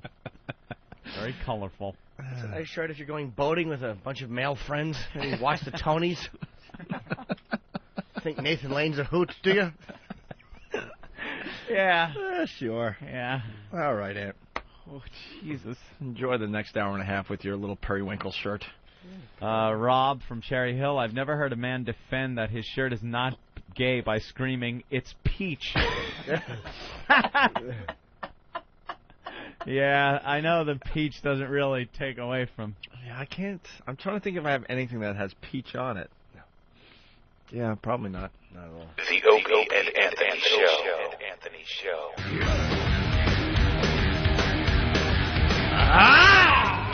We have confirmation. Confirmation. This just in, off the AP wire. Can't do that sound, but Anthony is indeed wearing a periwinkle shirt. Yes, it is periwinkle. My girlfriend just emailed me and said, yes, it is periwinkle. So, right from the source. You know, after that last guy, though, saying that it could be... I'm wearing a periwinkle shirt. You certainly are. Take it off. You got a T-shirt underneath. No, that's nice. Leave it on. It looks good on you. Periwinkle. Yeah. You know, but I think it's better than what the last listener came up with. Cornflower blue. Cornflake blue or cornflake blue. Cornflower blue. He needed the money. I liked it on you. It actually brings out the load in your eye. You clever fuck. Damn it. Hey, what's that? Well, you've never seen it before? Looks like a rock. New from Sedentary Toys and the Opie and Anthony Show. Oh, it's so shiny. It's got corners. It's the cool new toy that has everyone jumping for joy. O&A Party Rock! It's not just any rock. It's the O&A Party Rock. The O&A Party Rock is incredibly versatile. You can chuck it, you can fuck it, you can drop it in a bucket. You can race it, you can chase it, you can yell right in its face. It's the bestest friend you'll ever have. O&A Party Rock! Why is it wearing a party hat? Every Party Rock comes dressed in a colorful party hat and party blower, making it the centerpiece of any party. Now with shiny red dancing shoes. Not only that, the O&A Party Rock is it's a fucking rock, you dildo. XM202. The Opie and Anthony Show. Barbara Walters was right. She made some kind of a snide remark on The View about how she's uncomfortable about women breastfeeding. Well, the way she said was, every time I see it, I want to grab the kid's foot and throw him through a window. Nothing, Opie? Please let that be a fucking Dud? conglomerated mongrel toilet. I fucking blow. Mongrel toilet. I went to say mulatto underwear, and I said mongrel toilet. You stink. I really am. Fucking. Wow, that sucks. Mixed. Oh, that was awful. That's got a wet bubble involved with it. I think I just blew out a clot. I can't take you, motherfucker. Smells like copper. Get out of here today. Where are we? This stupid worst up thing. We're talking about breastfeeding and how uncomfortable it is when women are just breastfeeding in public. Well, sometimes it's hot. It's never hot. Sometimes it's hot. Young mothers breastfeeding. It's never a young mother their who's lovely hot. child. Sorry. All right. What's hotter, breastfeeding or this?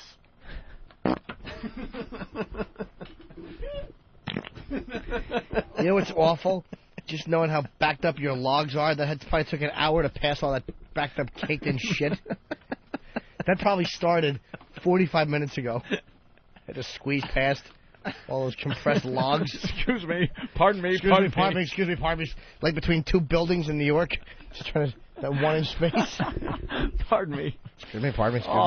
You are Gary Gass today. I sure am. It's awful. They're moist. Let's listen to us talk about breastfeeding on the worst of Opie and Anthony. It's the worst of Opie and Anthony.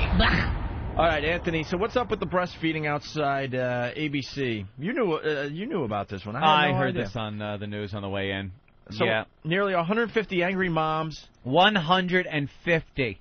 Angry. That's 300 tits if they're all healthy. Angry in capital letters, Anthony. So they must have been really angry. Well, Barbara Walters said something on her show on The View that upset breastfeeding mothers. Oh, no. She said that when she's on an airplane, she feels uncomfortable. That's all she said, uncomfortable, when a woman starts breastfeeding next to her, in the seat next to her, on a plane. And most people do feel uncomfortable when they see that going down. I'm uncomfortable around women that breastfeed. All I am women? too. Yeah. Even the hot young ones? Even the hot ones.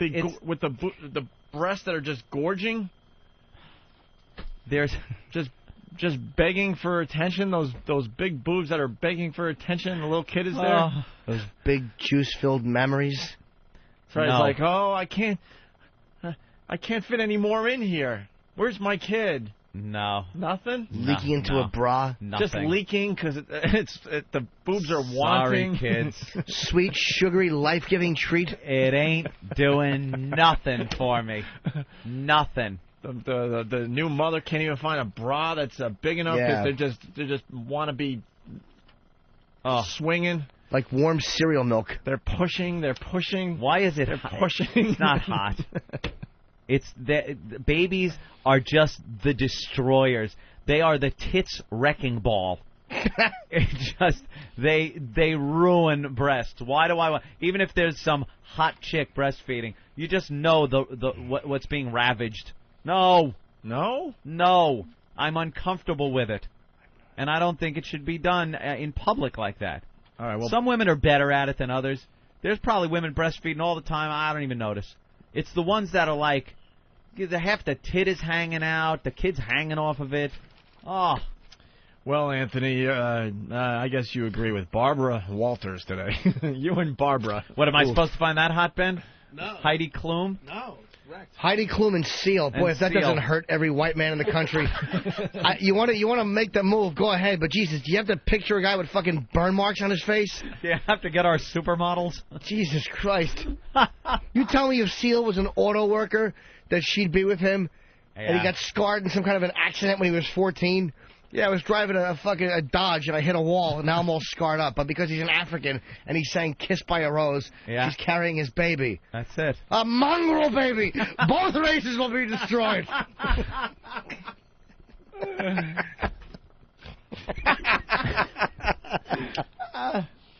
All right, well, let's get back to Barbara Walters here. Yeah, she's uncomfortable. So she talked about on her show The View. Yeah, she's on The View. You know, those four get cackling about everything, and she, I guess, let that one slide. Why could she says that on The View, and then next thing you know, there's 150 angry moms 150. protesting outside ABC studios. Well, we're let's make a statement. We're uncomfortable too. Right. Yeah. Damn it. And we're on 57th Street. Yeah. Between 6th Avenue and 7th Avenue. Uncomfortable. Very uncomfortable. With the breastfeeding. Yeah. And we don't like the Irish.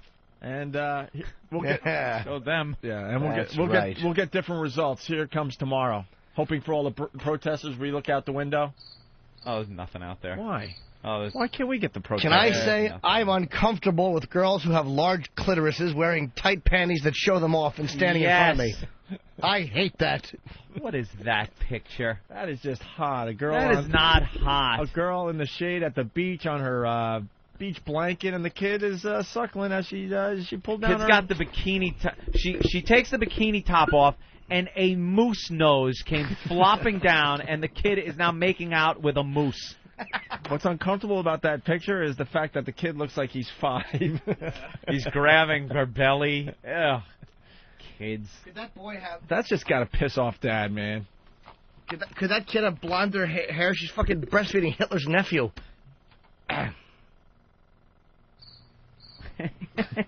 I wasn't even listening. It stung. And you know what's annoying? That I caught myself starting it as I was walking. I said, no, let me get to the mic so everyone can hear it clear as a bell. Oh, that kid's too old. Look, he's giving eyes like, holy Jesus. Can you get these pictures up on opieandanthony.com? That so kid is giving like bedroom eyes to the camera like, yep, I'm getting some titty. And there's nothing you could do about it. That is too old. Hey, Dad, look at this. Daddy, they're mine too, asshole. You know what makes a woman uncomfortable? If they want to breastfeed on a plane, I'm next to them, I'll just watch and do this. Start licking your lips. When the stewardess comes over and asks me what I want, I'll be like, can I have a baba? Baba? All right, here's the story, Anthony. Lactose intolerant is the headline. Of course it is. Breastfeeding, and they're holding up signs. One lady held up a sign saying, breastfeeding, we wouldn't be here without it. Yeah. Nearly 150 angry moms, babies at their breasts, staged a peaceful nurse-in yesterday outside ABC's Manhattan studios in defense of mother's milk, Anthony. Well, how violent could a nurse-in be? The kid sucks their tits and they throw them against the window to cause a ruckus? They take the kid off their boom and start squirting it at everybody. Swing the kid by the feet. Get back, you, or I'll shoot. Barbara's a C word. They start chanting it with their babies swinging. The women, self-named lactivists. Huh? What? Lactivists? I get it. Because of lactose. And they're activists, lactivists. Took to the streets after Barbara Walters' interview. Barbara Walters, interview queen and host of The View, made what they considered disparaging comments about breastfeeding on the talk show. Walters said she felt awkward sitting with her hairdresser next to a woman who was breastfeeding on an airplane. There you go.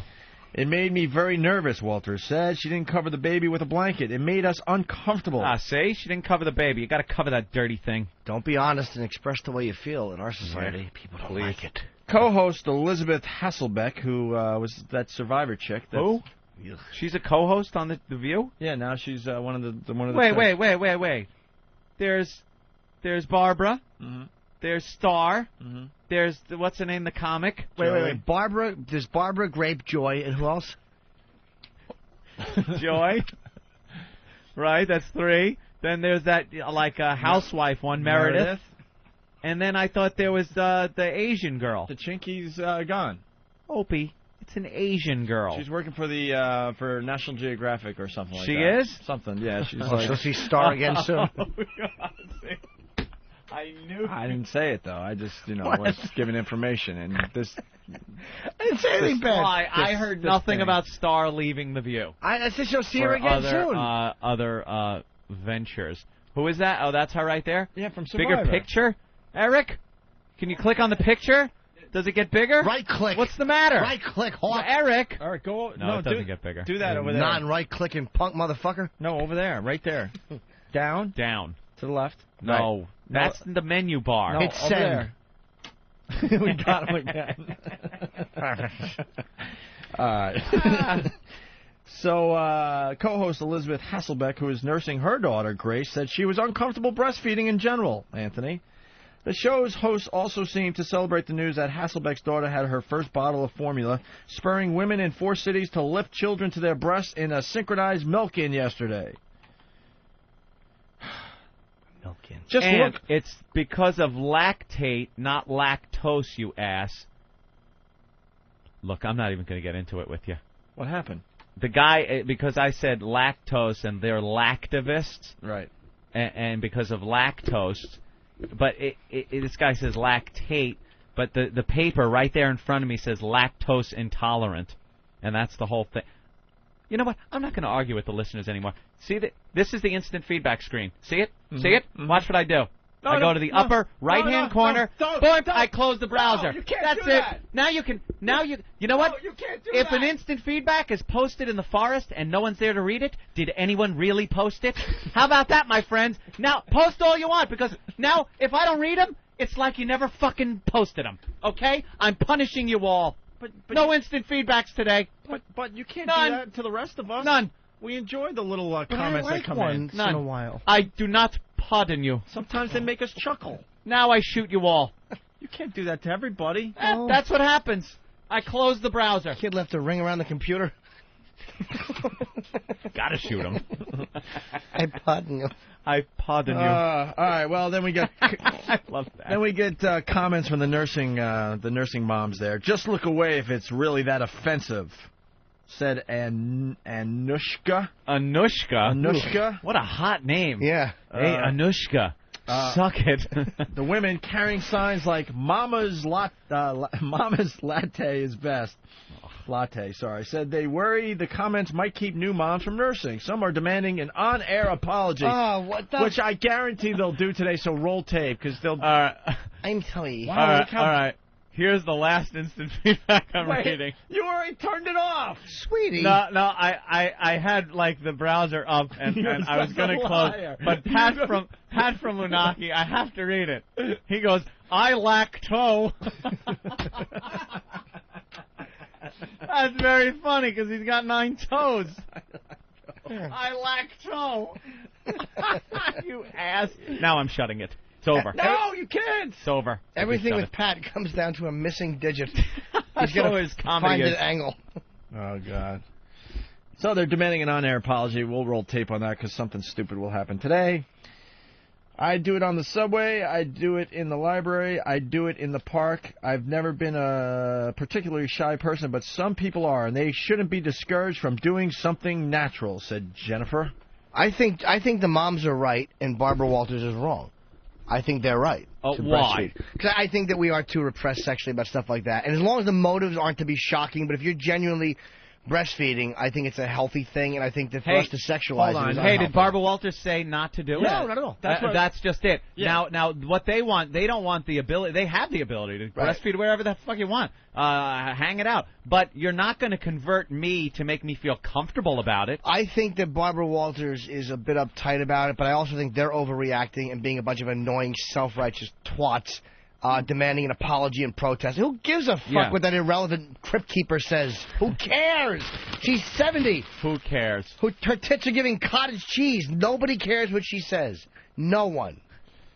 No one. All right, well, why don't we go to the phones? You don't freaking like it, don't look. Whatever. Oh. You know? Right. Leslie, who are you talking to? Huh? Who are you talking to? Oh, I'm talking about Barbara Walters. If she doesn't want to see Are you it, one of those listeners that talks to the radio as the show's going on? Were you talking to the radio? Who were you talking to? Because we plunked the phone down and you were already talking. Huh? We answer the. Do I have to shut the browser for the phones too? No, don't turn off my phones. We plunked the phone down and picked you up, and you were already talking. I'm sorry. Who are you talking to? Who are you talking to? I was talking to y'all. Yeah, but we weren't even on the phone yet. That's like you call your mother, right? And Yeah. and it's ringing, and your mom picks up, and you're already talking to her. Like, do you do that? No, not See? usually. But that's what you just did. Yeah, you confused all of us, that's all. Okay, well, I'm a Sprint customer, so I get cut off a lot, and, yeah, I talk to myself sometimes, so. Go ahead, Leslie. What do you have to say? So you agree with Barbara Walters? No. Not in the least bit. Are you a mom? No, but I have taken care of children. I am close to... You breastfed children? No. Like that? No, I'm a godmother, yes, but not an actual mother. But my whole thing is, whatever a woman wants to do, if they want to breastfeed the kid, whatever. If they don't, whatever. I agree, but like Barbara Walters was saying, that if the baby is breastfeeding, to stop it, you should curl up your fist and punch the infant. How do you feel about that? Well, whatever she wants to say, whatever. But if she doesn't like to see it, she just needs to look away. All right, Leslie, thank you. All right. There goes Leslie in Wisconsin. Let's go to Army, the trucker. I Army? think they fit quite nicely in the Hold on. airplane Hold on, bathroom Army. toilet. Good morning. That big head kind of stuck spinning around before it... But it won't go all the way down. All you see is five little telling fingers poking through. No one wants to sit down anymore. It's a killjoy. And the worst Yes, is sir. when you pick up the baby and you go to walk to the bathroom to give the baby to mom, and it tries to suck your tit. Oh, really? Oh. Jesus. Maybe you ought to work out. I was going to say, you might want to join a gym. Yeah, what's the matter with you, me? My ex-wife's tits have been destroyed by our kids. Were they? Oh my God, it's disgusting. Oh my it's God! horrible. What was it like when you first met your wife? Oh, turn on city. I mean, boing, swing. What were her titties like? Describe her titties. Her titties were gorgeous. They were like I don't know, a beautiful little dish. Yeah. One of those numbers, like nice like Jimmy perky. would say. Were the nipples perky up on top of her boobs? Oh yes. Yeah. Oh yes. Very And tight. and when there was a nice cold day and they'd poke out, I would sit there and flick them through her shirt, and oh yeah. And now what? Now what are they like, sir? They hang down to her freaking belly button. It's disgusting. Does she have stretch marks on them now? Oh yeah, definitely, Jimmy. And tell us about the nipples.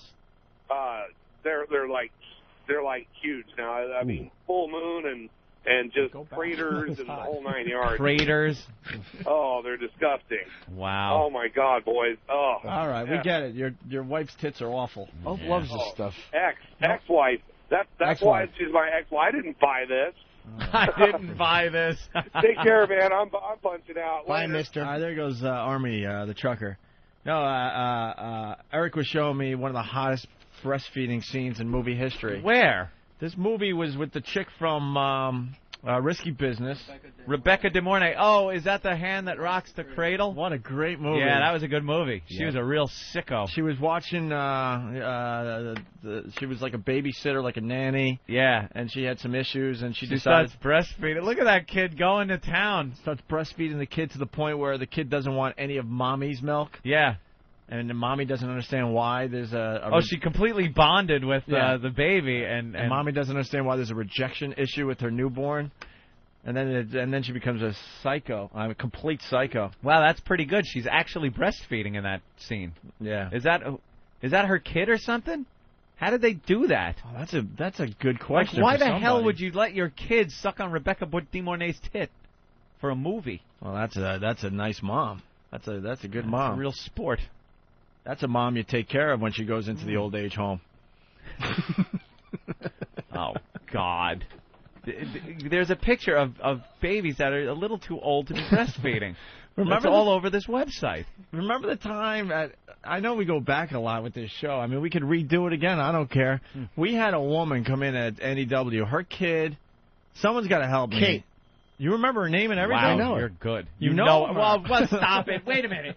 Can someone smack me in the face whenever I don't figure something out with Jimmy? Whenever I don't see it as plain as daylight? Could you just slap me? Of course he knows her. Of course he does. She's a lunatic.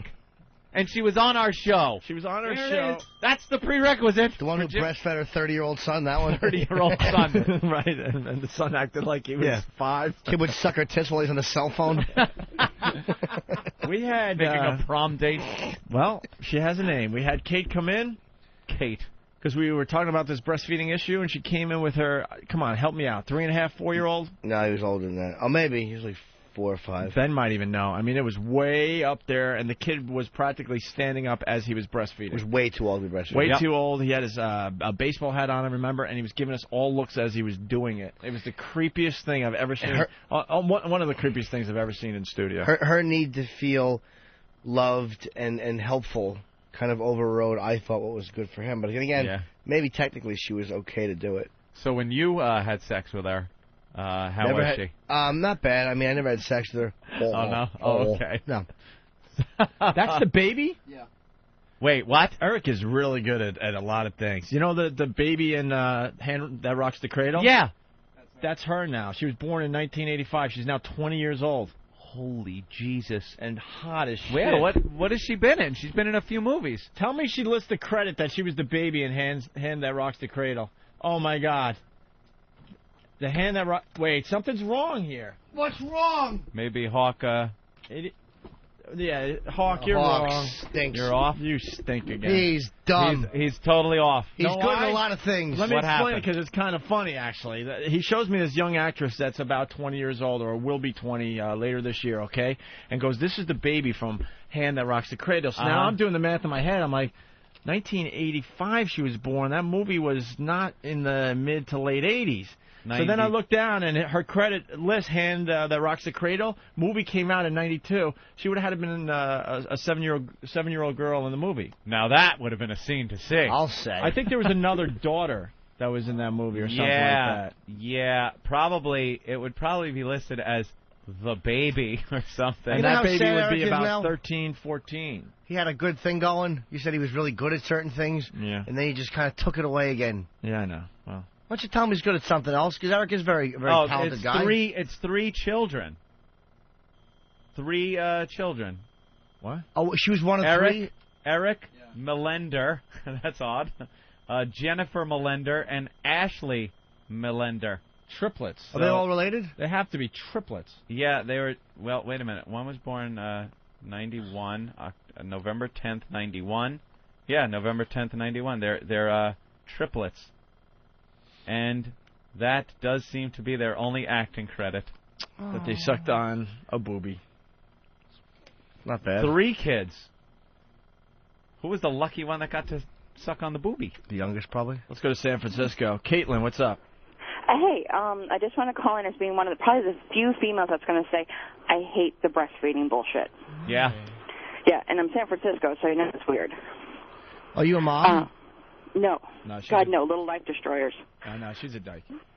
I'm not a dyke. No? No, I'm married to a man, and I've called into the show before. Oh. I had the creepy hairbrush story about the sororities.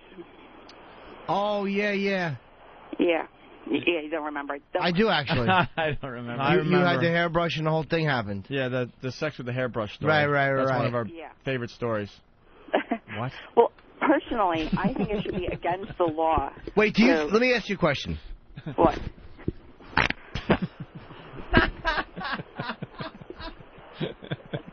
Oh, God damn it. Oh, God damn it. All right, Caitlin, thank you. Yeah. Oh, my God. Guys, we don't get many women Jimmy. that call the show. Come on. That is so bad. They're never going to call this show. I got scared. I got nervous talking to her. You It did slipped get out. nervous. I saw that. My fist clenched up and it just slipped out. Let's go to Jeff in Illinois. Hey guys, how you doing? Hey, bro. man. Hey, I was at this party and this hot chick was giving she was breastfeeding, and my buddy is half drunk. He goes over there and he goes, "Hey, let's see that little baby." Snatches him up. You hear this little, and there it was.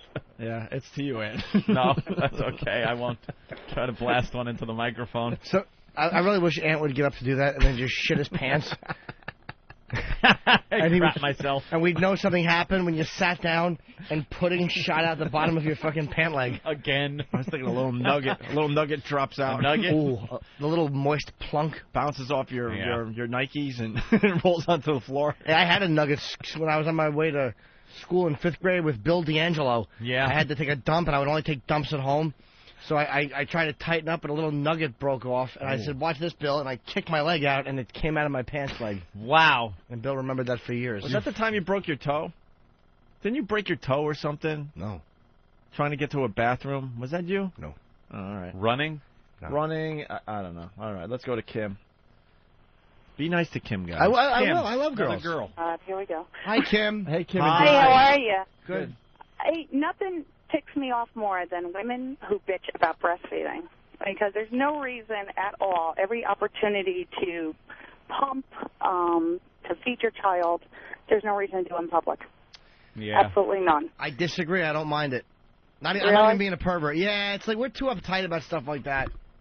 Yeah, you know, it annoys me, so I can see why men get annoyed, because I just feel women do it just to be empowered, just to say, oh, I could do something, there's nothing you could do. It's almost playing the race card. So Well, I said before, my problem with it, if the motives are right, if somebody is doing it because they genuinely want to feed the kid and not to, like you said, not to be empowered and just do it because they can. You know, what kind of an animal gets mad at the mother breastfeeding the young? I mean, we're the only creatures that would fucking have a problem with that in the animal kingdom. It is kind of uptight. True. I mean, if there's no other option but to do it right there, I see that. But I just think it makes me uncomfortable. I can't look at it. I don't know where to look. You have to look away, and then you're so conscious that you're looking away that you're compelled to turn your head and actually look, and I don't want to be in that situation. I'm selfish. I don't blame you. And when you see 3 or 4 women sitting together and they're having a tea party with their breasts, it's annoying. What I'm saying is this: why, like, because I believe Ant's a little bit uncomfortable with that, but Yes. like, why would any of us be?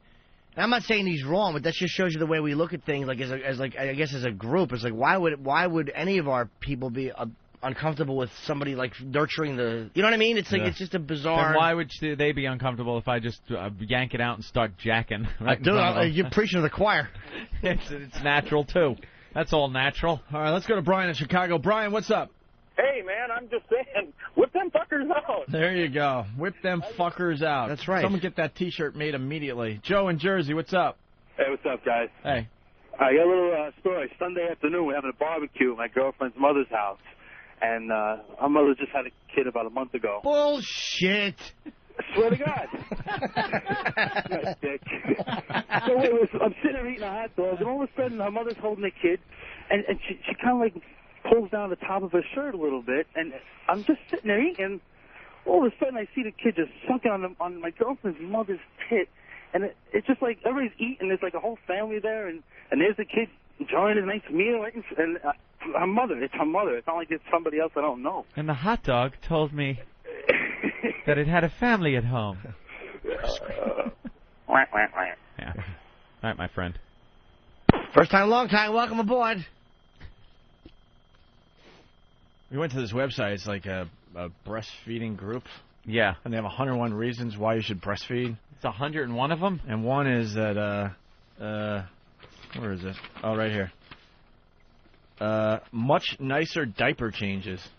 Really? Oh, who knew this? The bowel movements of breastfed babies smell mild and inoffensive, Anthony. The same cannot be said about those of formula-fed babies. Try changing a few formula-fed babies if you're uncertain about wanting to try breastfeeding. That's always good because you want your kid's shit to smell nice in the house. Yeah, pleasant smelling shit. This shit makes it goes from abominable to awful. Jesus.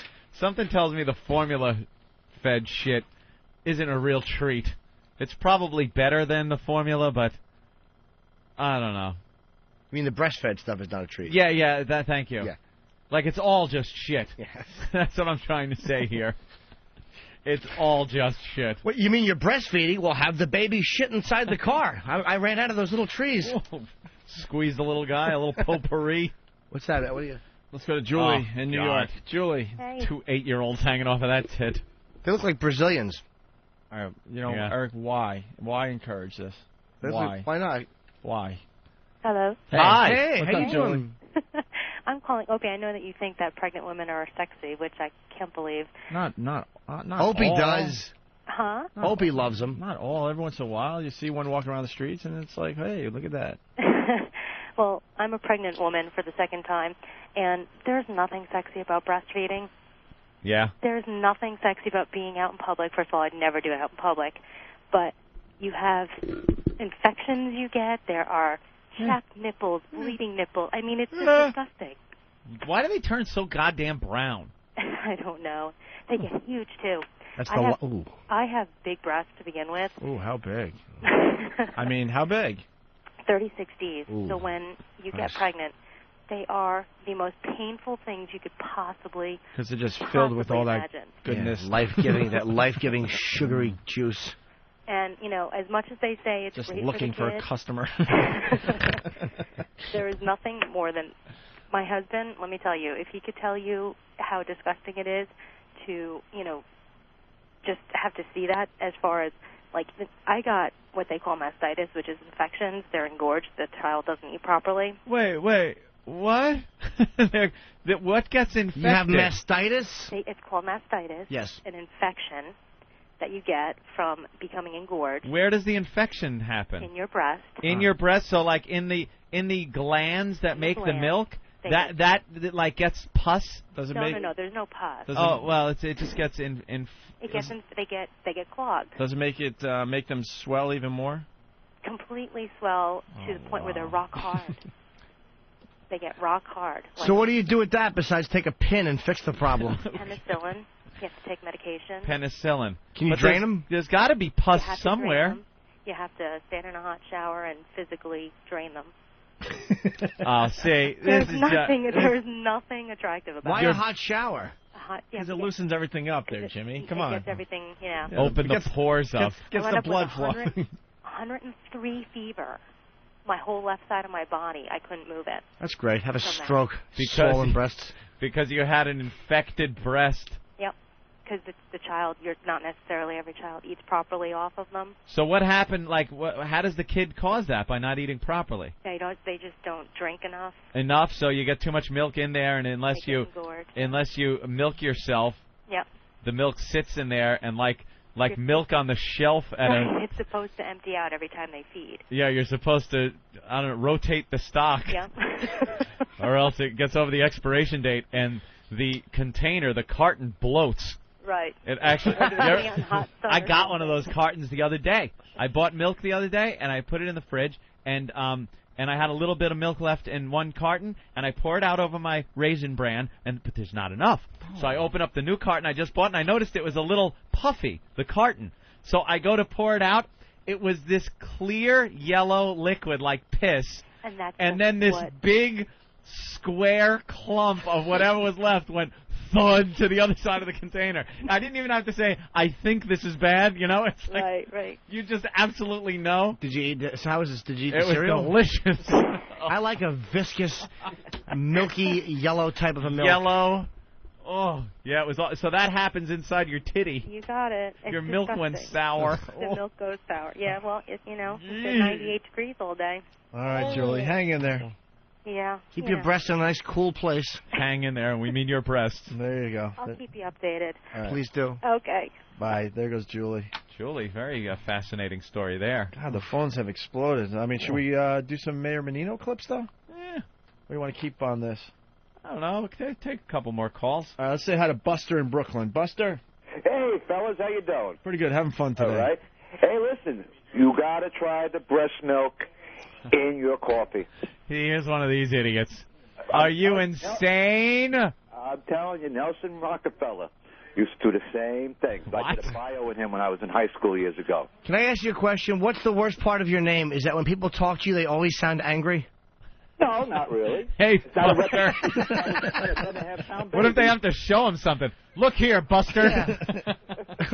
Or his poor wife. Oh, fuck me, Buster. I'm telling you, try it. Maybe you can get some girls up there who are ready to breastfeed. Put it in your coffee. No, All right, thank you, Buster. Let's go to Enough of you.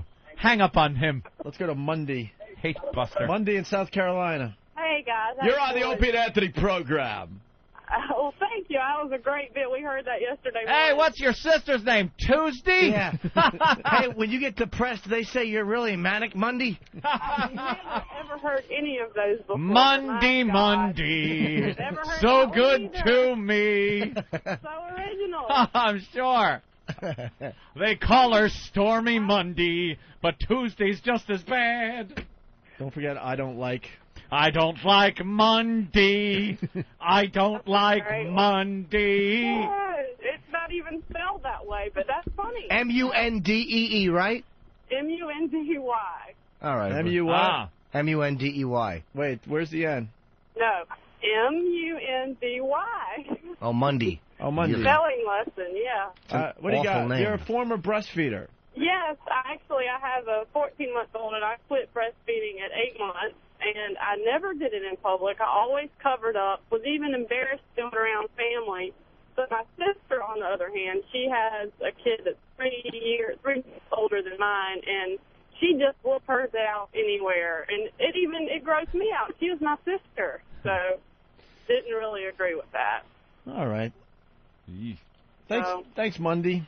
All right. There Thanks she- for making fun of my name. I appreciate it. All right. We didn't mean it. We're sorry. All right, watch his aunt Like she do hasn't it. heard every single course one of she those. has. It's like me growing up hearing the, hey, Anthony, it's Wednesday. It's Prince Spaghetti Day. Any kid named Anthony that grew up when those things were on, ugh, constant. And then Yeah, you hear- know how it is. You have Opie with, where's Aunt B? How many times do you hear that one? Probably about 7 times. Yeah, that's it? Fucking 8, maybe? Hey, Jimmy, here's a porch. Pop this into your mouth. All right, one more and we'll move on. Jaeger? Yeah. Hey, what's going on, guys? Is your last name Meister? Or is your first name Chuck? LOL. Ladies and gentlemen, here they come. Here we go. Waka waka. Suck it. What the fuck is that?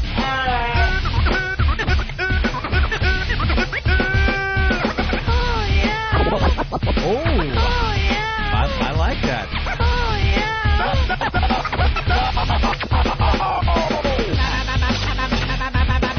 What an ad. I can't believe. Are you insane? Oh yeah. Oh, God damn. All right. Say what again? Come on, say what? What? Shut the fuck up.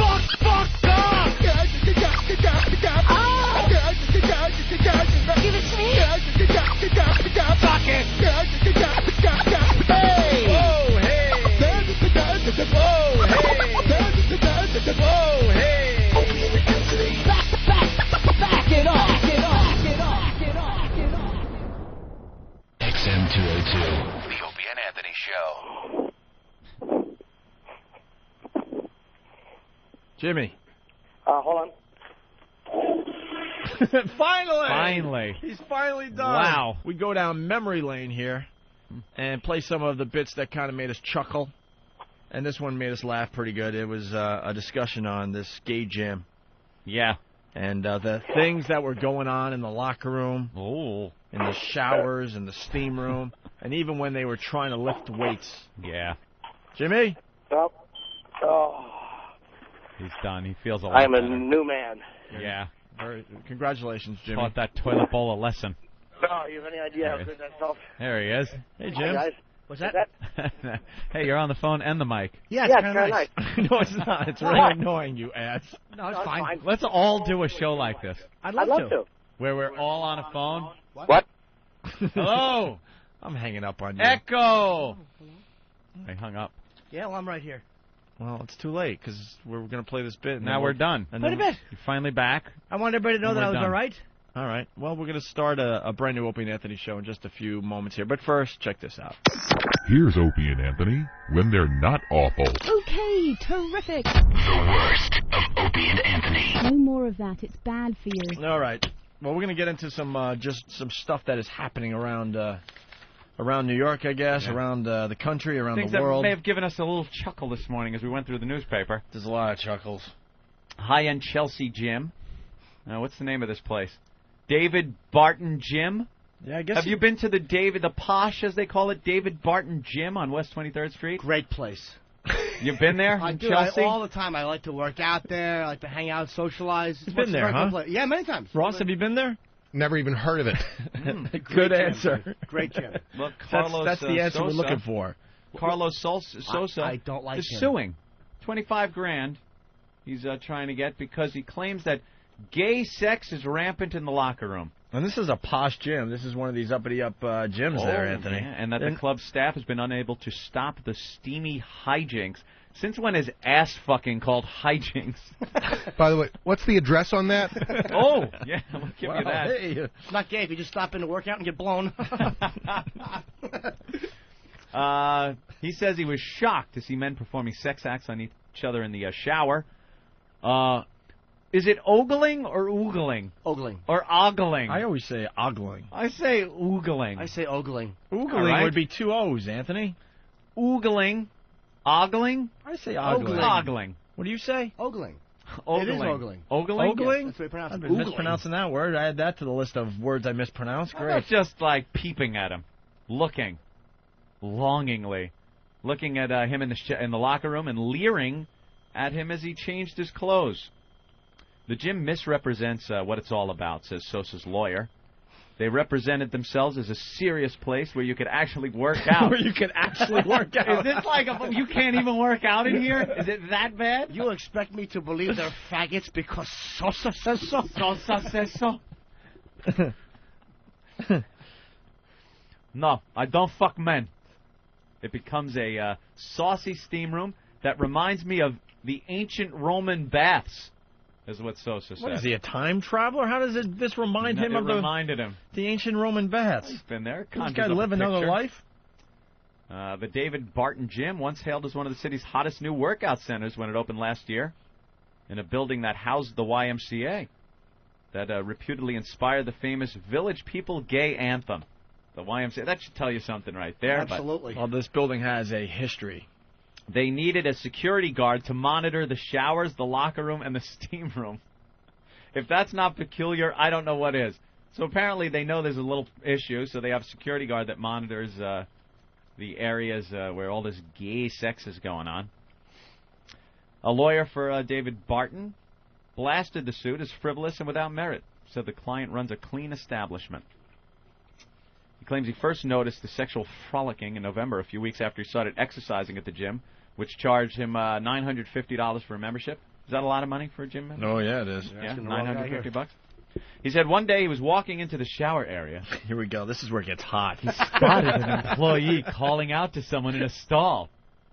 He said he saw men getting it on through the gaps between the two stalls. What are you peeking for, fruitcake? Stop looking. These guys were doing something to each other, he said. You could see it in silhouette. Sounds sexy, doesn't it? I'm getting hot. Doesn't that sound hot? I really am. All steamy silhouette. Looks like they're banging two little Lego people together and you realize it's their cocks touching. Maybe they're just good at shadow puppets. They just want to throw everyone off. I don't know. I saw one head bobbing and then a little bird flying above. Yeah. Sosa said he was so disturbed by the experience, and other times when men came on to him, he was afraid to use gym amenities such as the steam room. He claimed he saw gym employees trying to stop the shenanigans. Shenanigans? But said their efforts were ineffectual. Now I'm really uncomfortable, and I'm paying for this, he said. I felt I had to avoid the steam room because God knows if I'll step on something I don't want to step on. He's talking about maybe a little pile of jizz on the floor. That's why they do it in the shower, though. It should clean it up fairly right down quickly. the drain. No muss, no fuss. And you can wash your hair while you're blowing someone. That's got to be convenient. You know, while he's putting his hands in your hair, just rub that scalp a little. That's right. Put a little shampoo there. It's all lathered up as he's pressing the back of your head. And read this part right here. It says, and everywhere I would walk, they would stare at my big cock and make remarks, said plaintiff Ben Sparks. There's Ben. He's not going to come in. He's not going to come in with that.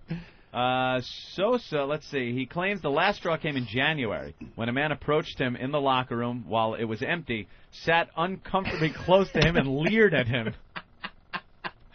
It's bad enough in a regular gym that all these shenanigans, as they so eloquently put it, are going on. When you're in the locker room and there's a naked guy that's just walking around. It's really simple. I work at a regular gym, and you've told a story in the past as well. And there are guys that just openly walk around the locker room completely naked. Completely naked, no reason to. I mean, if you're naked more than the time it takes to, if you're going to take a shower or whatever, to take your underpants off and put a towel on, you're gay. Or you're done, take the towel, put your underwear on, now you're dressed. There's no reason to take the towel off, get out of the shower as you're drying your bag and everything, Dude, and then walk around. This guys that blow dry their hair completely naked. It's like, Naked why? in front of the mirrors by the Why? sink, their pelvis sticking out. Yeah, look at my cock. The hell is that all about? There's no need for that. Of course not. Many years ago, Florentine and I were doing these sketches for MTV. It was Rich Franchese's had a show. In a bathroom stall. It was actually in a New York. This is many years, maybe 8, 9 years ago, in a New York gym. And there was a guy. Me and Jim were so immature. We were standing there at the mirror, and this guy came over, totally nude, and starts blow drying his hair. And I'm not kidding. His cock was standing straight out. It might have been an inch long. Me and Jim are in the mirror, like, he's on one side, I'm on the other. We look in the mirror, make eye contact, both look down at the guy's hog, and just fucking start laughing. We had to walk out of the Two chair. men laughing at your junk. Just two guys laughing at the tiny genitals of another man. It was so immature, we had to walk out. He should have just killed himself. When I finish today, I'm going over to the Friars Club and take a steam. And what you're talking about is basically just what happens every moment over there. Really? That's just nobody. You take your clothes off actually before you enter the Friars Club building. itself? Yeah. There's a place you check your clothes outside. You're out on the street, you walk in naked, and they're all very cordial and no problem. But that's and it's and they've had to move the powdering area because you powder after you take a steam, you powder yourself so you don't chafe. And they've had to move it because there was so much powder going on that it was going through the circulation system, the ventilation system. It was shutting down the ventilation system. Because everyone's powdering up. What the hell is going on over at the Friars? A bunch of 80-year-old old showbiz faggots just cleaning off, looking at each other naked. I love powdering my anus. There's just, I'm just saying to myself, I don't believe I'm doing this. I'm just running my hand up and down the crack of my butt in front of other people. Applicator or just your hand? Yeah, I use an applicator. It is called my hand. Really? Yeah. Just the hand? No powder puff? Powdering your ass is kind of like the way astronauts would have semen thrown on it, just dried up like Tang kind of. It's like, why did I have to make it a cum joke? Why? What's wrong with me? You had to. My apologies. No. Exactly. It's the fact they bring it with them and it's already freeze-dried. Just add water and throw the load in someone's face. That's a good friend trying to bail me out of my awful bomb. Thank you. I fucking sinking that one myself. Sosa claims he soon asked to be let out of the gym contract, but was refused. Said after several attempts to work the matter out, he decided to bring the civil suit. Do you think there's a possibility he's just a cheap fuck and wanted his money back? It seems like it's a pretty prestigious gym. It says here Matt Dillon, Susan Sarandon, Calvin Klein have all been spotted at this upscale gym. Ooh, Matt Dillon. The membership contract clearly states that such behavior is not tolerated. When it has to be in your contract that no blowjobs should be going on in the shower, it should tell you something right there. But he wants his membership fee back and $25,000 for emotional distress. Look. It is disturbing to be around that kind of activity if you don't like it. Is it? Yeah. Well, I wouldn't know, but... The Friars. You were in the Army. You do know. Yeah, I saw it on a daily basis. In the Army? Oh, sure. Really? But this was back... they didn't have the standards they do now. Mm-hmm. They let me in. And anything could go on in that situation. Really? Yeah. Just two men alone. Rarely were they alone. There was usually like some sort of a line. A bunch of guys? Next. General's son. Tell the story with the General's son. What is this? There was this guy. This was 1973. This is 1973, and there was this, and he seemed gay. I didn't know what gay was at that time, but he just was very effeminate and everything. And one time, and I was a squad leader, and they actually 6 black guys had him in the corner, and they were forcing him to do them one at a time. And I came in to break it up. I was 145 pounds. I had a neck the size of your wrist. Good job. And I broke it up.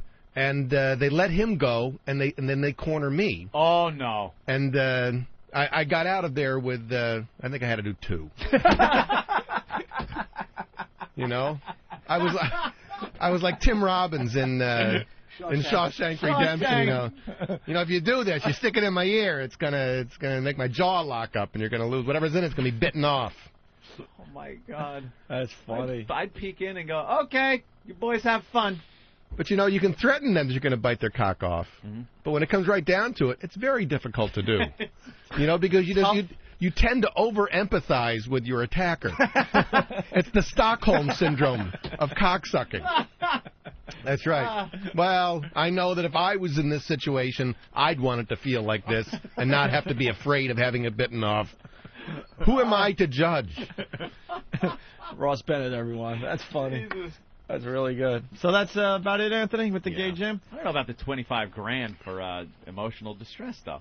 It just seems like something you would want. Yeah, I obviously give the guy his membership back if he's not into that kind of thing. But as far as emotional distress, you got stories to tell your buddies. Yeah, I mean, you know, dude, I walked in there, and how funny would it be to walk in the bathroom here and look in the crack in the stall and see two guys going at it? You'd come back in here and laugh. You might. Well, Jimmy would come back and wipe his mouth off and then laugh. Emotional distress is if they didn't want to do you. That's the emotional right. distress. Maybe he was feeling a little dejected, the whole thing. Sure. I joined the David Barton gym and I sued because I was in the locker room eyeing someone up and they said, "Beat it, fatty." I was so hurt. So hurt they weren't oogling or ogling or leering. Or ogling. No shenanigans going on. I think we got a guy that used to work at the gym. Chris from New York. Chris? Fellas, I actually used to work at the Reebok Club on the Upper West Side, but one of my trainer friends asked me if I could fill in for him for the day down at the Barton gym. And so I go down there. I'm just going to paint a picture for you. You know when you're at a party and a new hot girl walks in and everyone turns to look? Yeah. That's what it's like being a trainer there the first day you go there. Everyone just looks at you and walks in. And to paint the picture even more, it's like doing a training session at Studio 54 circa 81. Oh, come on upstairs. Come on upstairs. You walk in and you eyed up and down by 40 people. It's like you're on a runway when you walk in. And then, like you said, if they don't look at you, and I'm a straight guy, you start getting a conflict. Like, man, why aren't these guys looking at me? They're looking at me. It's nice to be asked. Place. Yeah, that description is not over the top what that guy said. Why don't they just give the guy his money back? If a guy's like act like he's going to sue, just give him back his $900. Yeah. You're right there, Chris. Yeah. You got the looks though? Well, yeah, like you said, I heard about the place and I heard the reputation of, it's pretty much a gay place down in Chelsea to work out, but it's also had a great reputation as a nice facility. Got nice abs and stuff on you, Chris? Yeah, it had a great reputation. But, you walk in and you got, the T-shirt on, the David Barton black tight T-shirt, and it pretty much goes from there. It like you said, it's like doing a training session, Studio 54. Did you get out of there alive? Yeah, you got over there alive, but like you go home and you try to explain it to your girlfriend what you did for a living today, and it doesn't come off well in any way. You got to scrub off in the shower. Nothing worse than the smell of a fucking men's locker room. Isn't it's like just doing awful? A training session at West 4th Street bathroom. Just balls and ass. Ugh. Thanks, Chris. Take care. All right. It's awful. It's every locker room. That's why even, the stupid high school locker room was the same thing. You walk in and just, ugh. Didn't you have a story where you were at a hotel or something and you wanted to just go for a swim? Was that in Boston? And you had to walk through the gym, and you told this one story once, and you were just horrified by just the nudity. Yeah, well, you had to walk through the locker room. Right, that's what I mean. To the pool. The pool, I mean. Yeah. And I'm just, I'm just in my swim trunks. I got my towel. Your swim trunks pulled up a little too high. Yeah, all high, right under my nipples. Right, I'm just walking through. Just want to go for a dip in the pool. And I want nothing to do with a men's locker room at that moment. I just want to go into a pool. But you have to walk through the locker room. And it was a gauntlet of penis and ass and nutsack. Just walking through, and they're all talking to each other naked. And the bend over to dry your foot as it's up on the bench guy. Ugh. He's got his ass just sticking out into the aisle I'm walking past. It's like, if I want to go to a pool, why should I have to walk inches away from a hairy man ass? I shouldn't. I tell you. I was working out at New York Sports Clubs and Sports Club in Huntington once. And you see the same people, Worked out there all the time. And you start acknowledging people because you see them all the time because it's awkward when you're going from machine to machine. And I see this one guy, and, so many times I finally figure out I might as well say, hey, So he's kind of nodding at me, and I go, hey, what's going on? He goes, I'm going to go take a shower. All right. And I'm like, great. Why would he what does say that mean? How about we start with, hey, how are you? Is that like a... I don't know. Is that a code word, maybe? I don't know. Maybe it's a code word. It's the New York Sports Clubs, they're legitimate gyms, but this guy had to tell me he was going to take a shower. I'm like, I don't know if he was expecting me to follow. I didn't know what the hell was going on.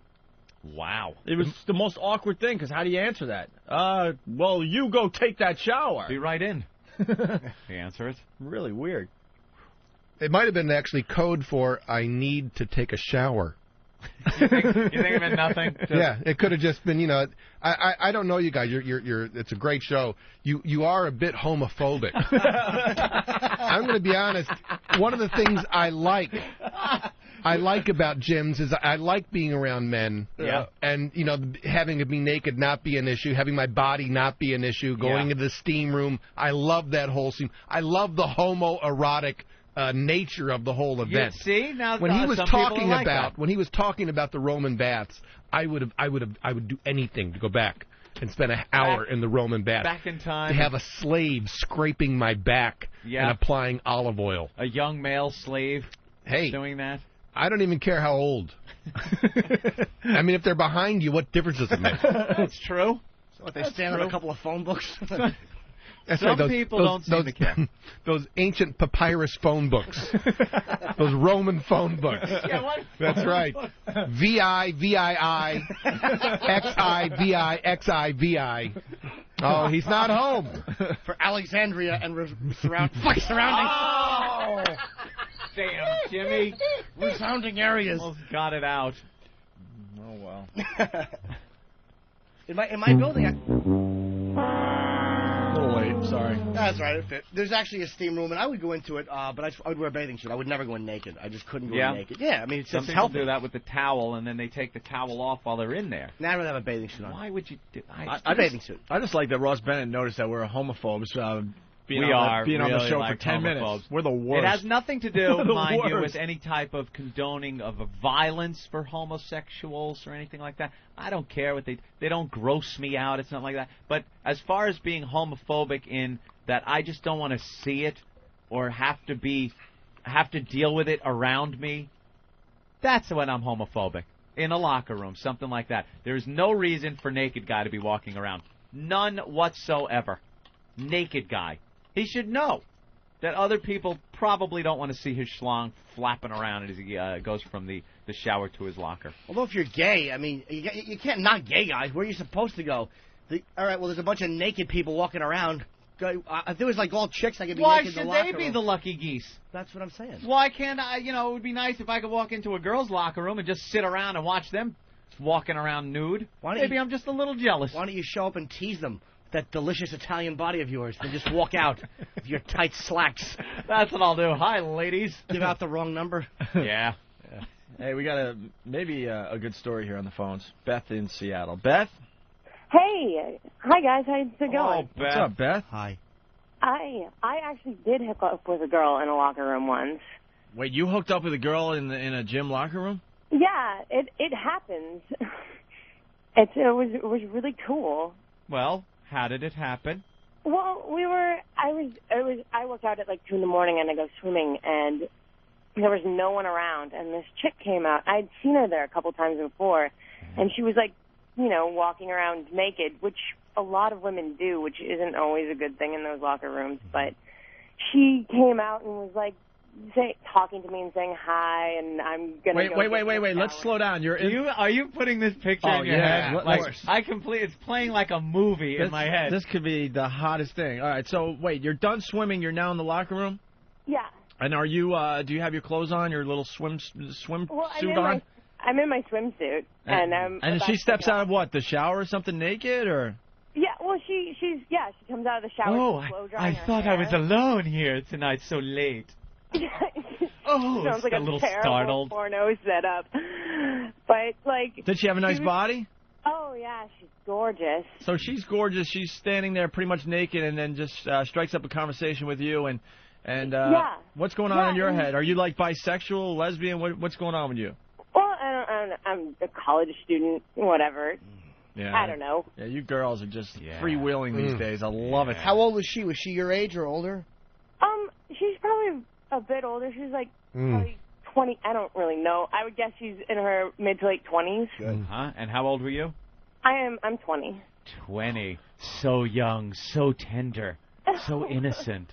Wow, teen lesbianism. Yeah. So what happened? Well, we started talking, and I've seen you around the gym, and I saw you out at this place one time. And she's naked while you're talking to her? Yeah. And you have your little swimsuit on? Yeah, it was very disconcerting. I mean, you're talking to someone, and it's hard enough when you're, talking to someone with clothes on, not to let your eyes kind of wander down. Right, yeah. You're like, naked. You're like, hi. When did you get to the fingering? Opie.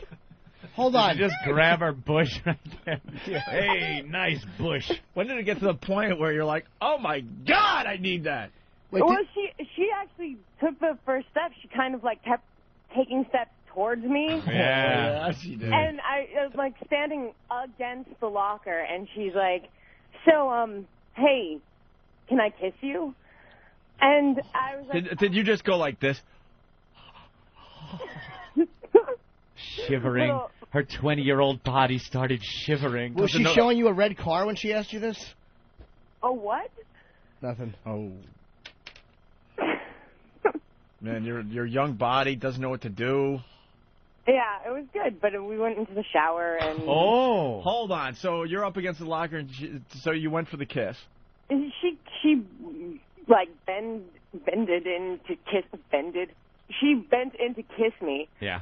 And, kind of ran her hands down my body and, she did. Did she take off your little swimsuit? Yeah. Yeah, where did the swimsuit come off? It in the shower. So you both go into the shower. Did she grab you by the hand and lead you in? Oh, that would have been so hot. That would have been really hot. Definitely am. Right. So you go into the shower. In my version of the story, that's what happened. Yeah, that's what happened. And you're crying. Oh, believe me, I got a 3-camera shoot going on in my head right now of this whole scene. What kind of body do you have? Very risky to ask this, I know, Anthony. Yeah, but very risky question, Opie. What kind? I've been swimming since I'm 16. Swimmer's body. Swimmer's body. Yes. Nice. Yes. Okay. 5'5", about 125 pounds. Yeah. And what color hair? I have short blonde hair. Short blonde hair, little bob cut. little. And what size? What size I'll is? send you guys a picture sometime. A little cute. I was a teenager haircut. And what kind of boobs? I guess. Yeah. What size? I have B cup. B Nothing cup. wrong with that. Goes with the swimmer's Probably body. full B's, right? Yeah. Yeah. Young enough where they're not moving yet. Oh, they go like bing, bing, bing. And she goes into the shower, so you follow her in. Does she take your bathing suit off? I took it off. In a cloud of steam, Opie. Yes, of the course. shower is so hot, the steam is filling up the room. So you reach back and unclip your top. It was. And you know it's just. I hate to destroy the fantasy, but it's not like one of those sexy bikinis. It was like a all-purpose one-suit, Speedo swimming wear kind of thing. It's one of those ones you have to kind of. I want the one that rides real high up on your hips. Yeah. All right. Well, it's okay. But now you're in the shower, and she's telling you to be quiet because you guys don't want to get caught. And it feels so wrong, but it also feels just so right. So you take off your bathing cap and pull down your suit in 1921. Then what happens? Bloomers. The other totally not romantic thing that happened is she took off her little shower sandal things and put them down on the floor. So she went down on me in the shower. And she got down on her knees, but she put the sandals down first so that her knees didn't actually have to touch the gross, slimy. So she looked like when you try to make yourself look like a midget and put your shoes on your knees and stand there. A dwarf. Dwarf on pussy eating. Dwarf. Yeah, Tim Conway's going down on you. Hey, man, you're wrecking this, Ross. Sorry. I'm sorry. Like the next day she'd wake up with acid foot on her knee or something like that. That is so funny, dwarf. Oh, Mrs. Higgins. She got a little golf club with her. Putting it to the drain. Dwarf on bush. All right, so she's going down on you, and you running your hands through her hair. Yeah, well, I mean, I was holding on to her because I was kind of scared I was going to slip and fall. Yeah. Wow. Did she have a nice body too? Oh God, she's beautiful. I see her there every once in a while now too. Wow. But it's never happened that we've been alone again. I wonder if it would happen again. Of course it would. Why don't you hook up? Why don't you trade numbers and go somewhere? What's wrong with you? I don't know. Wow, I wonder why she never hooked up with you again. Did you reciprocate? I didn't. No. I fingered her though. What a gal. Like, she was out of there. Like, we were making out in the shower, and then she was down on me, and I came, and then, like, she was gone. Wow. Did both of you shaved? Well, I'm clean-shaved. She had a little something, but it wasn't, like, gross, hairy, nasty bush. It was, like, you know, the little triangle That's right fine. above. Oh, nice little kept in shape. That's so hot. She put her little shower shoes down. Dirty girl. What a pro, too. She's done that before. Yeah. You don't just think to put shower shoes down and kneel on them. and kneel on them. And what time of day was this? It was like 2 in the morning. 2 in the morning. Yeah, you said you. All right, yeah. Okay. Were you like a little scared someone might walk in? Well, the cleaning guy comes in right around then, too. Guy? So, yeah, no, there's a couple guys that clean the girls' bathrooms from, like, 2:30 to 3 What a in the treat morning. to walk into. Can you that imagine? going on. You thought your life sucked. when Hey, you get to see ladies. this? Zip.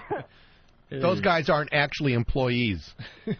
they just wander through for free.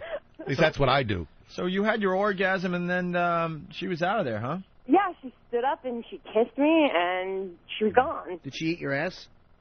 No. Sorry I asked you that. Sorry, Jimmy. That's all right. Just asking. That's a very hot story. That is a very hot story. You told it very well. We invented lesbians. Hoo-hoo, Robin. All on radio rips me off. All right, guys. I'll talk to you later. Hey, Beth, that was a great story. Thank you so much. You're welcome. It just got the gay out of the show. We appreciate that. All right. All right. Bye. People are getting a little upset. Rob from Philly, quit the friggin' jokes. I have such a rod now. Get back to the story, you tools. Stop with the coin, Opie. What am I hitting? Enough with the poker chips. This. I can't get a boner. Oh, okay. Boner. Love our audience. They're still using the word boner. Yeah. Like it's junior high. She never hooked up with her again because her sweaty box probably stank. I was going to ask her you know, that. it probably reeked. Beth, call back. We're wondering She was if in you the had pool. a sweaty box. She wasn't doing hurdles. Maybe Beth had a yeast infection, and the girl went down on her, had a milk mustache, and she's like, enough of this chick. I'd like to know what happened. It's in the shower. Hey, Liddy. All right, we got Ross Bennett in the studio. You guys have the greatest job in the world. Did you enjoy that one, Ross? I'm so nice. hot. This is like. Yeah. That is really nice. And you don't have commercial breaks for me to run off to the bathroom. Rub one out. That's right. That's why we all just do it right here. Yeah, That's bunch right. of men being real. Just whip it out and let her rip. Completely uncomfortable around the thought of any kind of a naked men's room kind of a situation. Yeah. But underneath here. Yeah, we're not seeing it under the console, so make a mess. Yes, rosebud frozen peas, full of country goodness and green penis. Wait, that's terrible. I quit. Hey, it's time for more fag talk. Okay, sure. Yeah, that's a lot of fun. Why don't you come to my place? I'll show you my beefy bologna. Yeah! Awesome. Poor demented hunky. I need that, man. I'm being hammered. Head over, head down. Head over, head down. Hey. Is this a faggy show? I'm just a flaming fag. Is this a faggy show? I would choke the chicken in front of everybody. Give me the back, faggy. Oh. Give me the back, faggy. I'm horny. Hey. Stick it in and start the banging. This is tearing the ass out of me. Shut the hell up. He's a flaming fag. I'll give you oral. Put it in the mouth. I always wanted those pipes. Put it in the mouth. You've got some funky tasting spots. Suck me.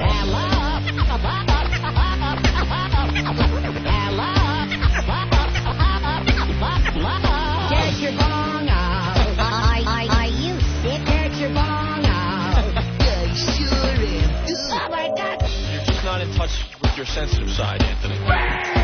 Give a pound monkey ass, Opie. Old hags gave Opie a boner. Hey, what's up there, fruitcake? What is your major malfunction, numbnut? I just crap myself. Lady take man at home. Lady take man at home.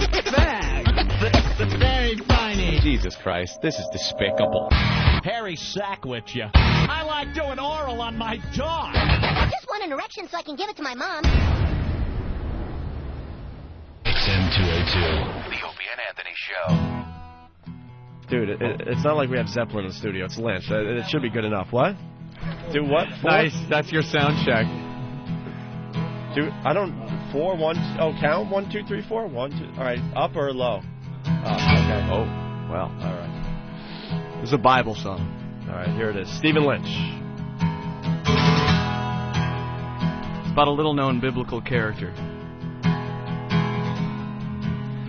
Everyone knows Jesus, the man who healed the lame. Well, I am Jesus' brother. Craig is my name. Jesus is the Prince of Peace. Jesus is the Lamb. Jesus is the Son of God. But Craig don't give a damn.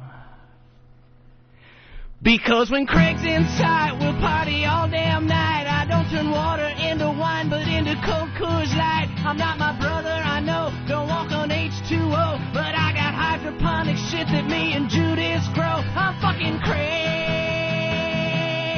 I'm fucking Craig. I'm fucking Craig. Craig Christ.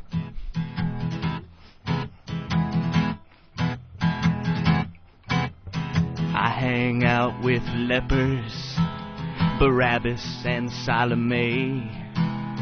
Jesus' friends are called apostles. Those dudes are totally gay. Jesus is the Prince of Peace. No, wait, I already did that line. What is it? Oh, my God. How are we going to replay this a million times on our show? You messed it up. Oh, yeah, I know what it is. All right, go. Jesus performs miracles from Galilee to Rome. But it would be a miracle if it brought a fucking lady home. Because while Jesus is praying, fucking Craig is laying. Every lady in the Testament, you know what I'm saying. I will die for your sin like my famous kin. But if you got a little sister, then there's room at this end. I'm fucking Craig. I'm fucking Craig. I'm fucking Craig. Craig Christ. Craig Christ. Jesus was our mother's fave. All her love to him she gave. But there's no sibling rivalry when he's nailed to that tree. Yeah. And now the question for you is not what would Jesus do, but where will you be when the Craig machine comes partying through? And if the Lord will allow, you got to ask yourself how and who and why and when and where is your Messiah now? It's fucking Craig. Fucking Craig. Fucking Craig. Fucking Craig. Craig Christ. Craig Christ. Craig Christ. I'm fucking Craig. Yeah, right on, man. Woo! Stephen Lynch on the Opie and Anthony Show. This is the end. What are you talking about? Of the worst of Opie and Anthony. Well, okay. Catch Opie and Anthony live from 7 a.m. to 11 a.m. Eastern with replays throughout the day on XM 202. Want more? Go to opieandanthony.com. We'll do this tomorrow. I think we're out of here. I think we're done. Done? I think we're off the air. All right. Done? I hate that they can do that to us. What was the last word that was said tonight? Today? What? Who? That ought to hold the little fuckers.